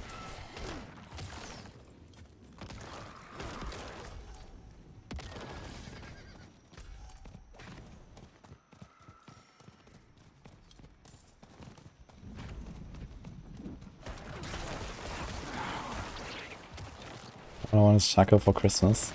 Good luck.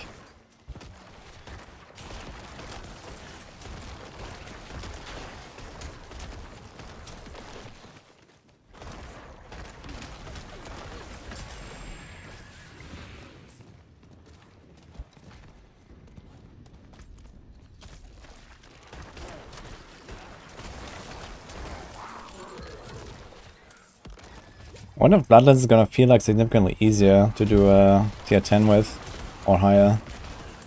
I would actually imagine yes. I think Bloodlines might be stronger than Bone Spear for pushing AoZ. Also like much more forgiving of positioning and stuff. On the other hand, I guess Bone Spear does have the option to like, you know, shotgun, and that can potentially be really strong in the right map. With the right monster types and stuff.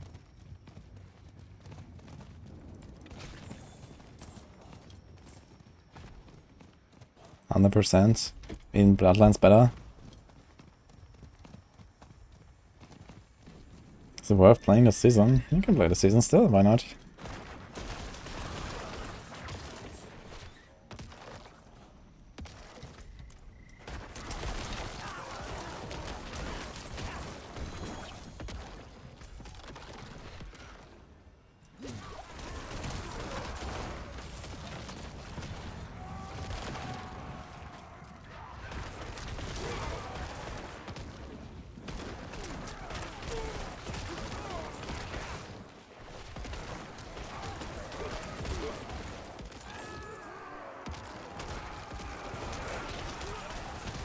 A 3 Andy, 2 Shaco, and 50 runs combined. Damn.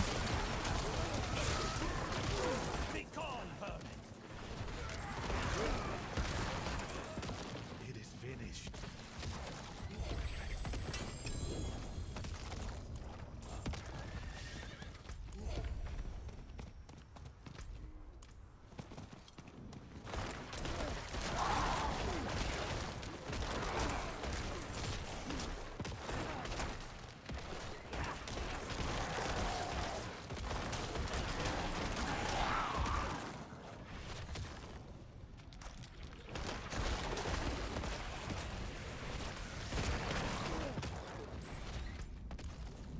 In 9 minutes until the hour changes and we can get more chests.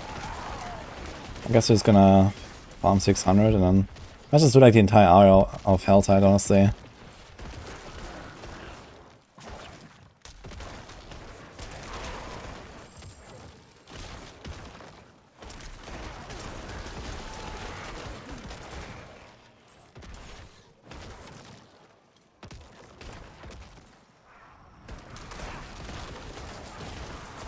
Also want to put on that macro video. Where is it actually? Macro by oh boy. YouTube. Let's see.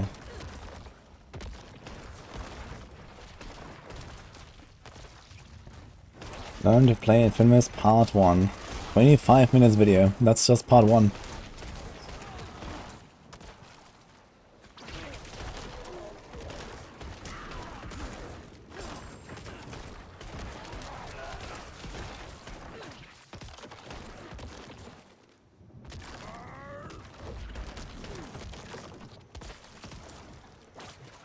A picture for this.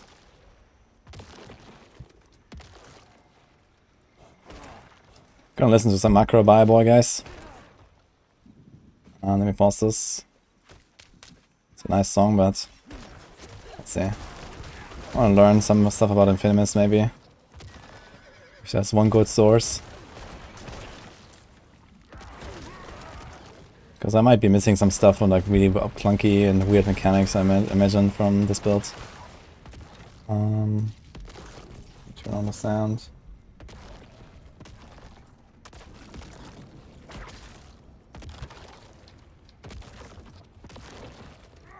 When it comes to the Necromancer in Diablo 4, there's never been any shortage of incredibly powerful builds for you to pilot on this class, what can arguably be considered the most famous build that the Necromancer has at its disposal, and that's the Infinus Necromancer. Okay. Now, if you've been following this channel for a long time, you'll know I'm a pretty big fan of Infinus, even going so far as to giving it its namesake before the game even released. And I've put out a ton of videos on how the build works, what you need to understand about it, the different mechanics, etc. But every single day, I will get DM'd privately on Discord, on Twitter, in YouTube comments, get pinged on Reddit or in different Discords, asking me what I generally consider to be pretty foundational or core questions, just about how the build functions at a base level, and then numerous iterations on how to make it better, how to change different items, why I use one thing over another, etc., etc. So what I would like to do is put out basically a macro teaches little mini series here, maybe like 2 to 3 videos, covering every single thing that you could need to know about the Infinus Necromancer. I'm going to try to cut it up into different videos because I don't want to be overloading you with an hour-long video that nobody watches and ultimately still have to answer all those very same questions, because as much as I love answering those questions, there's only so many times I can re-explain the differences between Reap and Decompose, the differences between using Blight and using Sever or using neither. Why Marcus Boy is sitting there like a... Ask me the same basics. Why am I not using Lidless? Do I care about Bone Storm? So I want to try to create this little miniature package that anybody who ever asks a question can just get reference to. So in this video, I'm going to keep it pretty basic. I'm just going to break down a couple of the things that I think might be interesting for you to know about the build, but also just so you walk away with a core understanding of it, so you know why there are different variants, so that you can make those decisions yourself. You have that information. Because I can't stress this enough, there's been a lot of questions about the Infinus Necromancer. Necromancer. And when I say a lot, I mean this is just the first half of the first page of Google results with Infinimist question in Reddit in the title. As you can see, a lot of people have walked away not fully understanding what the build is meant to do, and ultimately are at a loss for how they themselves can pilot it, take ownership of it, and work on it themselves. But I figured let's start with a quick history of Infinimist, because I think a lot of people are not necessarily even aware of where this build comes from, because when this thing started off, it looks a lot different than what it looks like today. Going as far back as March 26th of this year, 3 months before the game even released, I put out my first video covering the Infinimist Necromancer. And for people who weren't able to play the betas that nobody can talk about before the open betas happen, while I can't go into excruciating detail, I myself and a lot of other players got over 1,000 hours in this game before it even came out, and the de facto build for the Necromancer was the Infinimist Necro. Now at that time it didn't have a catchy title. We were thinking about what to call it because ultimately we were going to cover this build on max roll. And the core conceit of the build is not a corpse explosion build. It's not even really a shadow damage build.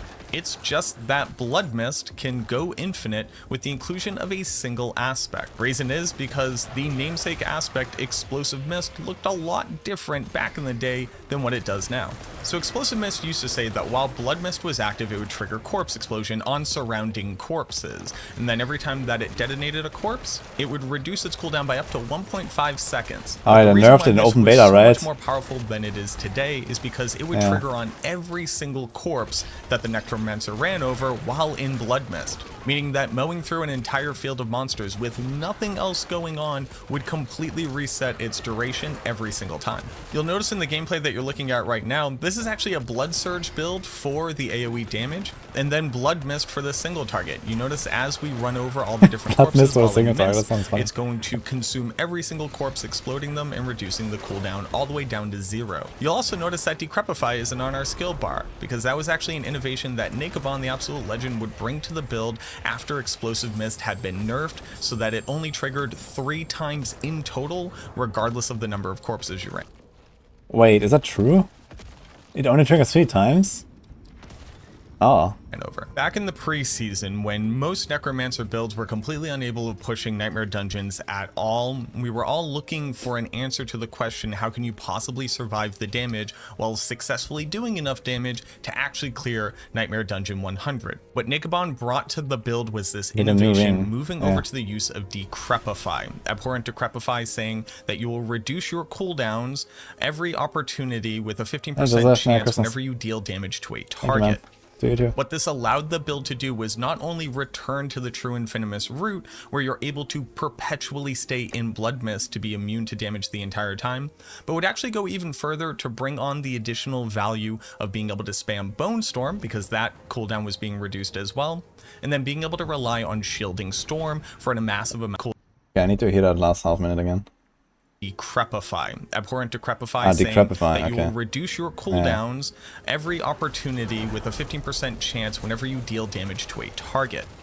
What this allowed the build to do was not only return of being on Shielding Storm for a massive amount of barrier generation, meaning that you were effectively immune when you were out of Blood Mist, and when you were in Blood Mist, you were actually immune. Necro popularizing this version of the Infinimist build, which originally had dubbed as Shadow Ball or Shadow Blood Mist, opened up the floodgates for innovation on the build, and would lead to one of the core defining features of the Infinimist Necromancer. And that's that realistically, it's not a damage over time build at all, but instead it is looking to proc as many effects simultaneously as possible.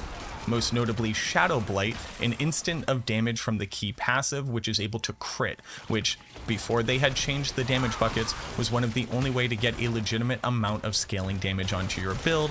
And the reason why even early on, Infinimist's entire identity had swapped over to instantaneous critical strike damage, where the corpse explosions and their damage over time really played a backseat role in the ultimate engine of the build, as opposed to being the forefront damage source.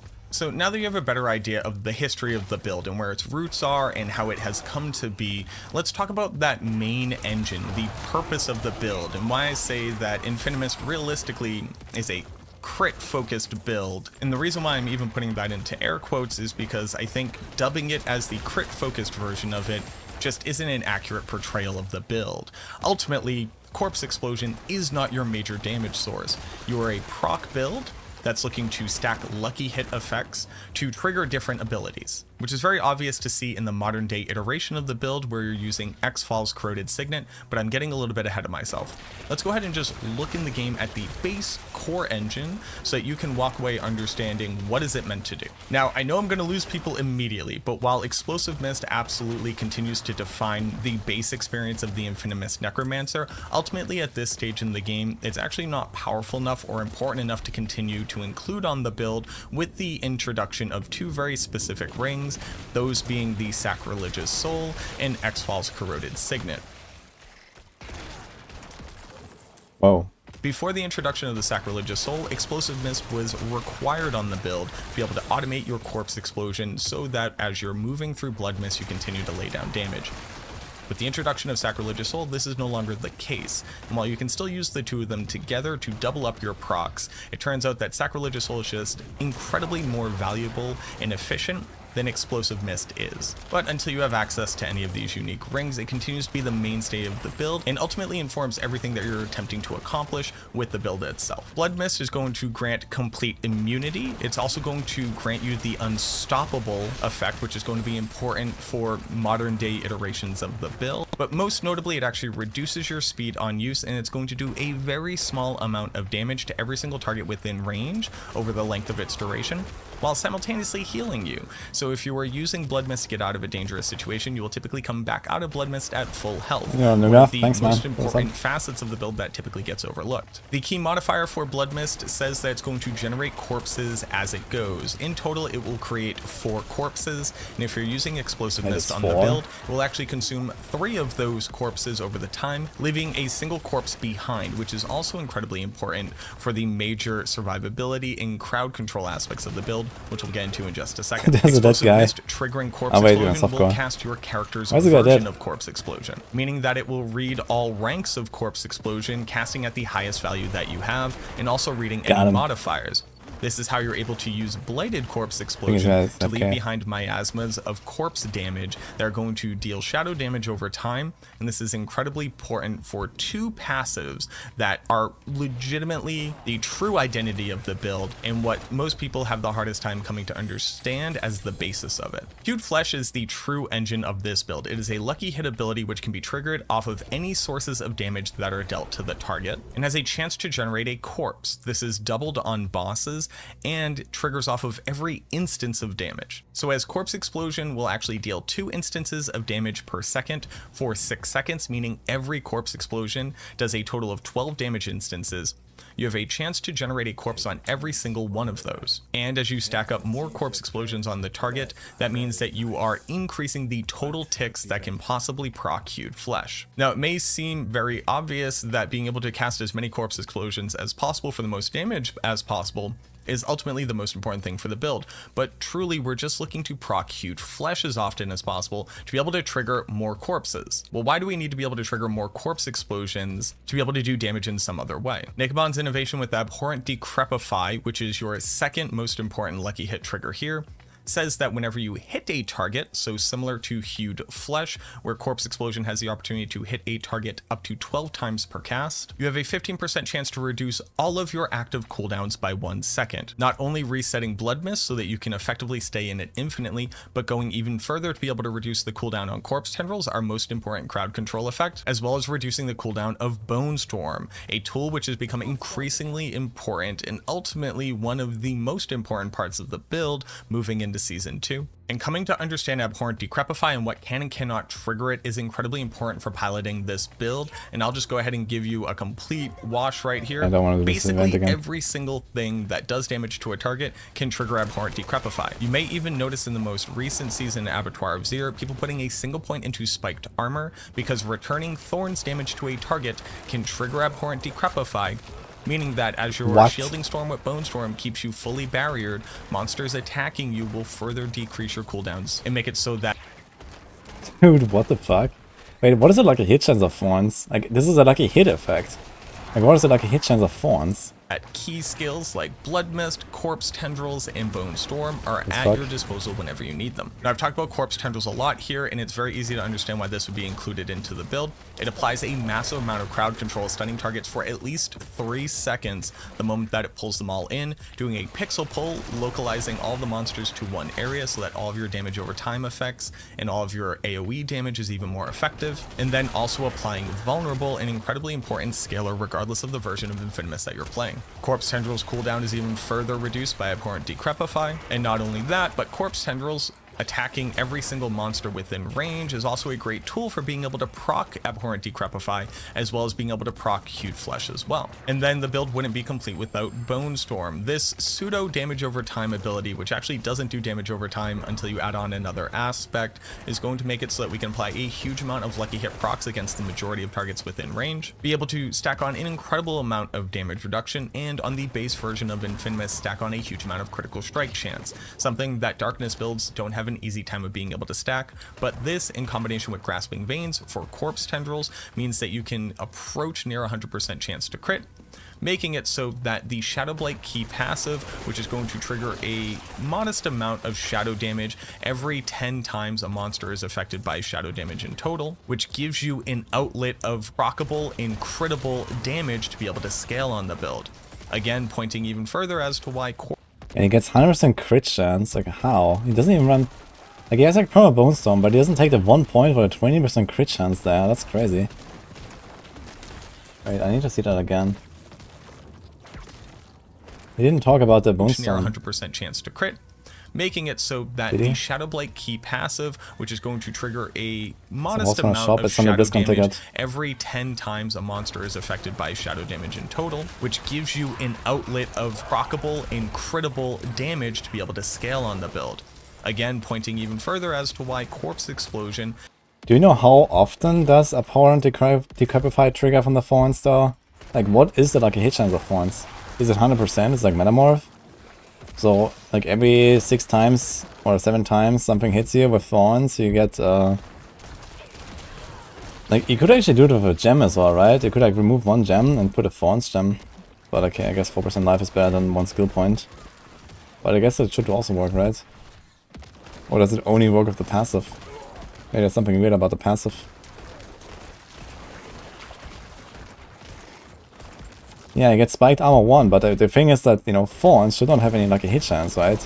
That's probably just a bug, but it's kind of funny. But the question is like, how much lucky hit does it have? Like, how often does it trigger? He didn't say that, unfortunately. But I guess he has done the testing. At least on the majority of Infinus builds, ultimately takes a back seat. Other notable aspects for the build is Ultimate Shadow, which will turn your Bone Storm into a Darkness skill, cause it to do shadow damage, as well as apply a secondary shadow damage over time effect, which can proc Hued Flesh, Abhorrent Decrepify, as well as... It's not about a passive, any Thorns works. So I guess this should technically also work for other classes, right? If you want to proc like any lucky hits, just having Thorns allows you to trigger them. Like if I run Anemia on my Barb, I have a chance to trigger Anemia when the stuff hits me and they get stunned. That'd be kind of hilarious. These Thorns for like a hit on men down. That's very interesting. I wonder if I could use that on rogues for any purpose. You have to do it with a gem, but okay. It's a kind of interesting tech that I think at some point will get fixed, but I guess not yet. Yo, Adam, thanks for the prime, by the way. And also 322 355. Need help to level 70 boss, I mean Elias. The problem is if someone helps you with Elias, then you have like no chance to actually do anything in Torment. Maybe he just went a bit too early. One's rogue incoming.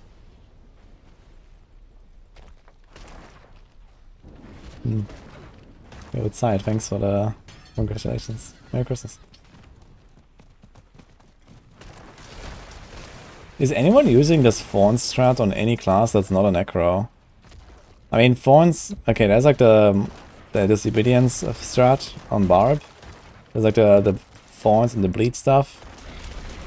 But it's like for the Bleed modifiers and for Disobedience usually, but not to proc like lucky hits or something. But I wonder if there's like some stuff you could do that would be useful. So the Decrepify passive. Oh, it has only. Wait, this has to do with the Decrepify. Enemies hit while afflicted with Decrepify have 50% chance to reduce active cooldown. So it has only to do with this. Like no other lucky hit can trigger. It's only this or what? So I can't proc like exposed flash, for example, from thorns.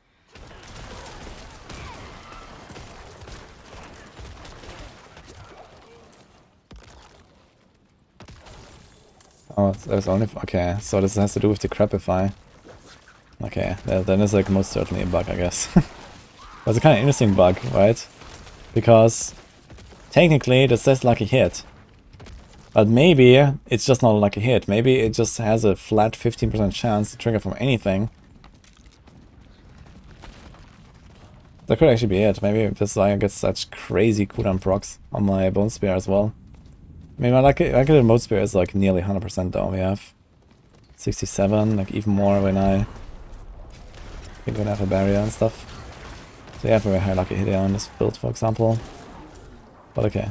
Trigger Blighted, which is a huge amount of multiplicative damage every 10 times that the Shadow Blight key passive is triggered on an enemy. This will go further to multiply all of your damage sources, all of your critical damage sources like X-Falls and Shadow Blight, as well as increasing your Corpse Explosion damage itself. And then the aspect which is the hardest for people to wrap their head around, including in the build because its immediate use doesn't seem incredibly powerful, is the Blood-Soaked aspect. Not only will this make it so that Blood Mist now leaves behind Desecrated Ground, a new keyword which can further multiply your damage with the Paragon Glyph, but it then also applies shadow damage over time, stacking on even more instances of proccable damage, and then also removes the movement speed penalty from Blood Mist. Not that long ago, the Infinus build was actually the fastest Necromancer build in the game, because Blood Mist would gain you Unstoppable, gaining you access to the Ghost Walker movement speed buff. Blood Soaked would no longer reduce your cooldown in Blood Mist. So now that you have the history, you understand the base concept about the build, let's go ahead and talk about the three primary variants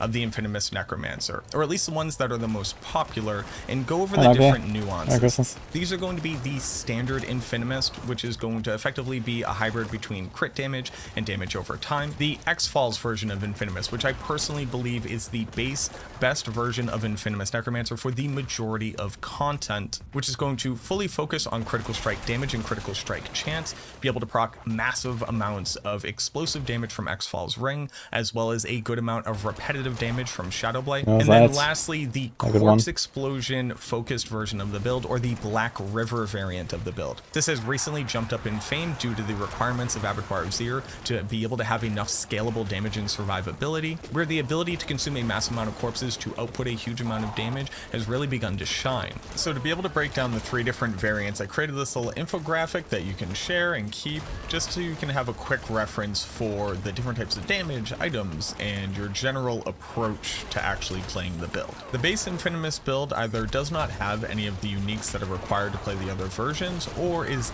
looking to keep that hybrid version of the build functional. The reason why I say damage type hybrid here is because it's both looking to maximize crit damage, mostly for Shadow Blight procs, but is looking to scale its damage over time to benefit from more things in the Paragon board, like the Wither node, which will increase damage over time effects, as well as maintaining a high output from Corpse Explosion damage itself. To be able to scale your damage here, first and foremost, you're going to need Lucky Hit Chance to keep the engine rolling. We are going to use critical strike damage, but probably not investing heavily into getting a large amount of it. We are going to be stacking vulnerable damage, as that multiplier is available across every version of Infinus and very easy for us to apply. We will be using corpse consumption mechanisms here, like Fueled by Death in the skill tree, as well as the Flesh Eater legendary node in the Paragon system. And while there are a ton of additive damages that are valuable for the build, most notably we're looking for shadow damage and shadow damage over time, as well as plane damage over time in our affixes, as well as attack speed, a little known or often overlooked stat that is incredibly valuable for the build.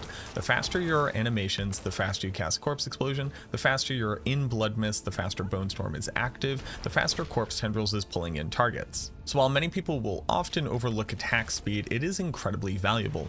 Most notably, the unique Howl from Below has an incredible amount of attack speed for corpse skills, and if you notice how much faster that animation is in comparison to everything else on your character, you'll start to see the benefits of attack speed. Like I alluded to, the base version of Infinimus will be using the Wither legendary node in the Wither board, giving your damage over time abilities the effective chance of critting, which is further scaled not only the chance but the damage itself by intelligence on your character. Notable uniques for the build are the iconic Howl from Below, which is going to vastly increase your corpse explosion damage and also make your corpses more effective by having them run along with you, helping to spread your damage further. Here, Tybalt's Will, which are a pair of pants which gives you additional damage when you gain Unstoppable. The moment that you go into Blood Mist, you have Unstoppable. And then on top of that, even though the drawback is typically that it doesn't have a ton of survivability stats on the build, we are effectively immune the vast majority of the time, so it's not really a drawback for us. We get all of the good with none of the bad.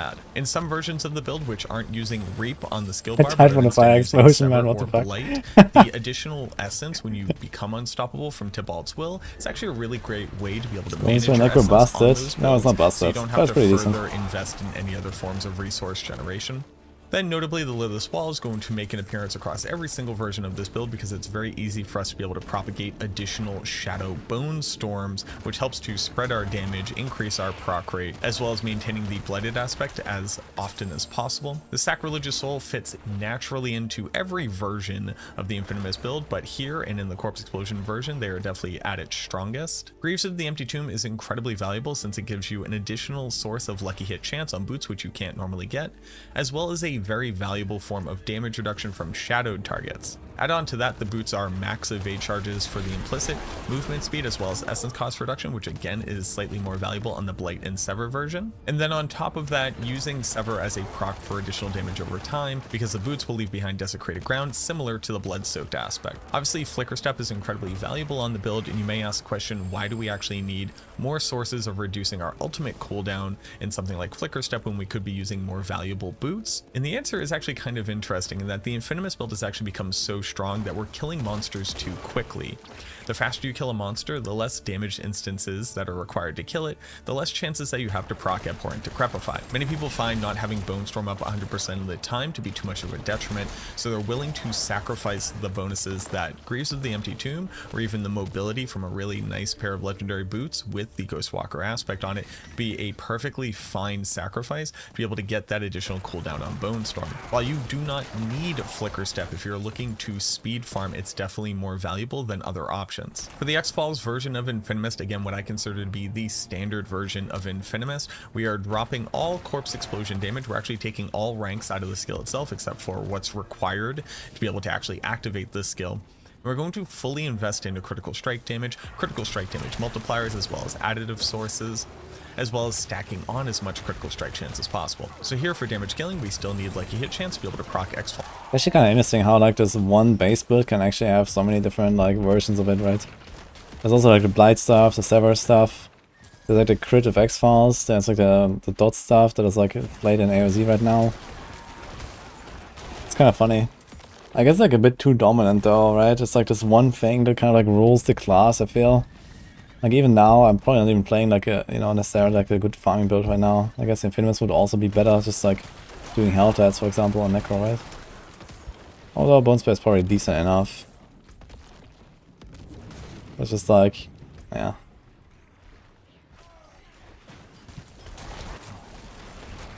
We have 10 minutes left here.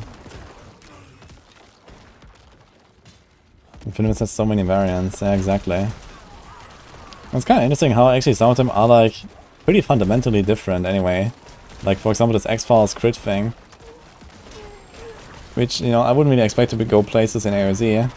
Like I also noticed X-Files was just not really popping off enough.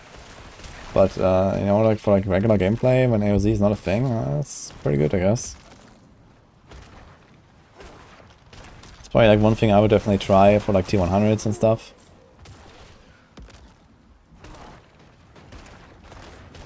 There's a lot of versions on Maxwell. Don't think he runs T-Balls anymore. All Flicker Step. Interesting. Oh, look at us. Falls as often as possible. And then after that, critical strike chance with critical strike damage. Vulnerable damage continues to be incredibly valuable, as well as the corpse consumption package. And then again, base shadow damage to be able to increase all of our procs, as opposed to shadow damage over time or base damage over time effects. And then here attack speed continues to be very valuable. We would not prioritize taking the Wither legendary node, regaining those additional Paragon points. It's actually really nice to be able to build out to a 6th Glyph on your base Paragon board setup. And then for notable uniques, you'll see that we actually drop Howl from below, since again, we don't care about our corpse explosion damage, and instead pick up X Falls. The reason why we also need to drop Howl from below is because we need to be able to fit on an additional aspect in the form of grasping veins, and be able to maintain all of the gear that you want, the uniques that you want, as well as the relevant aspect slots, means that we cannot afford to be able to use Howl from below. Here at Tybalt's Will, Lidless Wall, Sacrilegious Soul, Grease of the Empty Tomb, and Flicker Step are still good for all of the reasons that I previously pointed out. You'll also notice very often on the X-Falls version, people swapping over to using Blight as a 1-point wonder, just to be able to get the 15% additional damage multiplier, as well as be able to stack on additional procs of damage over time to be able to proc X-Falls as often as possible. Or the Corpse Explosion focus version of Infinus, this is also known as the Black River version of the Infinus. We're going to drop all of our critical strike chance and multipliers and opt for full investment in damage over time. Here you're going to get as many ranks to corpse skills across your amulet, your headpiece if you're using Shaco, using Sacrilegious Ring, as well as Black River. We're also going to be putting 5 full ranks into it. For damage scaling, it's actually much harder to get as much lucky hit chance as you need for this build. That's why it's so much better in the Abattoir of Zero, where density is super high and the final boss is actually 3 different targets. But you'll notice that we drop all critical strike chance and damage, opting purely for vulnerable damage as one of our only available multipliers. Here, the corpse consumption package continues to be valuable. We're going back to shadow damage, any other additive damage that's relevant, including shadow damage over time and plane damage over time.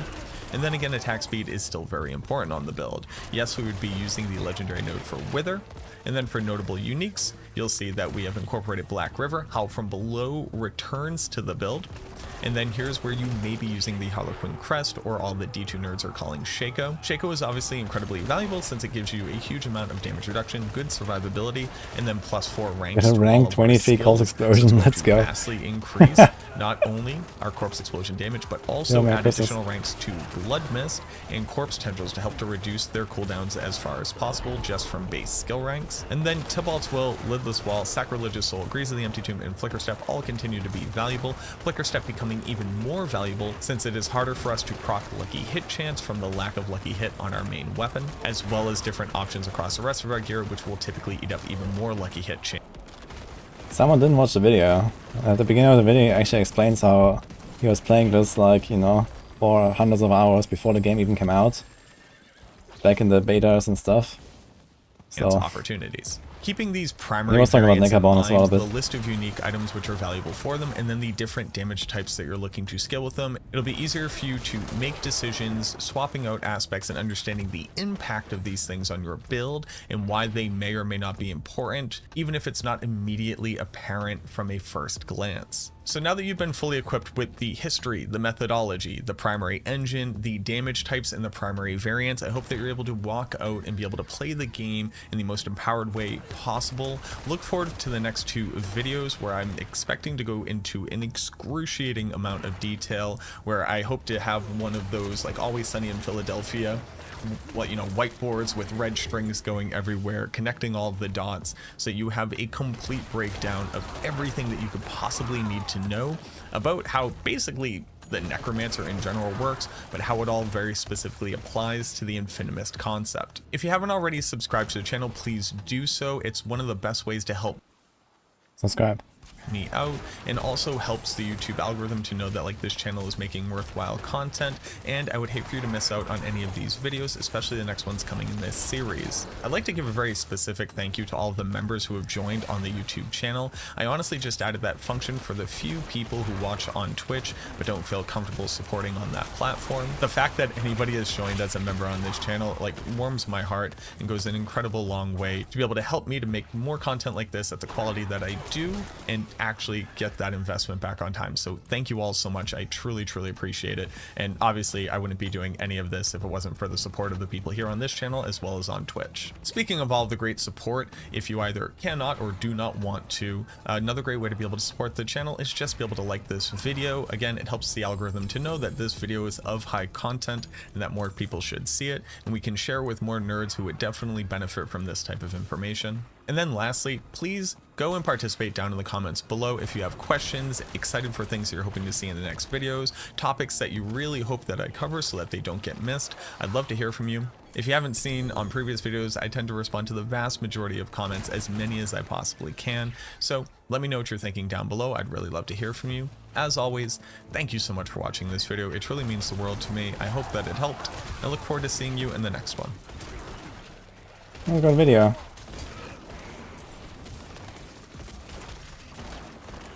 Necklace is super hard to get, 2 times, 3 abilities, move speed, and lucky hit a barrier. Yeah, it sounds pretty tough, for sure. I mean, move speed is probably optional, I guess. But yeah, the lucky hit is probably important. And then what do you want? +3 to corpse skills and +3 to corpse explosion, I guess. Or like, no, what's that? No, +3 to like one of the damage passives, I guess, and +3 to corpse explosion. Or like, what exactly are we looking for? That's a sick mount, it's from the BlizzCon ticket. I'm not sure if you can just buy it directly. Warp skill and Gloom. Oh yeah, Gloom is very important for sure. Very powerful. It's like 6% per point, right? That's pretty nasty. It's like more than imbuement ranks give me actually on my rogue, and my imbuement ranks are already pretty insane. Okay, 3 minutes left. Let's just open 3 chests, I guess, and then we go.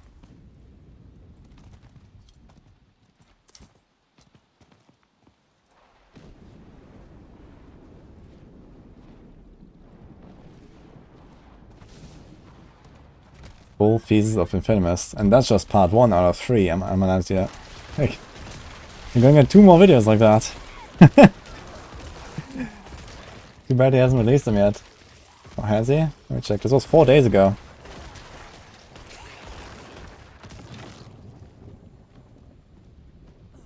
And he hasn't made the part 2 yet.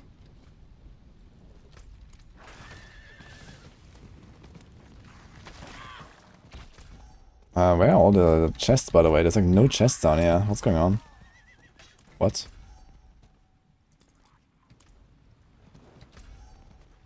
Dude, where are all the chests? Let's go from there. We have 2 minutes.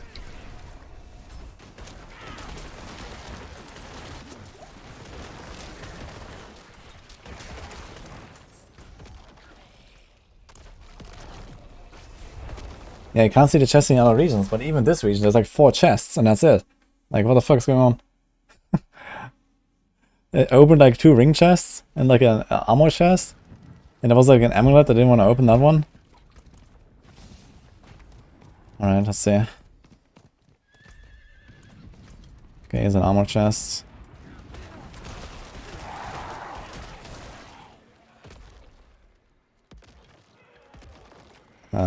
Yeah, there's very few. Yeah, 1, 2, 3, 4, 5, 6. That's it.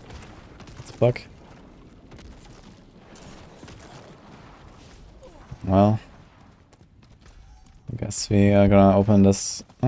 Screaming Hellor. Last minute.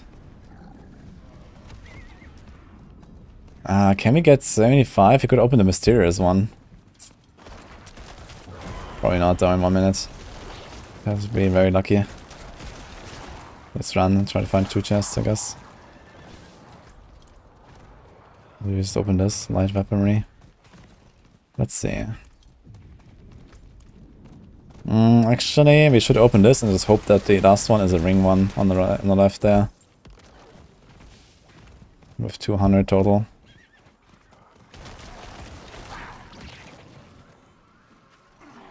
This guy's also opening random chests.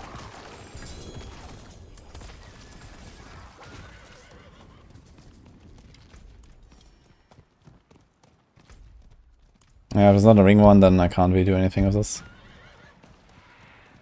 It is ring. Okay.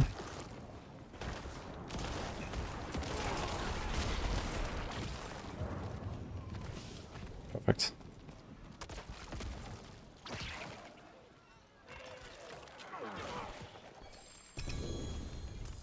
Okay.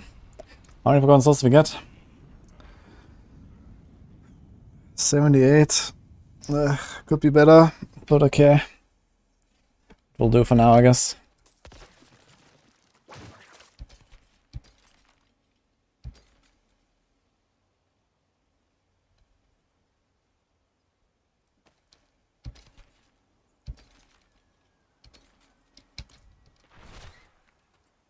Which rogue building did I do in T20? I did Pen RF.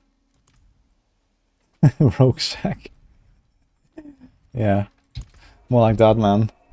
TUB level 50, no exploits. Hardcore, that was actually a shack, yeah.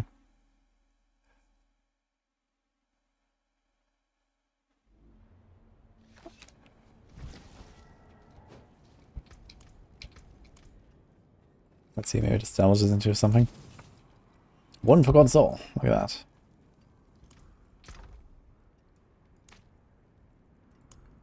Wait, I got a trembling hand sent to me. Whoa. Got 30 feet living still. 33. Oh.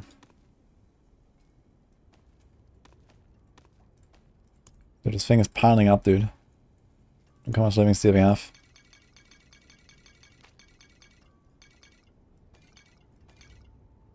Okay, so I'm gonna... Okay, I wanted to roll our amulet and our boots, I remember. So it's actually those boots I have and this amulet. We have it rolled already. We don't do that as well. Let's throw this in here. There's a better ossified thing. What's it called? Serration. So we're gonna upgrade on that one.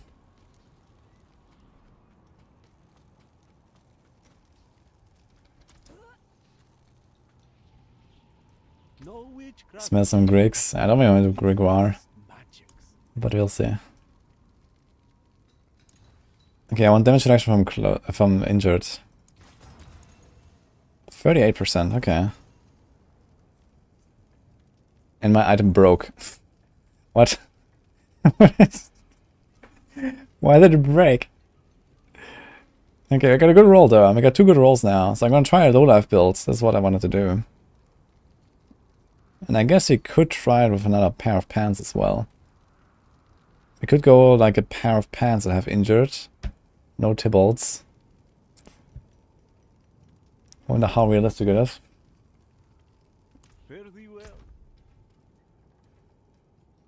Let me see if I have such pants.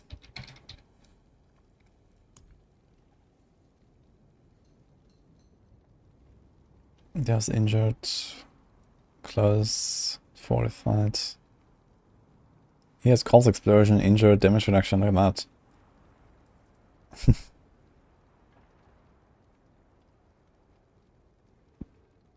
He has Close, Fortified, Calls Explosion. Distant, Normal, Armor, and Calls Explosion. Temerity. The R, Life, Fortified.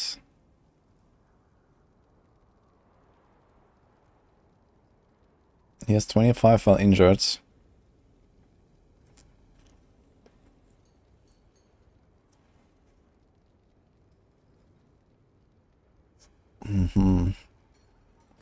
We could try like triple injured. Now what would we roll on this? I think we should roll off distant. It's also not such a great roll anyway on this thing.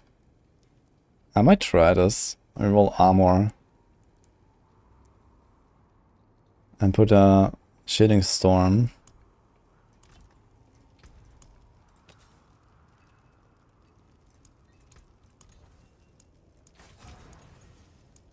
Come on, give me armor. 14%, I'll take it. Let's do this. Let's do Deathless. I guess even better than Deathless would be a Shaco now, but we don't have it. What do you take this? Okay, need one divinity.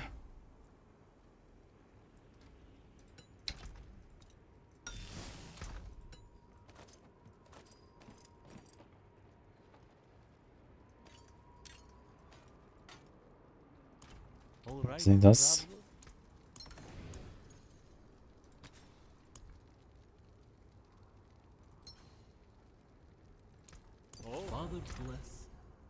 And shielding do we have? Oh yeah, we have one here. We don't have that many, to be honest. That might be scary. Got those pants actually. They have normal, armor, close, distant. So that's pretty close to what you want, but it's not exactly what you want. I can take common, turn it. Okay, we extract this and hope for the best.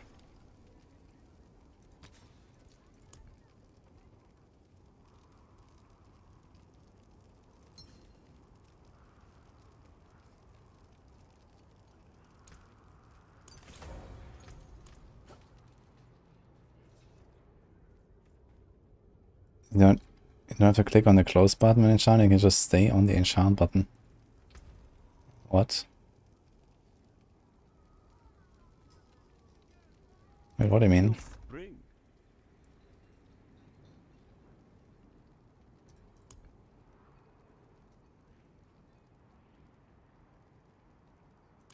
Window closes when you click anywhere on the screen. Oh.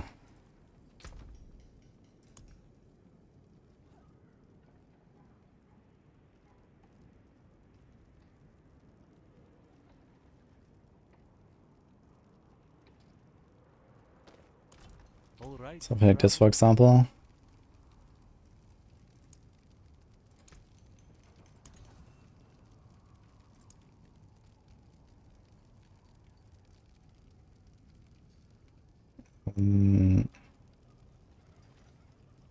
What?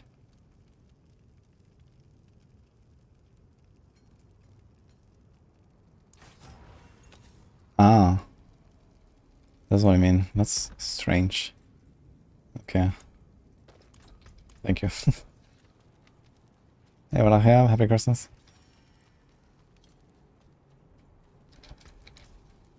Alright, let's actually, where's the quite successful rolling this stuff here? Let's see if it works. Unexpected. Repair everything. We add a socket and we try it out. So we have 38, 36, and 43.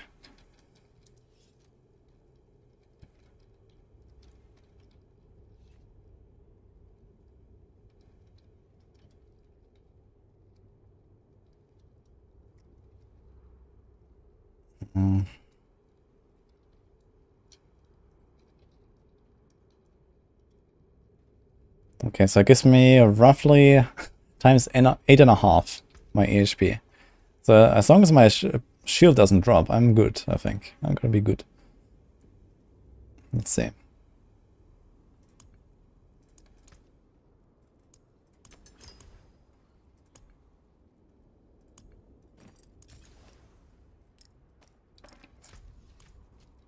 Now we have to do the biggest joke ever, which is getting into injured state before we enter an AoZ run.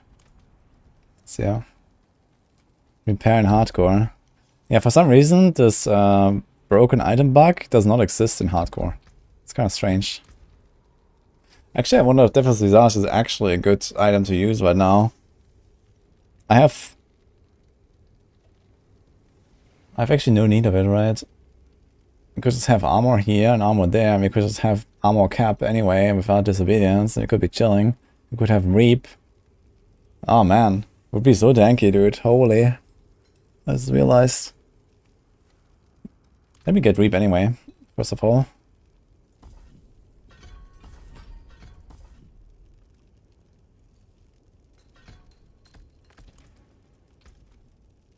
And let's get this back.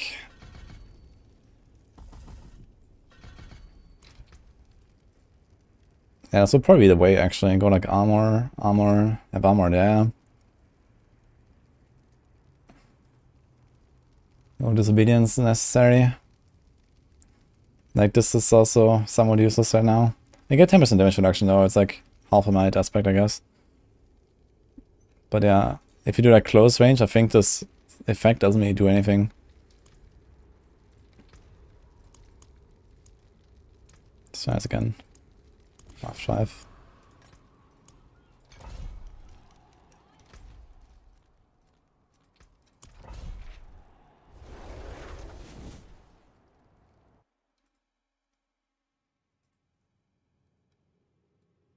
Stronger seekers are trash. Just trying to figure out things in general.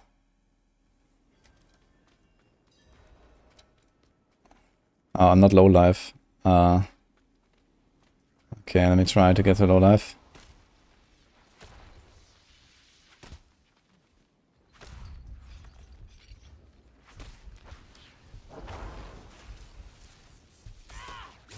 No, I pressed push.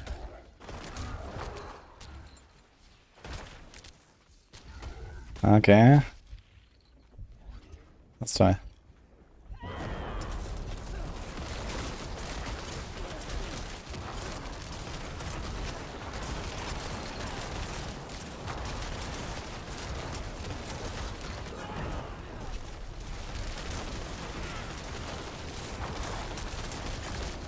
So barrier 16,000. We're just standing here. Barrier 16,000. Okay. That seems to work pretty well, actually. Let's see the fire explosion. I took like 1,000 of my barrier. Not even. Okay.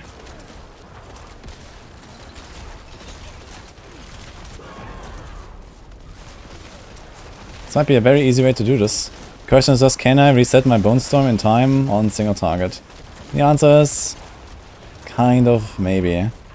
There might be scenarios where okay, I think you have to make sure that you never fight like a Sorc as the last Bloodseeker or something. You always have to kill like Sorc first or something and you might be fine.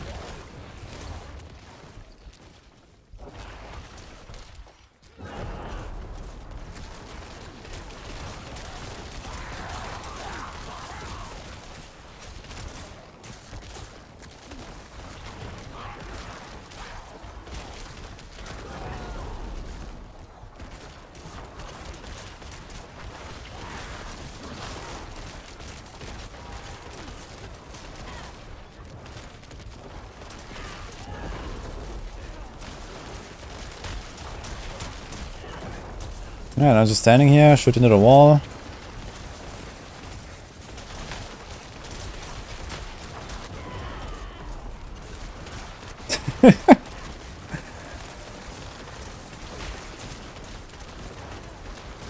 And they don't even have any chance to get anywhere close through my barrier.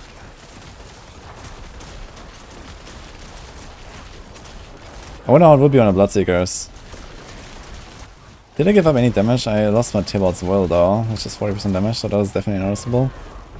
We gained back the Helm, which is not really the same. So if the Helm was a Shaco, the trade would be kind of worth it for DPS, I guess.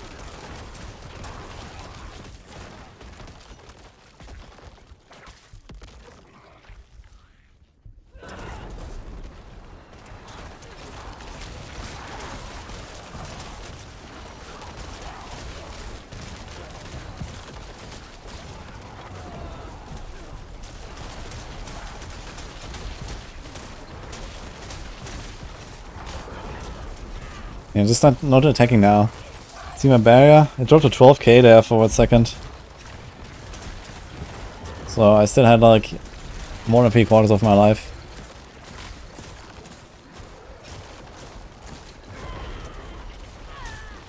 It doesn't even go below 15k most of the time. How did it drop to 12k there? From what? I guess from the Nanic explosion maybe. Or something like that. Look at the Bone Storm cooldown.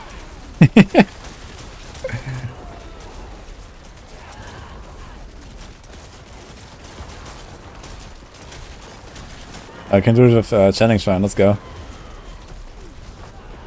1 Bone Storm per second.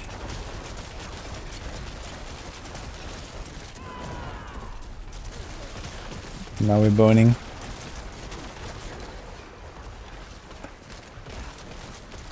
Okay, let's try a better run. Can I just TP out of a barrier? Ah.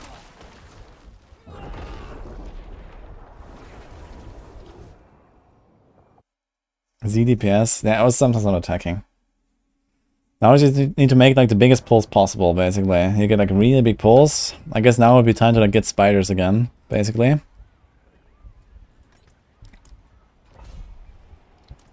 So stupid I can like walk in there with no life. How the cooldown bonus on resets so fast? That's from Decrepify. Oh, 0 speed. What do you recommend to play now? Rogue or Druid? I mean, those are the two biggest classes right now. But I mean, you can play anything right now. You know, all classes have good builds and stuff.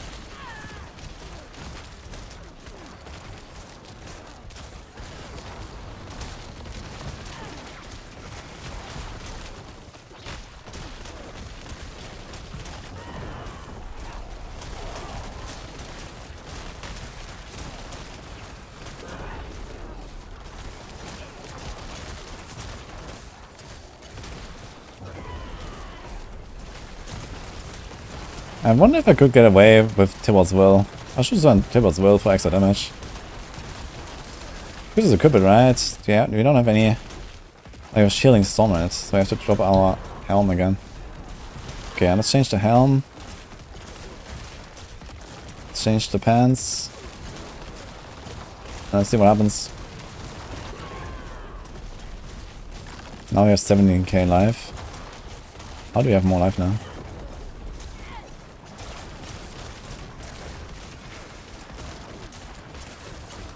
They are shotgunning, this guy dies relatively fast.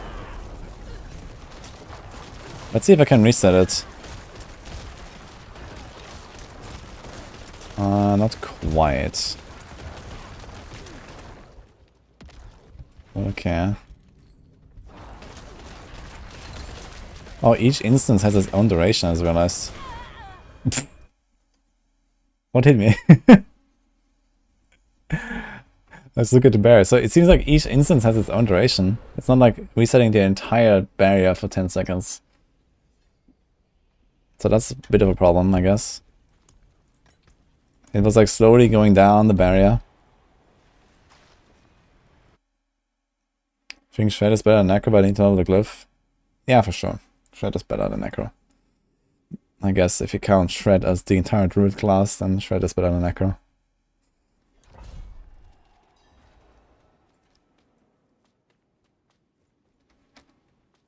We don't need vulnerable. We're playing Bone Spear. We don't need vulnerable.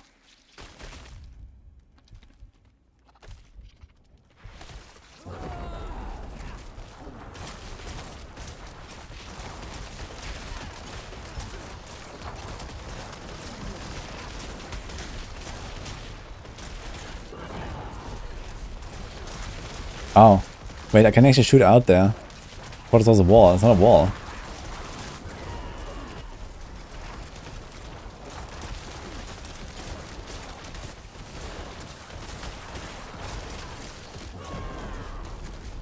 Okay, let's see my life here. Barrier 16k, 17k.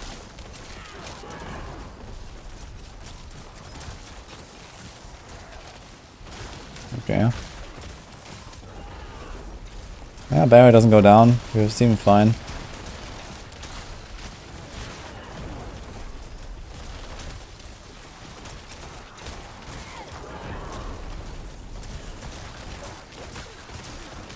And we keep our Tibalts, which is nice for the resources and stuff.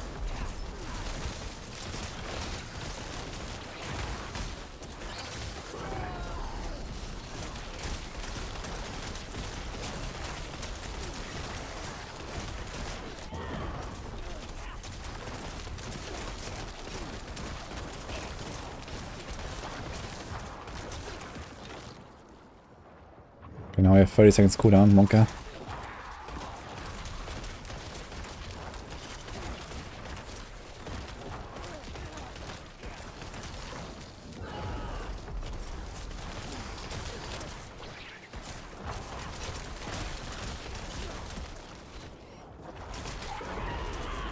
Can I stand in the explosions? I wonder if I can just stand in the explosions. I should try. On some of the Alex. Just like tank like 2 or 3 of them or something. See what happens.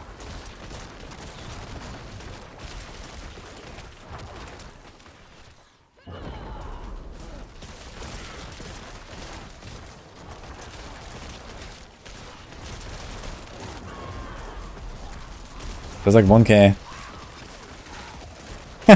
1.2k or something. Okay.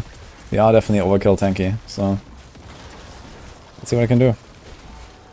So I get to the Bloodseekers. Not a great map for this, to be fair.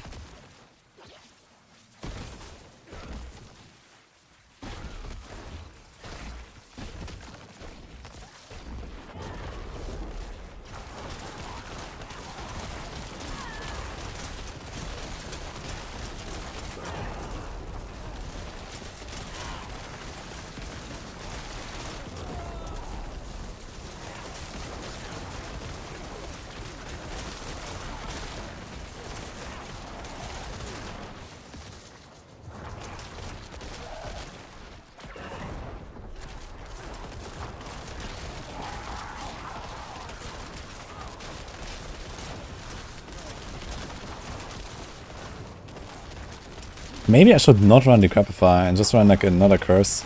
Wow. Forgot to press my bone stuff. I was just cursing. I was just thinking about the curses. Maybe I should not run Decrepify to not slow them. I think the slowing might actually be bad. Do I have Control Glyph? I don't think I have Control Glyph, right? I could run Control Glyph though, perhaps. Corporal, Essence, Exploit, Sacrificial.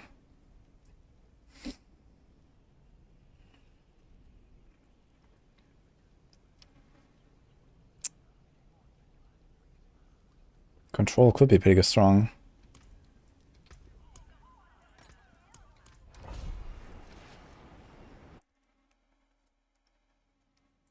So how much that cause of the dot damage left behind enemies? Yeah, the armor, you mean disobedience stacks from the cause explosion, yes. It's very easy to keep it up like this. We have vampires, I don't think I'm gonna do that. Although I could go to low life. What increments in leveling to your B do you see strength improve? 49 to 50, that's it.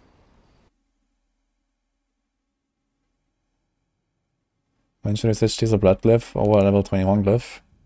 As soon as you get it.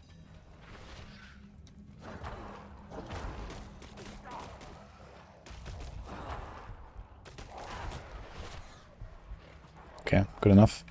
It's actually very easy to get into lower life, turns out, on some easy monsters like this. How much am I hitting for? We can turn on the damage numbers and see if you want. But in those long fights, it's usually not a good idea.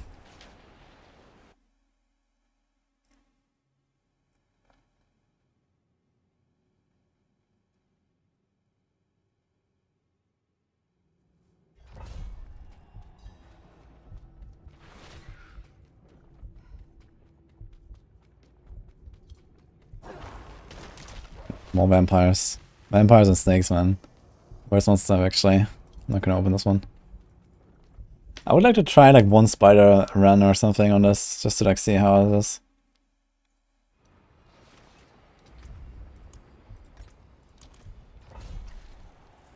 How much digital power do I have? Probably enough. Need to check.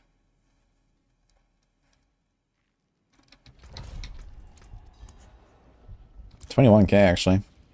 It's pretty good.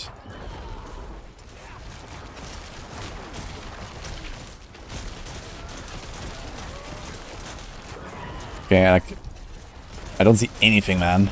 Wait a minute. Sorry about that. You have to look at the numbers from what you just saw. I'm not gonna keep that on, man.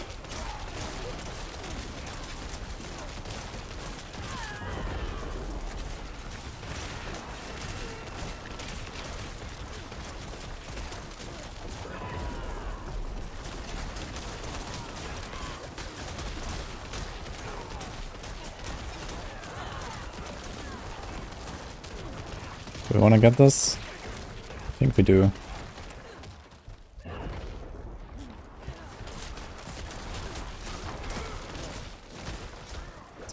Let's try to skip these champion guys. Should be fine.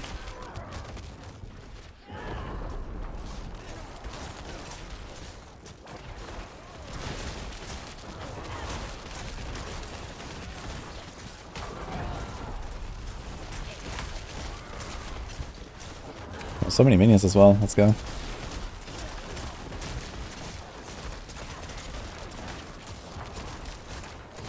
Go.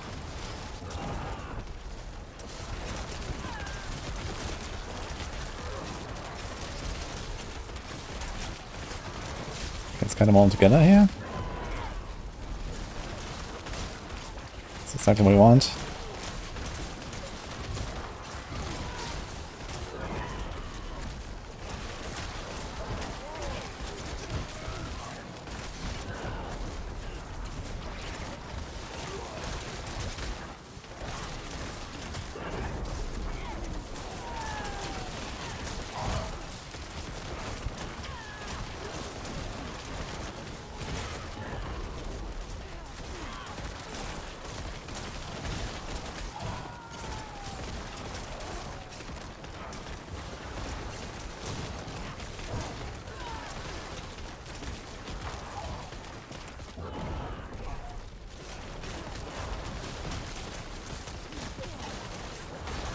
Remember to recurse them in these long fights, and then apply the Bone Storm again as well.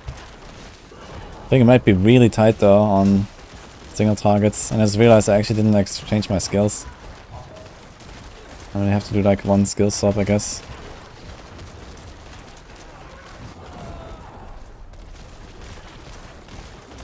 Oh, there we go.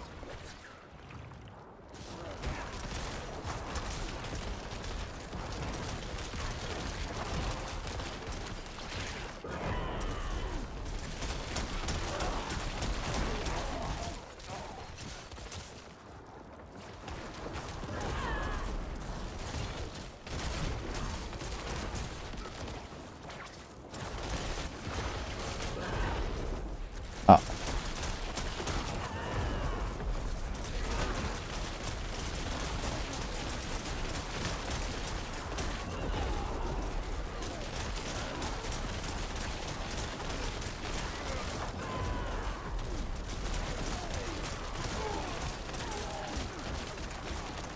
Ah, melting. Okay.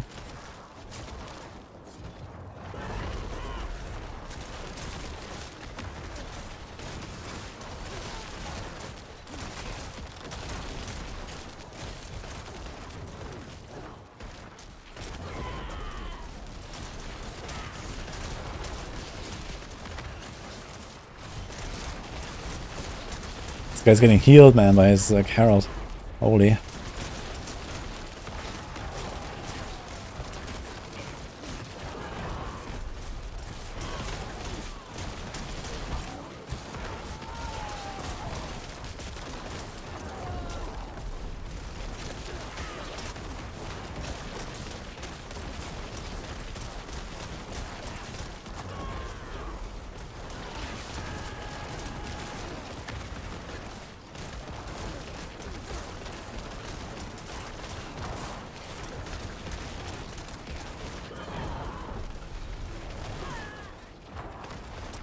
Yeah, we're definitely not getting enough resets here on a single target. You have to like at those points.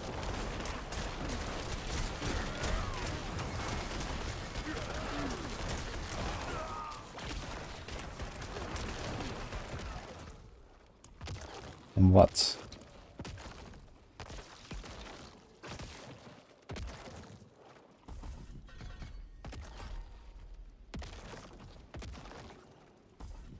Maybe we don't need that damage reduction that much. Might have enough.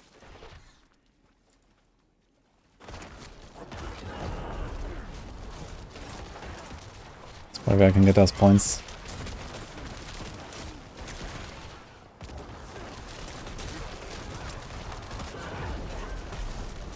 Last wave.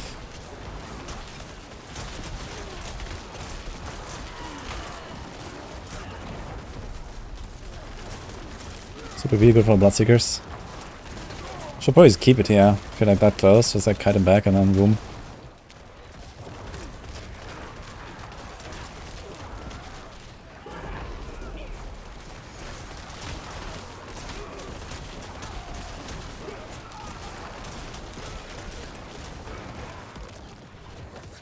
Okay.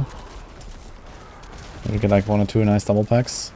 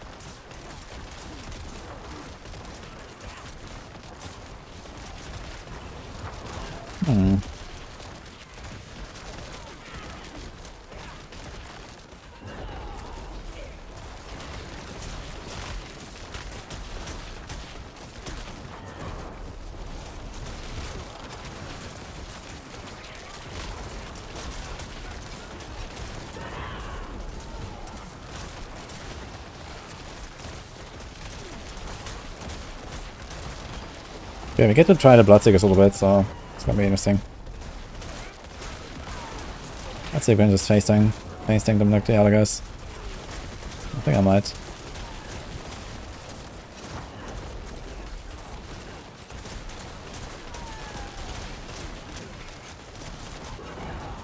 Wish I had 4 seconds metamorph right now, man. Oof.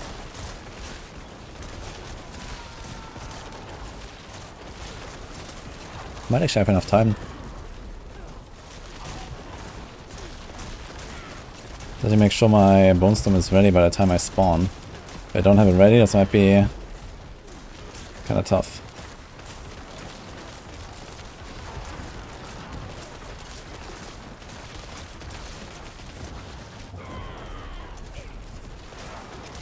Uh-oh.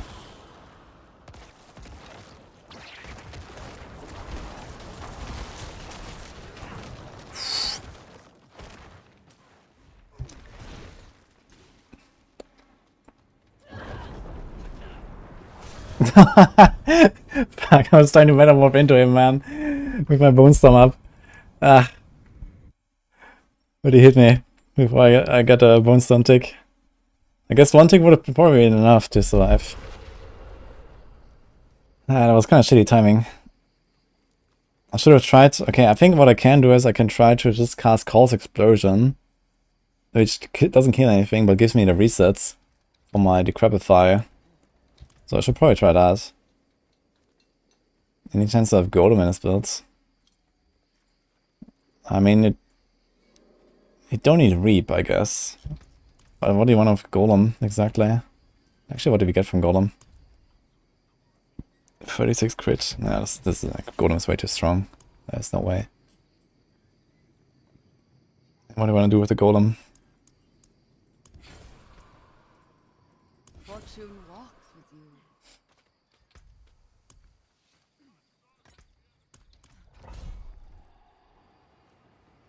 Look at doing GG.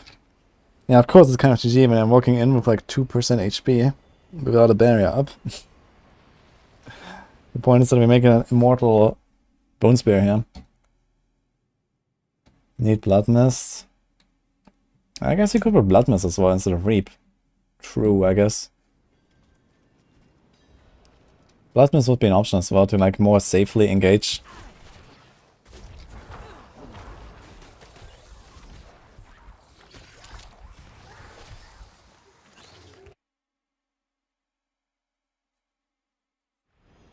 I don't think I've used Reap like a single time, since I have Tibor's Will again. So yeah, we could take this 1 point, just put like a 1 point Blood Mist, and the Blood Mist would... Okay, actually this would be not bad, Because it would allow me to like walk in on the Seekers and just get my barrier up, right? Because when the Seekers spawn, I will probably not have barrier. Actually, I will have barrier. Yeah, I just need to make sure I have my Bonestorm reset. That's the most important part. So it shouldn't be necessary. I think that's Reap, really. But I can Reap sometimes, I guess, so to get an extra corpse or so. Especially on the Bloodseekers, it might be useful to get the corpse every 4 seconds. Get more calls explosions, get more procs. I think we want this.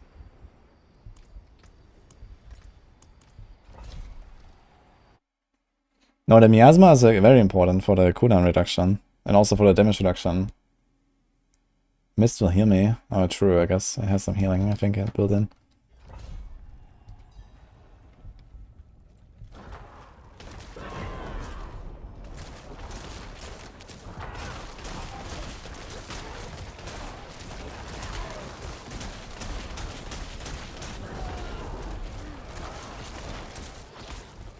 Can you find elites?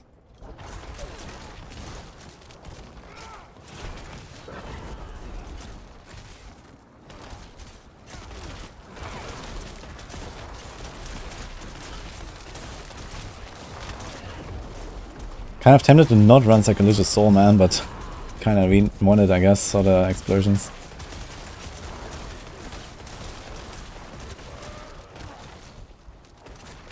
But maybe we can get away without it, I don't know.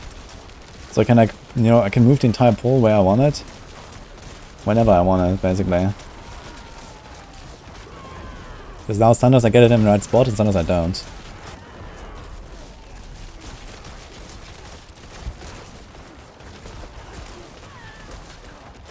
There's 2 vampire guys. Okay.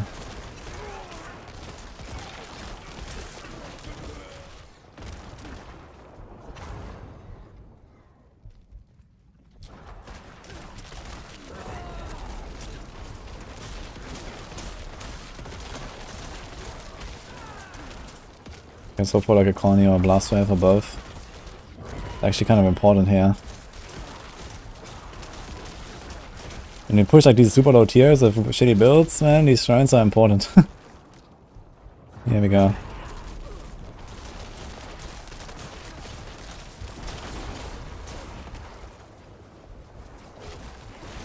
Okay, I don't think I've had Bonestorm ready when I come out, so I gotta be careful.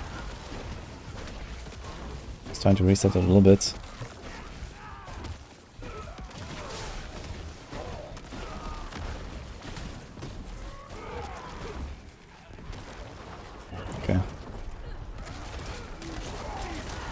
Oof. That was a pretty good Connie.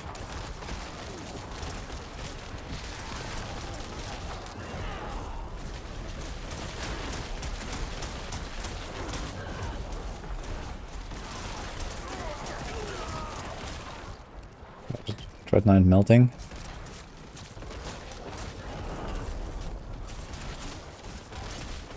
Lethal Shrine, that's not bad. In this build, I guess.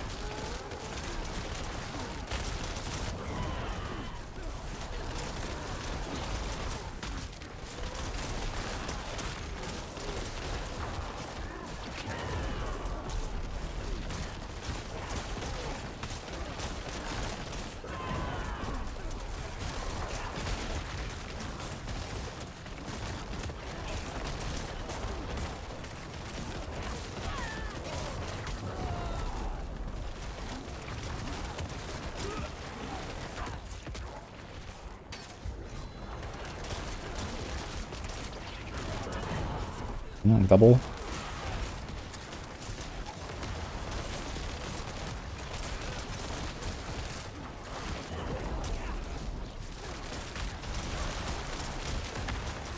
That's a nice pull.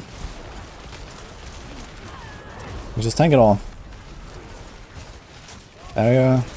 I saw it go down to like 11k. Okay. I guess you don't want to stand in all the explosions, you know, when there's like 10 lunatics going off or something, but outside of that, it seems pretty safe.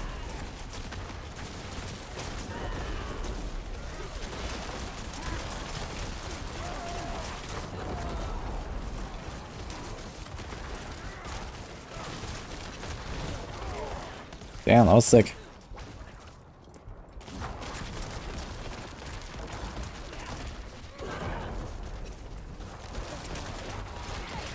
And another double pack.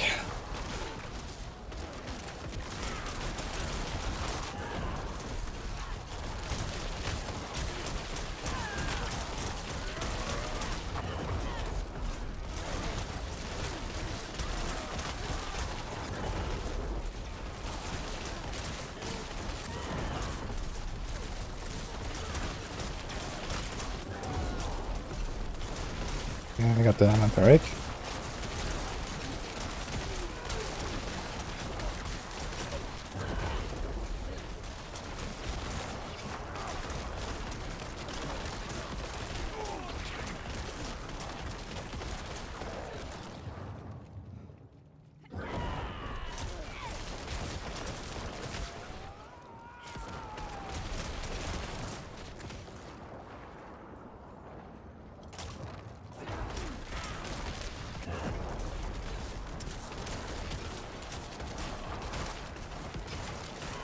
Another double pack, holy.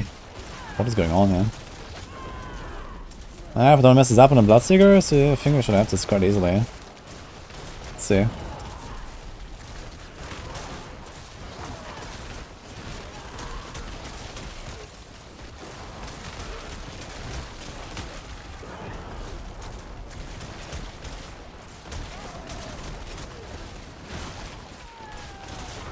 Oh, do the Warlords actually reflect my Bone Spears or do they disappear there? I'm not sure. Seems like I'm doing quite a little damage here.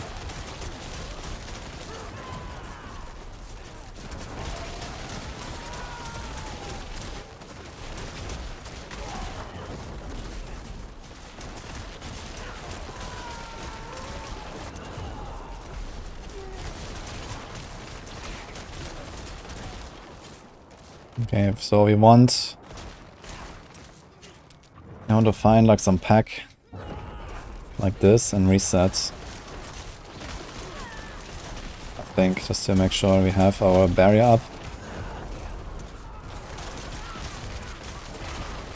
I'm just doing this in a safe here. Okay, like this.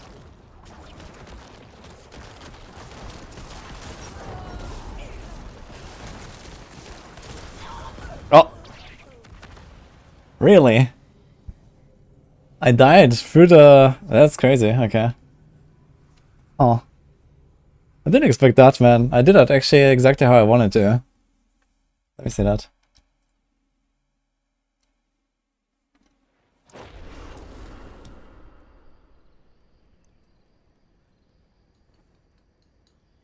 So this is actually perfect. So I had like half the Bone Storm left, it was ready.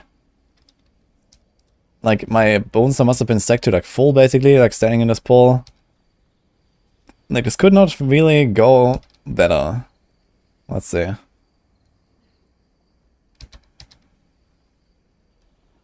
I did press Bone Storm as well. It was like down for like half a second there. But it doesn't really matter.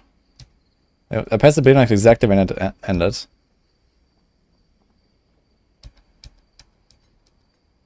Oh, I guess I stood in all the explosions that killed me. It was like the mortar explosions. That was too much, I guess.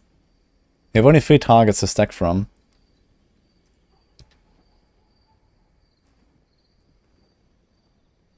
I guess one way to make this a lot tankier is to go Ultimate Darkness, huh? Can we fit that in? I think I would actually be better off with Ultimate Darkness instead of Disobedience.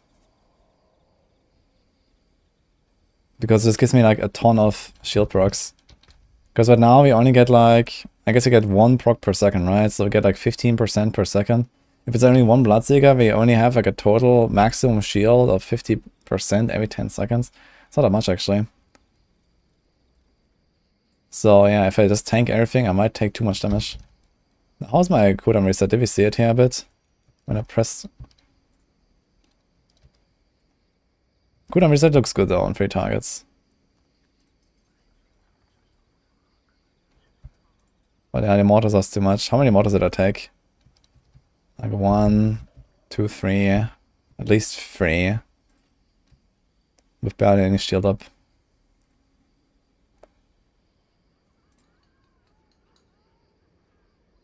Also standing in the fire and the tornado. Okay.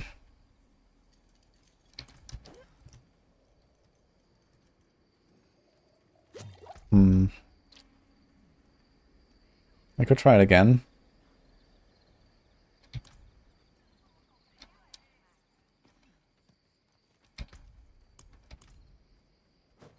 What about incense? How much mats do we have here? Oh, like nothing. Try Shadow Surfer Necro, it's super fun. Shadow Surfer, I saw Necro play that at some point. Didn't really excite me very much though. Let's see what I can craft. Spirit Dance, 17. I mean, just getting through the run is not that hard, I guess. Seems like you might have to be careful on the Bloodseeker still.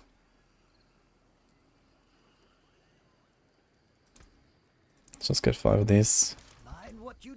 Can pop them when we fight Bloodseekers. Okay, do we have Ultimate Darkness?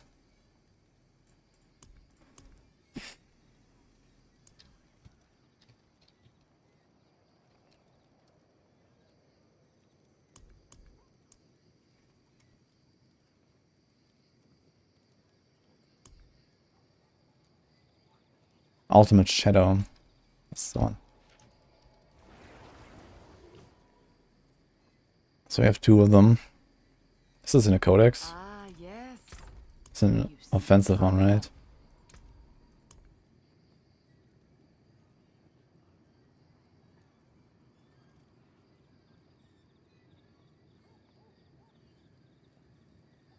No.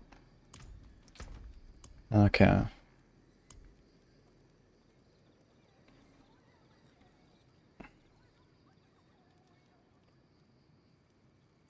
I mean, realistically, I could just like swap out my... It's an offensive one, actually. It's not a defensive one. I could just swap out something like my offhand if I wanted. And then have this. And we should be chilling on the Bloodseekers.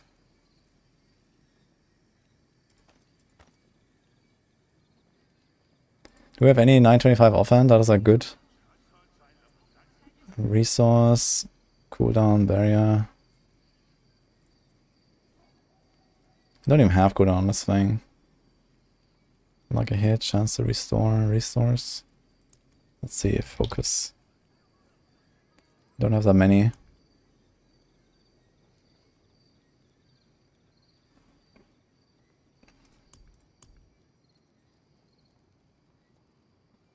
So I could try. Let's roll off this heal.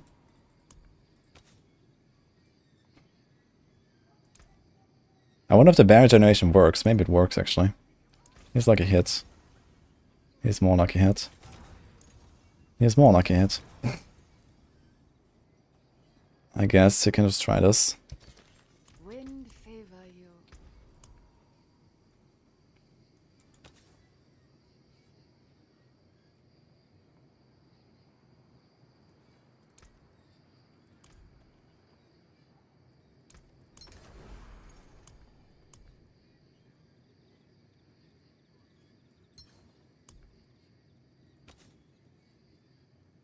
It's not exactly the offending one, but it has 2 good stats, 3 good stats I guess, missing crit. But okay. It will do. Also gives me a cooldown, which is actually somewhat helpful. But I think I might be kind of resource starved. But if you do like a bit of left clicking on the Bloodseekers, it might be fine. So we swap this offhand in for the Bloodseekers and we give up the sacrifice. The sacrifice is not that crazy.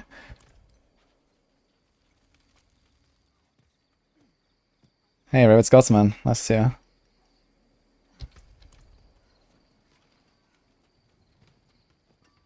How come I have OP on second hand and not on dot? What do you mean, Shaggy? Live well, my friend.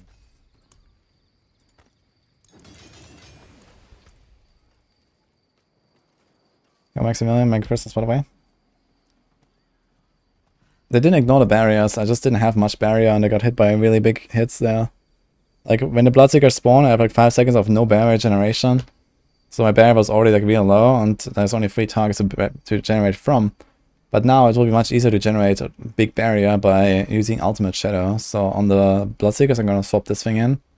And we're gonna be chilling, I think. Also has resource generation. Yeah, actually a pretty good offhand. If that had crit man, it would be a GG. But okay. I wonder if the bear generation actually is bigger now. With Shilling Storm.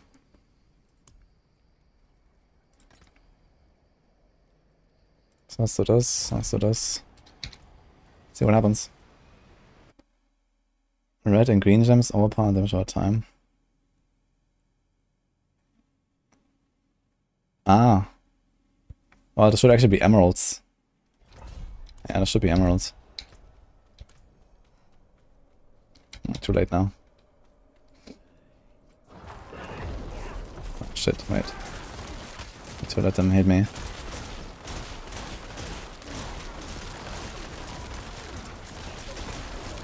Oh, I can just let them get me to low HP, I guess.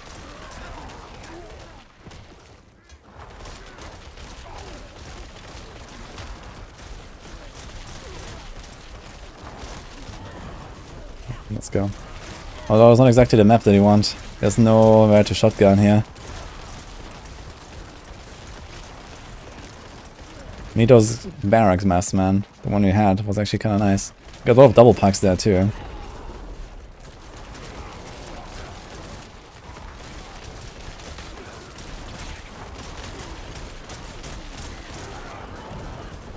Yeah, okay, let me get out here. Can I TP out? No, we can't, right? So, how do we get out? We just let him kill me? I can just run.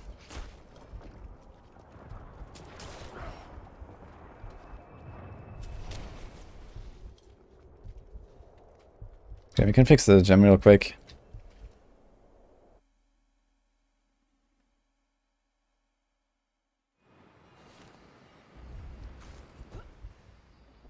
Okay, don't talk to the healer.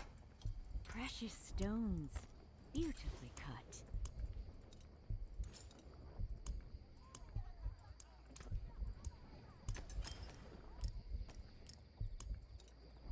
Goodbye then.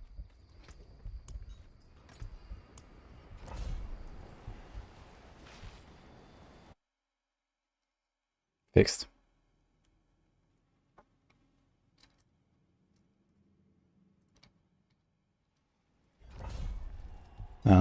Same map. I'm gonna check if it's spiders, otherwise I'm gonna leave. It's not. Yeah, we can't play these open maps actually. Like, I need something where there's walls. For the shotgunning.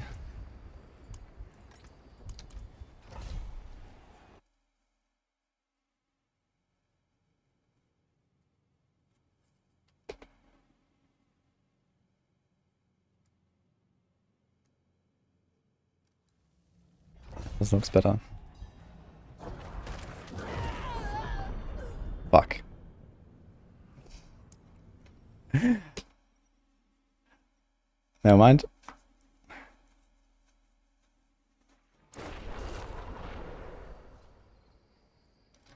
I think we need sigils. Yeah, I got shot by an archer. I need to be more careful when I engage, I guess. Or not be that low. I guess I was too low. Stay on the path. Keep no Yeah, sad because it was actually like a run I wanted to try.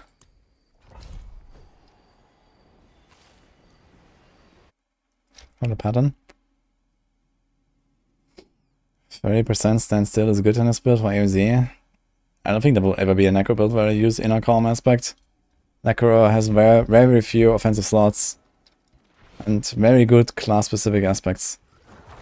Oh, we have spiders here. So I could try a bit. Okay, that was nice. Let's see what happens.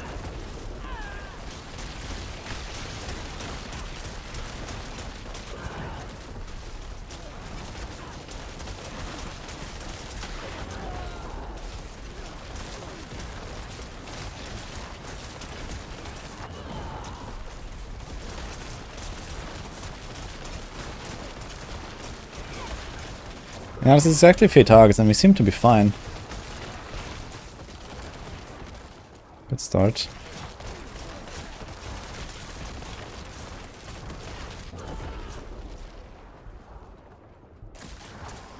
Protection Shrine, sure.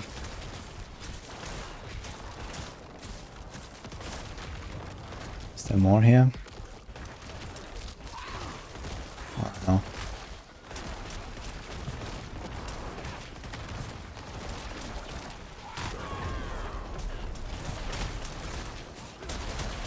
Ah, shit.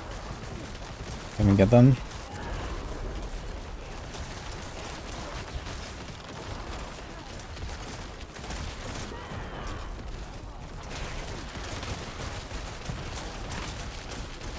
Too bad when you have like all this like pixel pulling and stuff, but you don't have like scaling like pen shot with the density. Kind of sad. I mean, you do have some scaling, but not really damage scaling.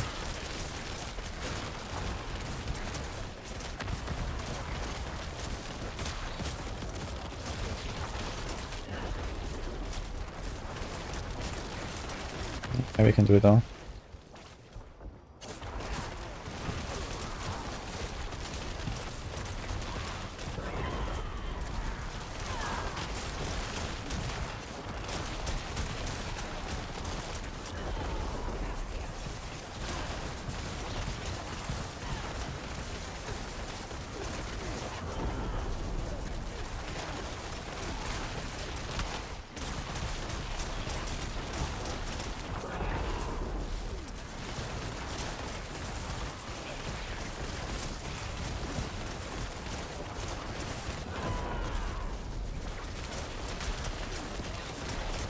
Oh man, these guys are very far away from the wall.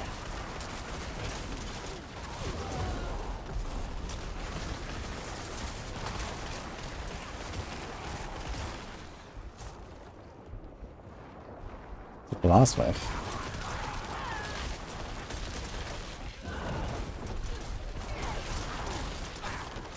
Kind of shitty spot, but okay.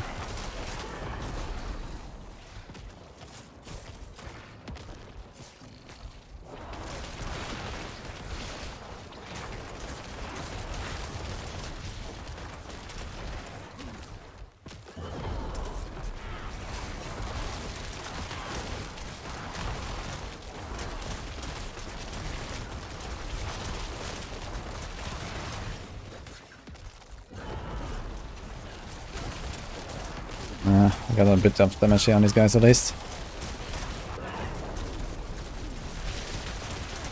In a good corner.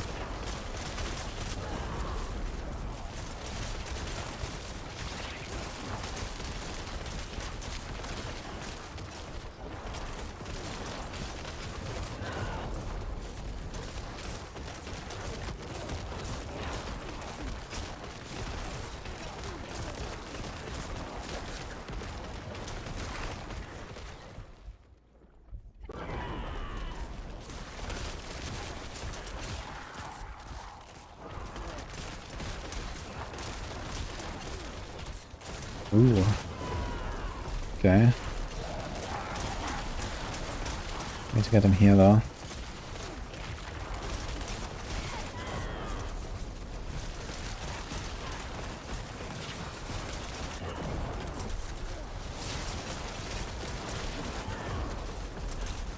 Guess we can still attack at range like this. It's not bad. They're all stunned there anyway.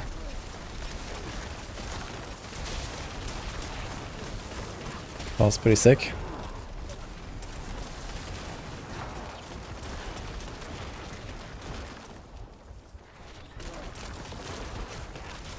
And a conduit. I just pressed Bonestone, damn it. Okay, let's go. Could have saved those sort of Bloodseekers as well, but I wanted to specifically try the Bloodseekers, so let's see.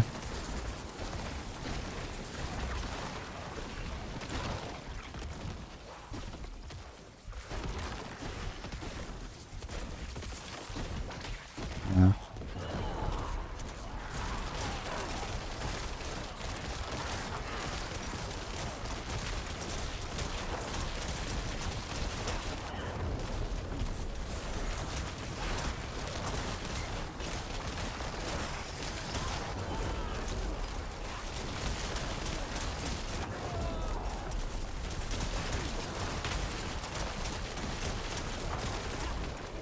Okay.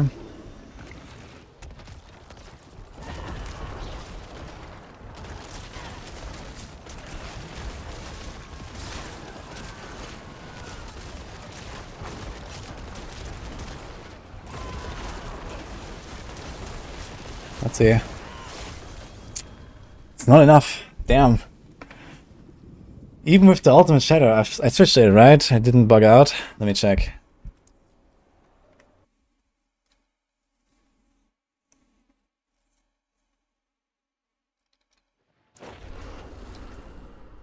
Yeah, we switched to offhand. Damn. I did not expect to die there. I guess I was too greedy.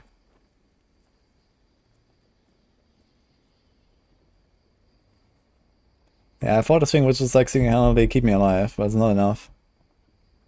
I mean, to be fair, outside of the injured rolls, I don't really have like anything good here. I'm not sure I was fortified. Okay, damage reduction from Shadow, this is fine. But his movement speed is useless. And the fuel by death is also not great, so there could be more DR. This thing could have life. So we could still be like quite a bit tanky, like 20% at least tanky or so. What build? I'm playing Bone Spear. Another day, another Maybe I can't just like YOLO face tank everything on the Bloodseekers, but if I can't do that, then I have a bit of a problem with this setup because I will probably run out of cooldown procs.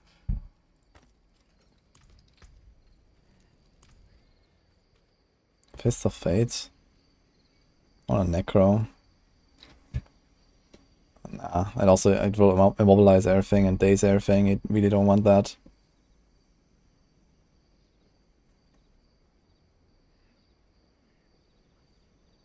Tried, injured, bone spear, etc. Shadow has the most damage and defense.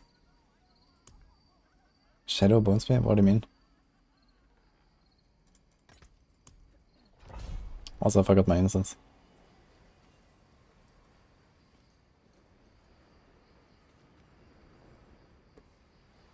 Going for to play a new Torchlight season? Yeah, I will play Torchlight a bit.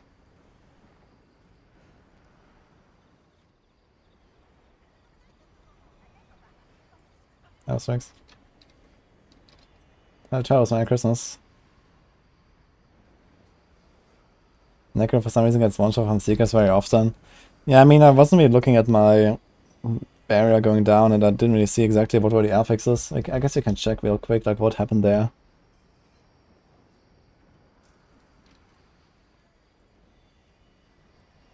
This was this run here. He had 4 minutes, man. Damn. That's a pretty good run. So let's see. So we had again... we had like full barrier stack basically, I guess. Still had 4 seconds uptime on Bone Storm. I went out to explosions. Stopped my offhand.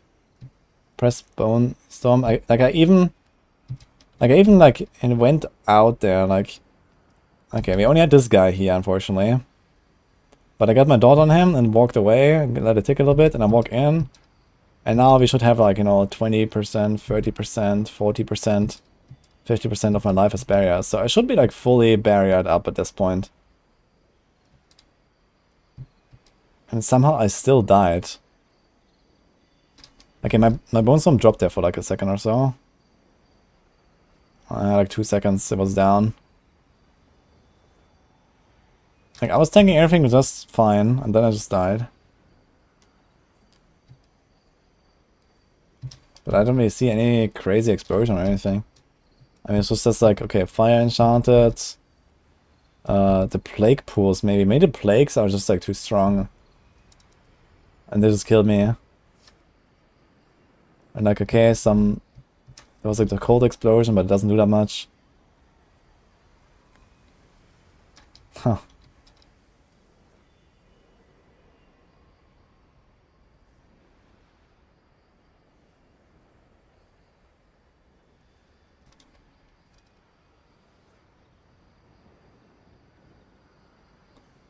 There's actually... Wait a minute. There's actually a split second where you have like the revive screen. Here. Alright, you have 6 seconds cooldown, so you can't click it. It'll be funny if you can like press it real fast.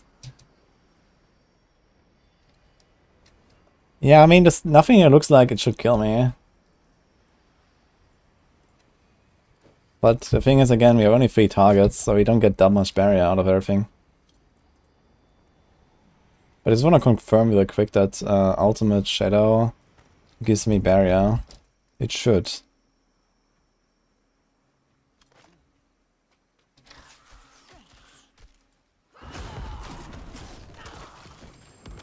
Yeah.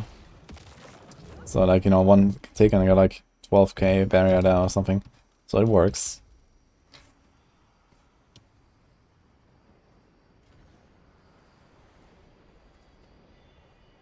I'm using mouse and keyboard, yeah. I'm not using domination now. Domination is a ditch. I have anticipation here, I also need it for the cooldown. We could remove Sanguine Embrace. So Sanguine Embrace is kind of useless. Did I actually have Sanguine Embrace there in that moment? Let me see. I don't think I was 45 anymore, was I? Well, maybe I was. Okay, so this is fine actually. So my 45 is up, so I get 8% crit. So it's not bad to have Sanguine Embrace, I guess. 8% crit should actually be mildly comparable to Domination without the chance to randomly die, so that's not bad.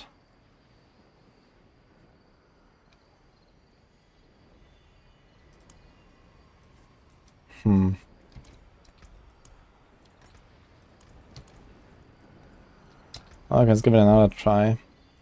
Hit this one again. Yeah, Domination is still bugged. I don't think it's gonna get fixed anymore.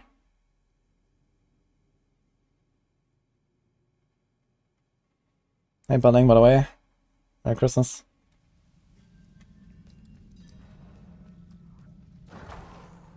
Vampires and snakes. This game is broken. Okay.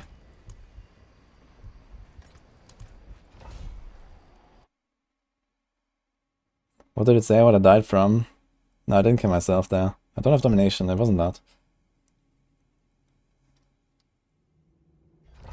I died from one of the guys.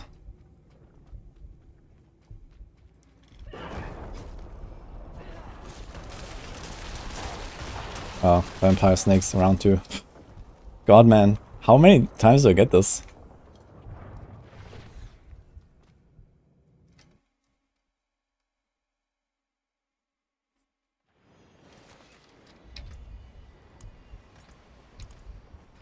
Okay, so how do we best approach the Bloodseekers? I guess I could try to like still kite them around a little bit, but it's like hard to predict like how defensively do I have to play for this? I could try to equip my pants. And have double shielding storm. I guess I could put might on them.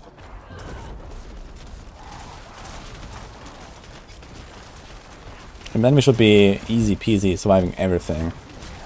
Like there's no way that I can die to anything, I guess.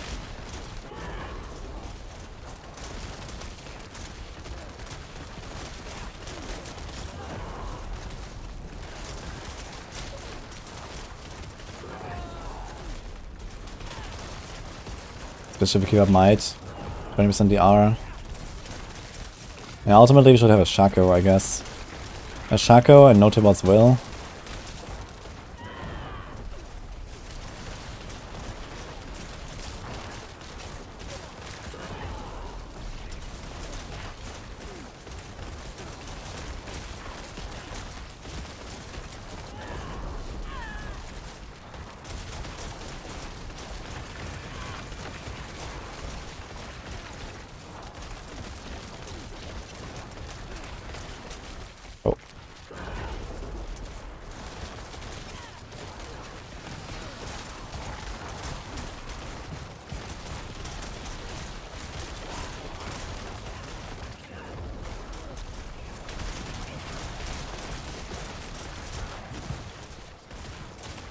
Got him into this little room here.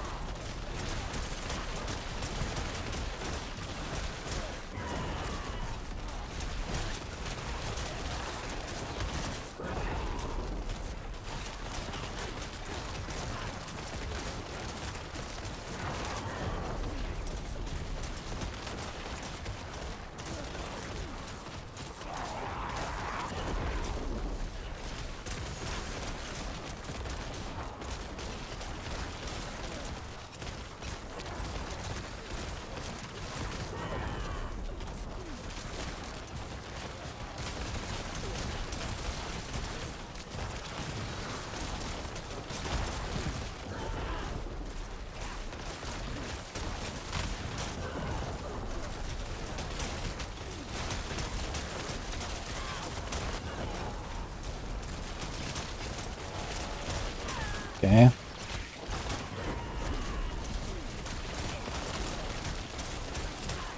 That's really good.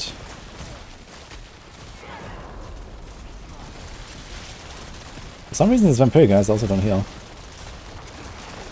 Oh, he was actually corny. Well, look at progression though.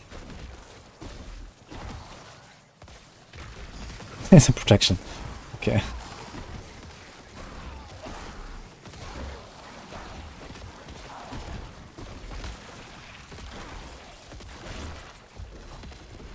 Also kind of weak corny, but I'll take it, I guess. Dude, what's up with these suppressors, man?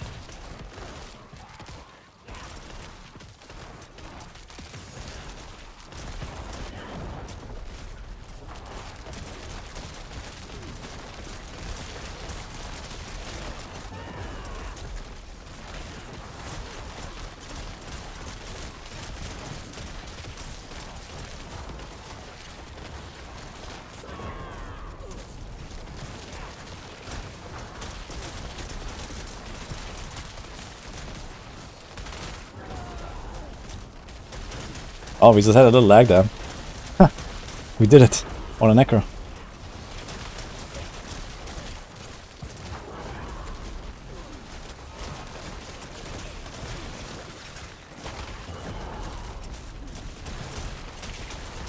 I think they're too far. Oh, I got a suppressor guy.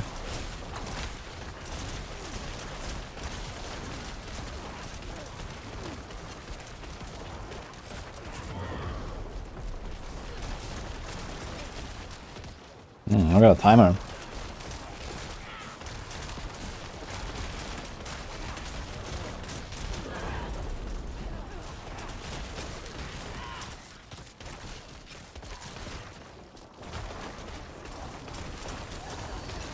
The last wave.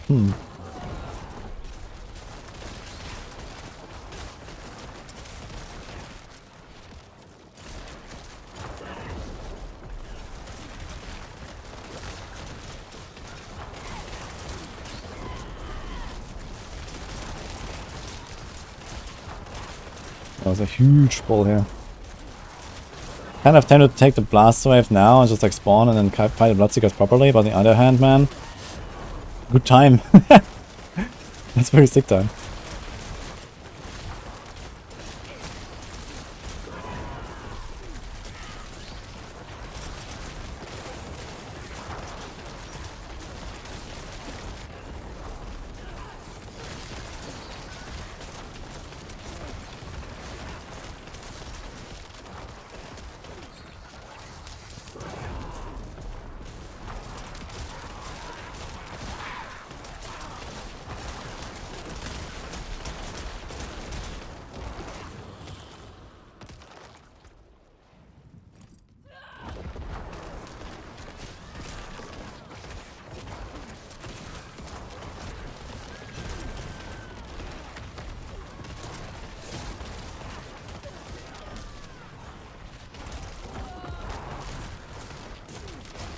Okay, first of all, I can't attack. Can't just tank these guys now.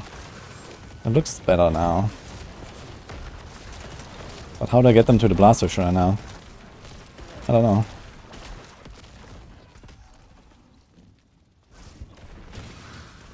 I think they might just kill me now. Let's see.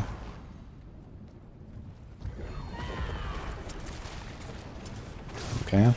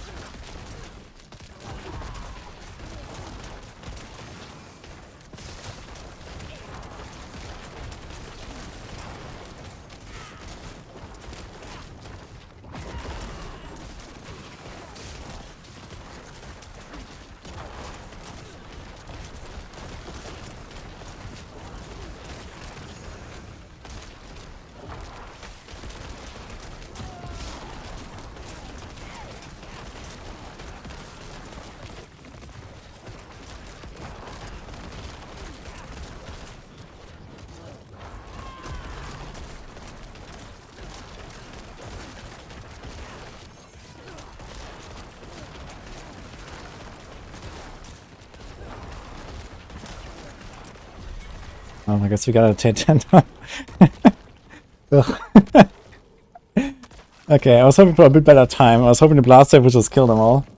But okay, it seems to work actually just fine.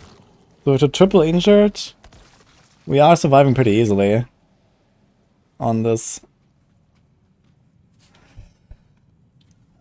And I checked my barrier at least once or twice, and it seemed to be just full basically all the time. And even like sometimes my bone storm was even down for like 5 seconds, and I still lived. So there's that, I guess. But no damage. It's Bone Spear, what do you expect?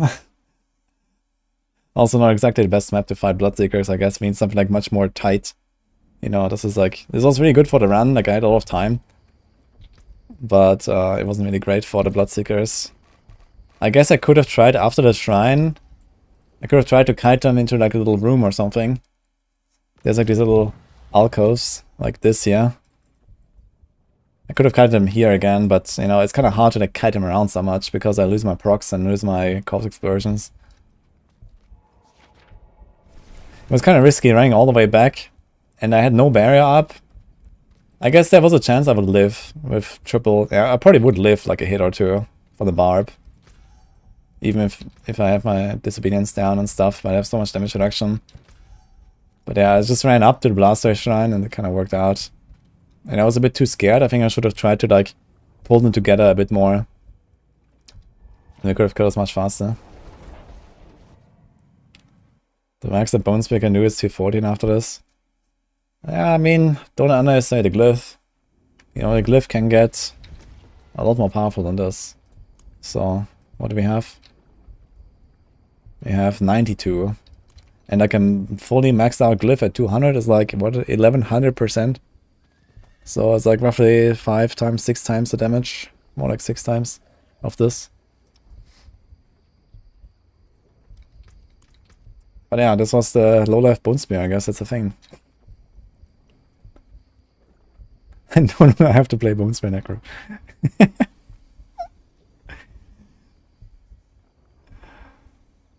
And for yours, what kind of damage can pass through the Silic Amulet? I heard that the fire enchanted death explosions go through Silic. That's the only thing I know.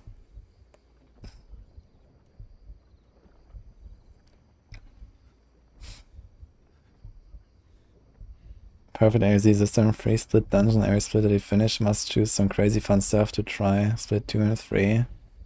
After finish the dungeon, get access to Uber uniques that help you to go higher. Yeah, I think something like a roguelite game mode would be really fun in general. You know, something like Torghast and WoW. That could be really cool in Diablo. You keep getting Tower was killed by Tower even when you're not using Domination. Yeah, I heard there's also, like, I think there's also a bug with just Fortify killing you, but at least on hardcore. I'm not sure if there's like a softcore thing. Maybe there's other sources of like how you can bug out and kill yourself somehow. There's a bug of Metamorphosis. You often get stuck in the same place after meta. Yeah, I hear that from many people, but I don't know exactly what they mean.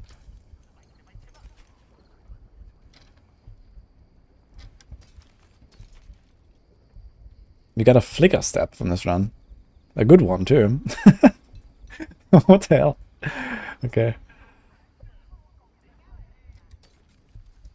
Okay, first of all, let's pass potions.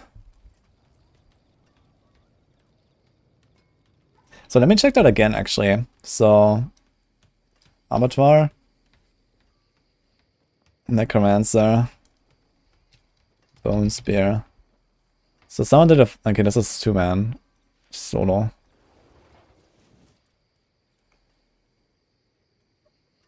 So yeah, the highest is a tier 10 with only a screenshot. Yeah, it doesn't show the time. So they put 9:59.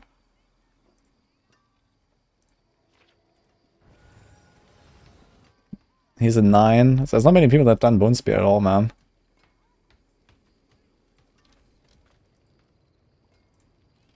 And this, I had like 2 minutes left or something, right? I mean, there might be some people that have done a Bone Spear. You can actually check the channel, maybe, instead of this. So, let's check Bone Spear.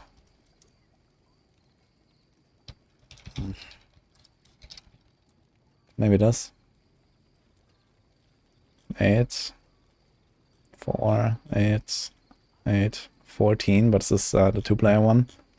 7, 18, this is 2-player. 2-player with what? Is it a big angry guy with a 2-handed weapon? He's called Kratos. I think it is. There's Chronix.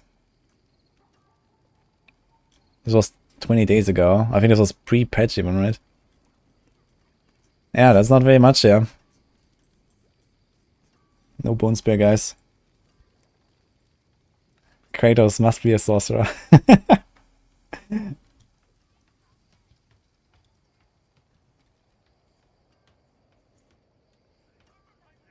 That was fun though, but I'm not gonna do more of Bone Spear. This was it. This was an interesting test though, with the injured stuff.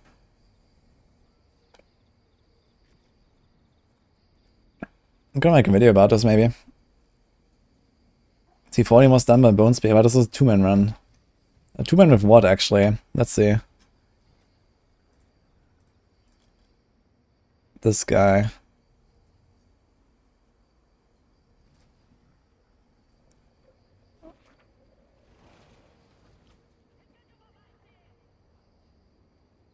It's a barb. Yeah, so. Now, does the Necro actually do any damage? No, the Necro does no damage, man. It's just a barb pumping them. Look at this. Yeah, these Bloodseekers have like half HP, right? And he's walking around. You see the barb smashing?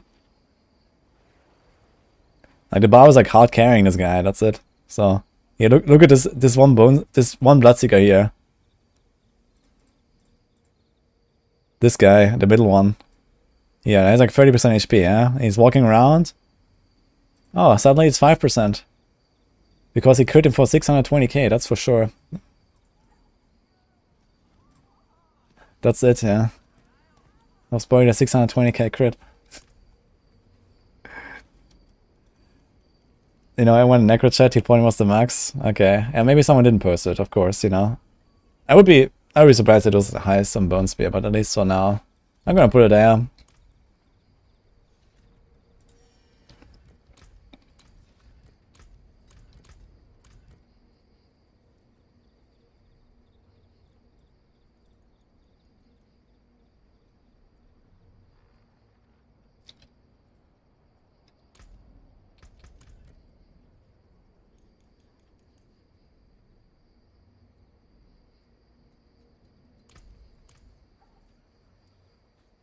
Two-man walk behind the barb. I mean, I guess he can do some damage on a 14, right? What was his glyph? 14. Yeah, this was at 5 minutes, 2-man, tier 14 with Bone Spear, yeah? I mean, look at the damage I just did, you know? And 14 has like, I don't know, roughly double the life or something of T10. Plus minus.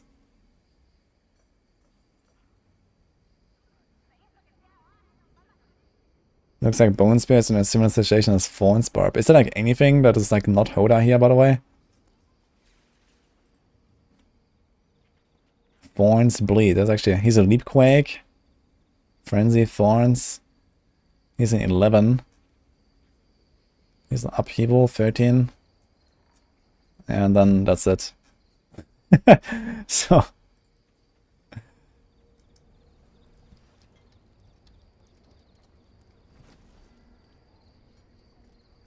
Tableau, yes. That was fun though. I think tomorrow I'm gonna try some Bloodlands and then respec to I'll show you just some hell tides. How many souls do I have left? 52. It's a bit risky. But I think my Bloodlands gear doesn't really need like re-rolling very much or so. Now the question is, could I play low life Bloodlands like I just did? Is that a thing? I'll be forced to heal. Bloodlands doesn't heal us, right? I guess you could literally do the same thing. Just play this with Bloodlands, right? You can take the same amulet, the same boots. Just change our glove. We could do the same thing with bloodlines. I mean, there is the pants. There's like these really big pants. Do they heal? They don't heal, right? What are they called? Blood Moon Breaches. No, that's fine.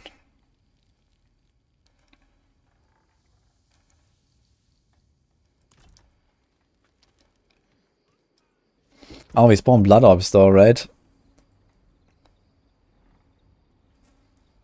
Uh-oh. And blood orbs heal me. Blood orbs here for 15% of your maximum life and picked up. Okay, so I guess you can't do that. Unlucky. So we can't do this strat. Alright. Yeah, I'll figure it out tomorrow. It's fine. Anyway, I'm going, guys. Hope you enjoyed the stream. Merry Christmas. Appreciate your support today.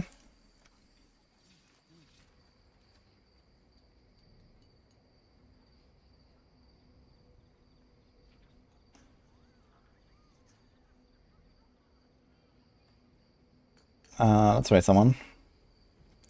Maybe one of the Path Style dudes again. Actually, I said Milky. He's one of our PoE / Torchlight boys from Maxwell. And enjoy the evening, guys.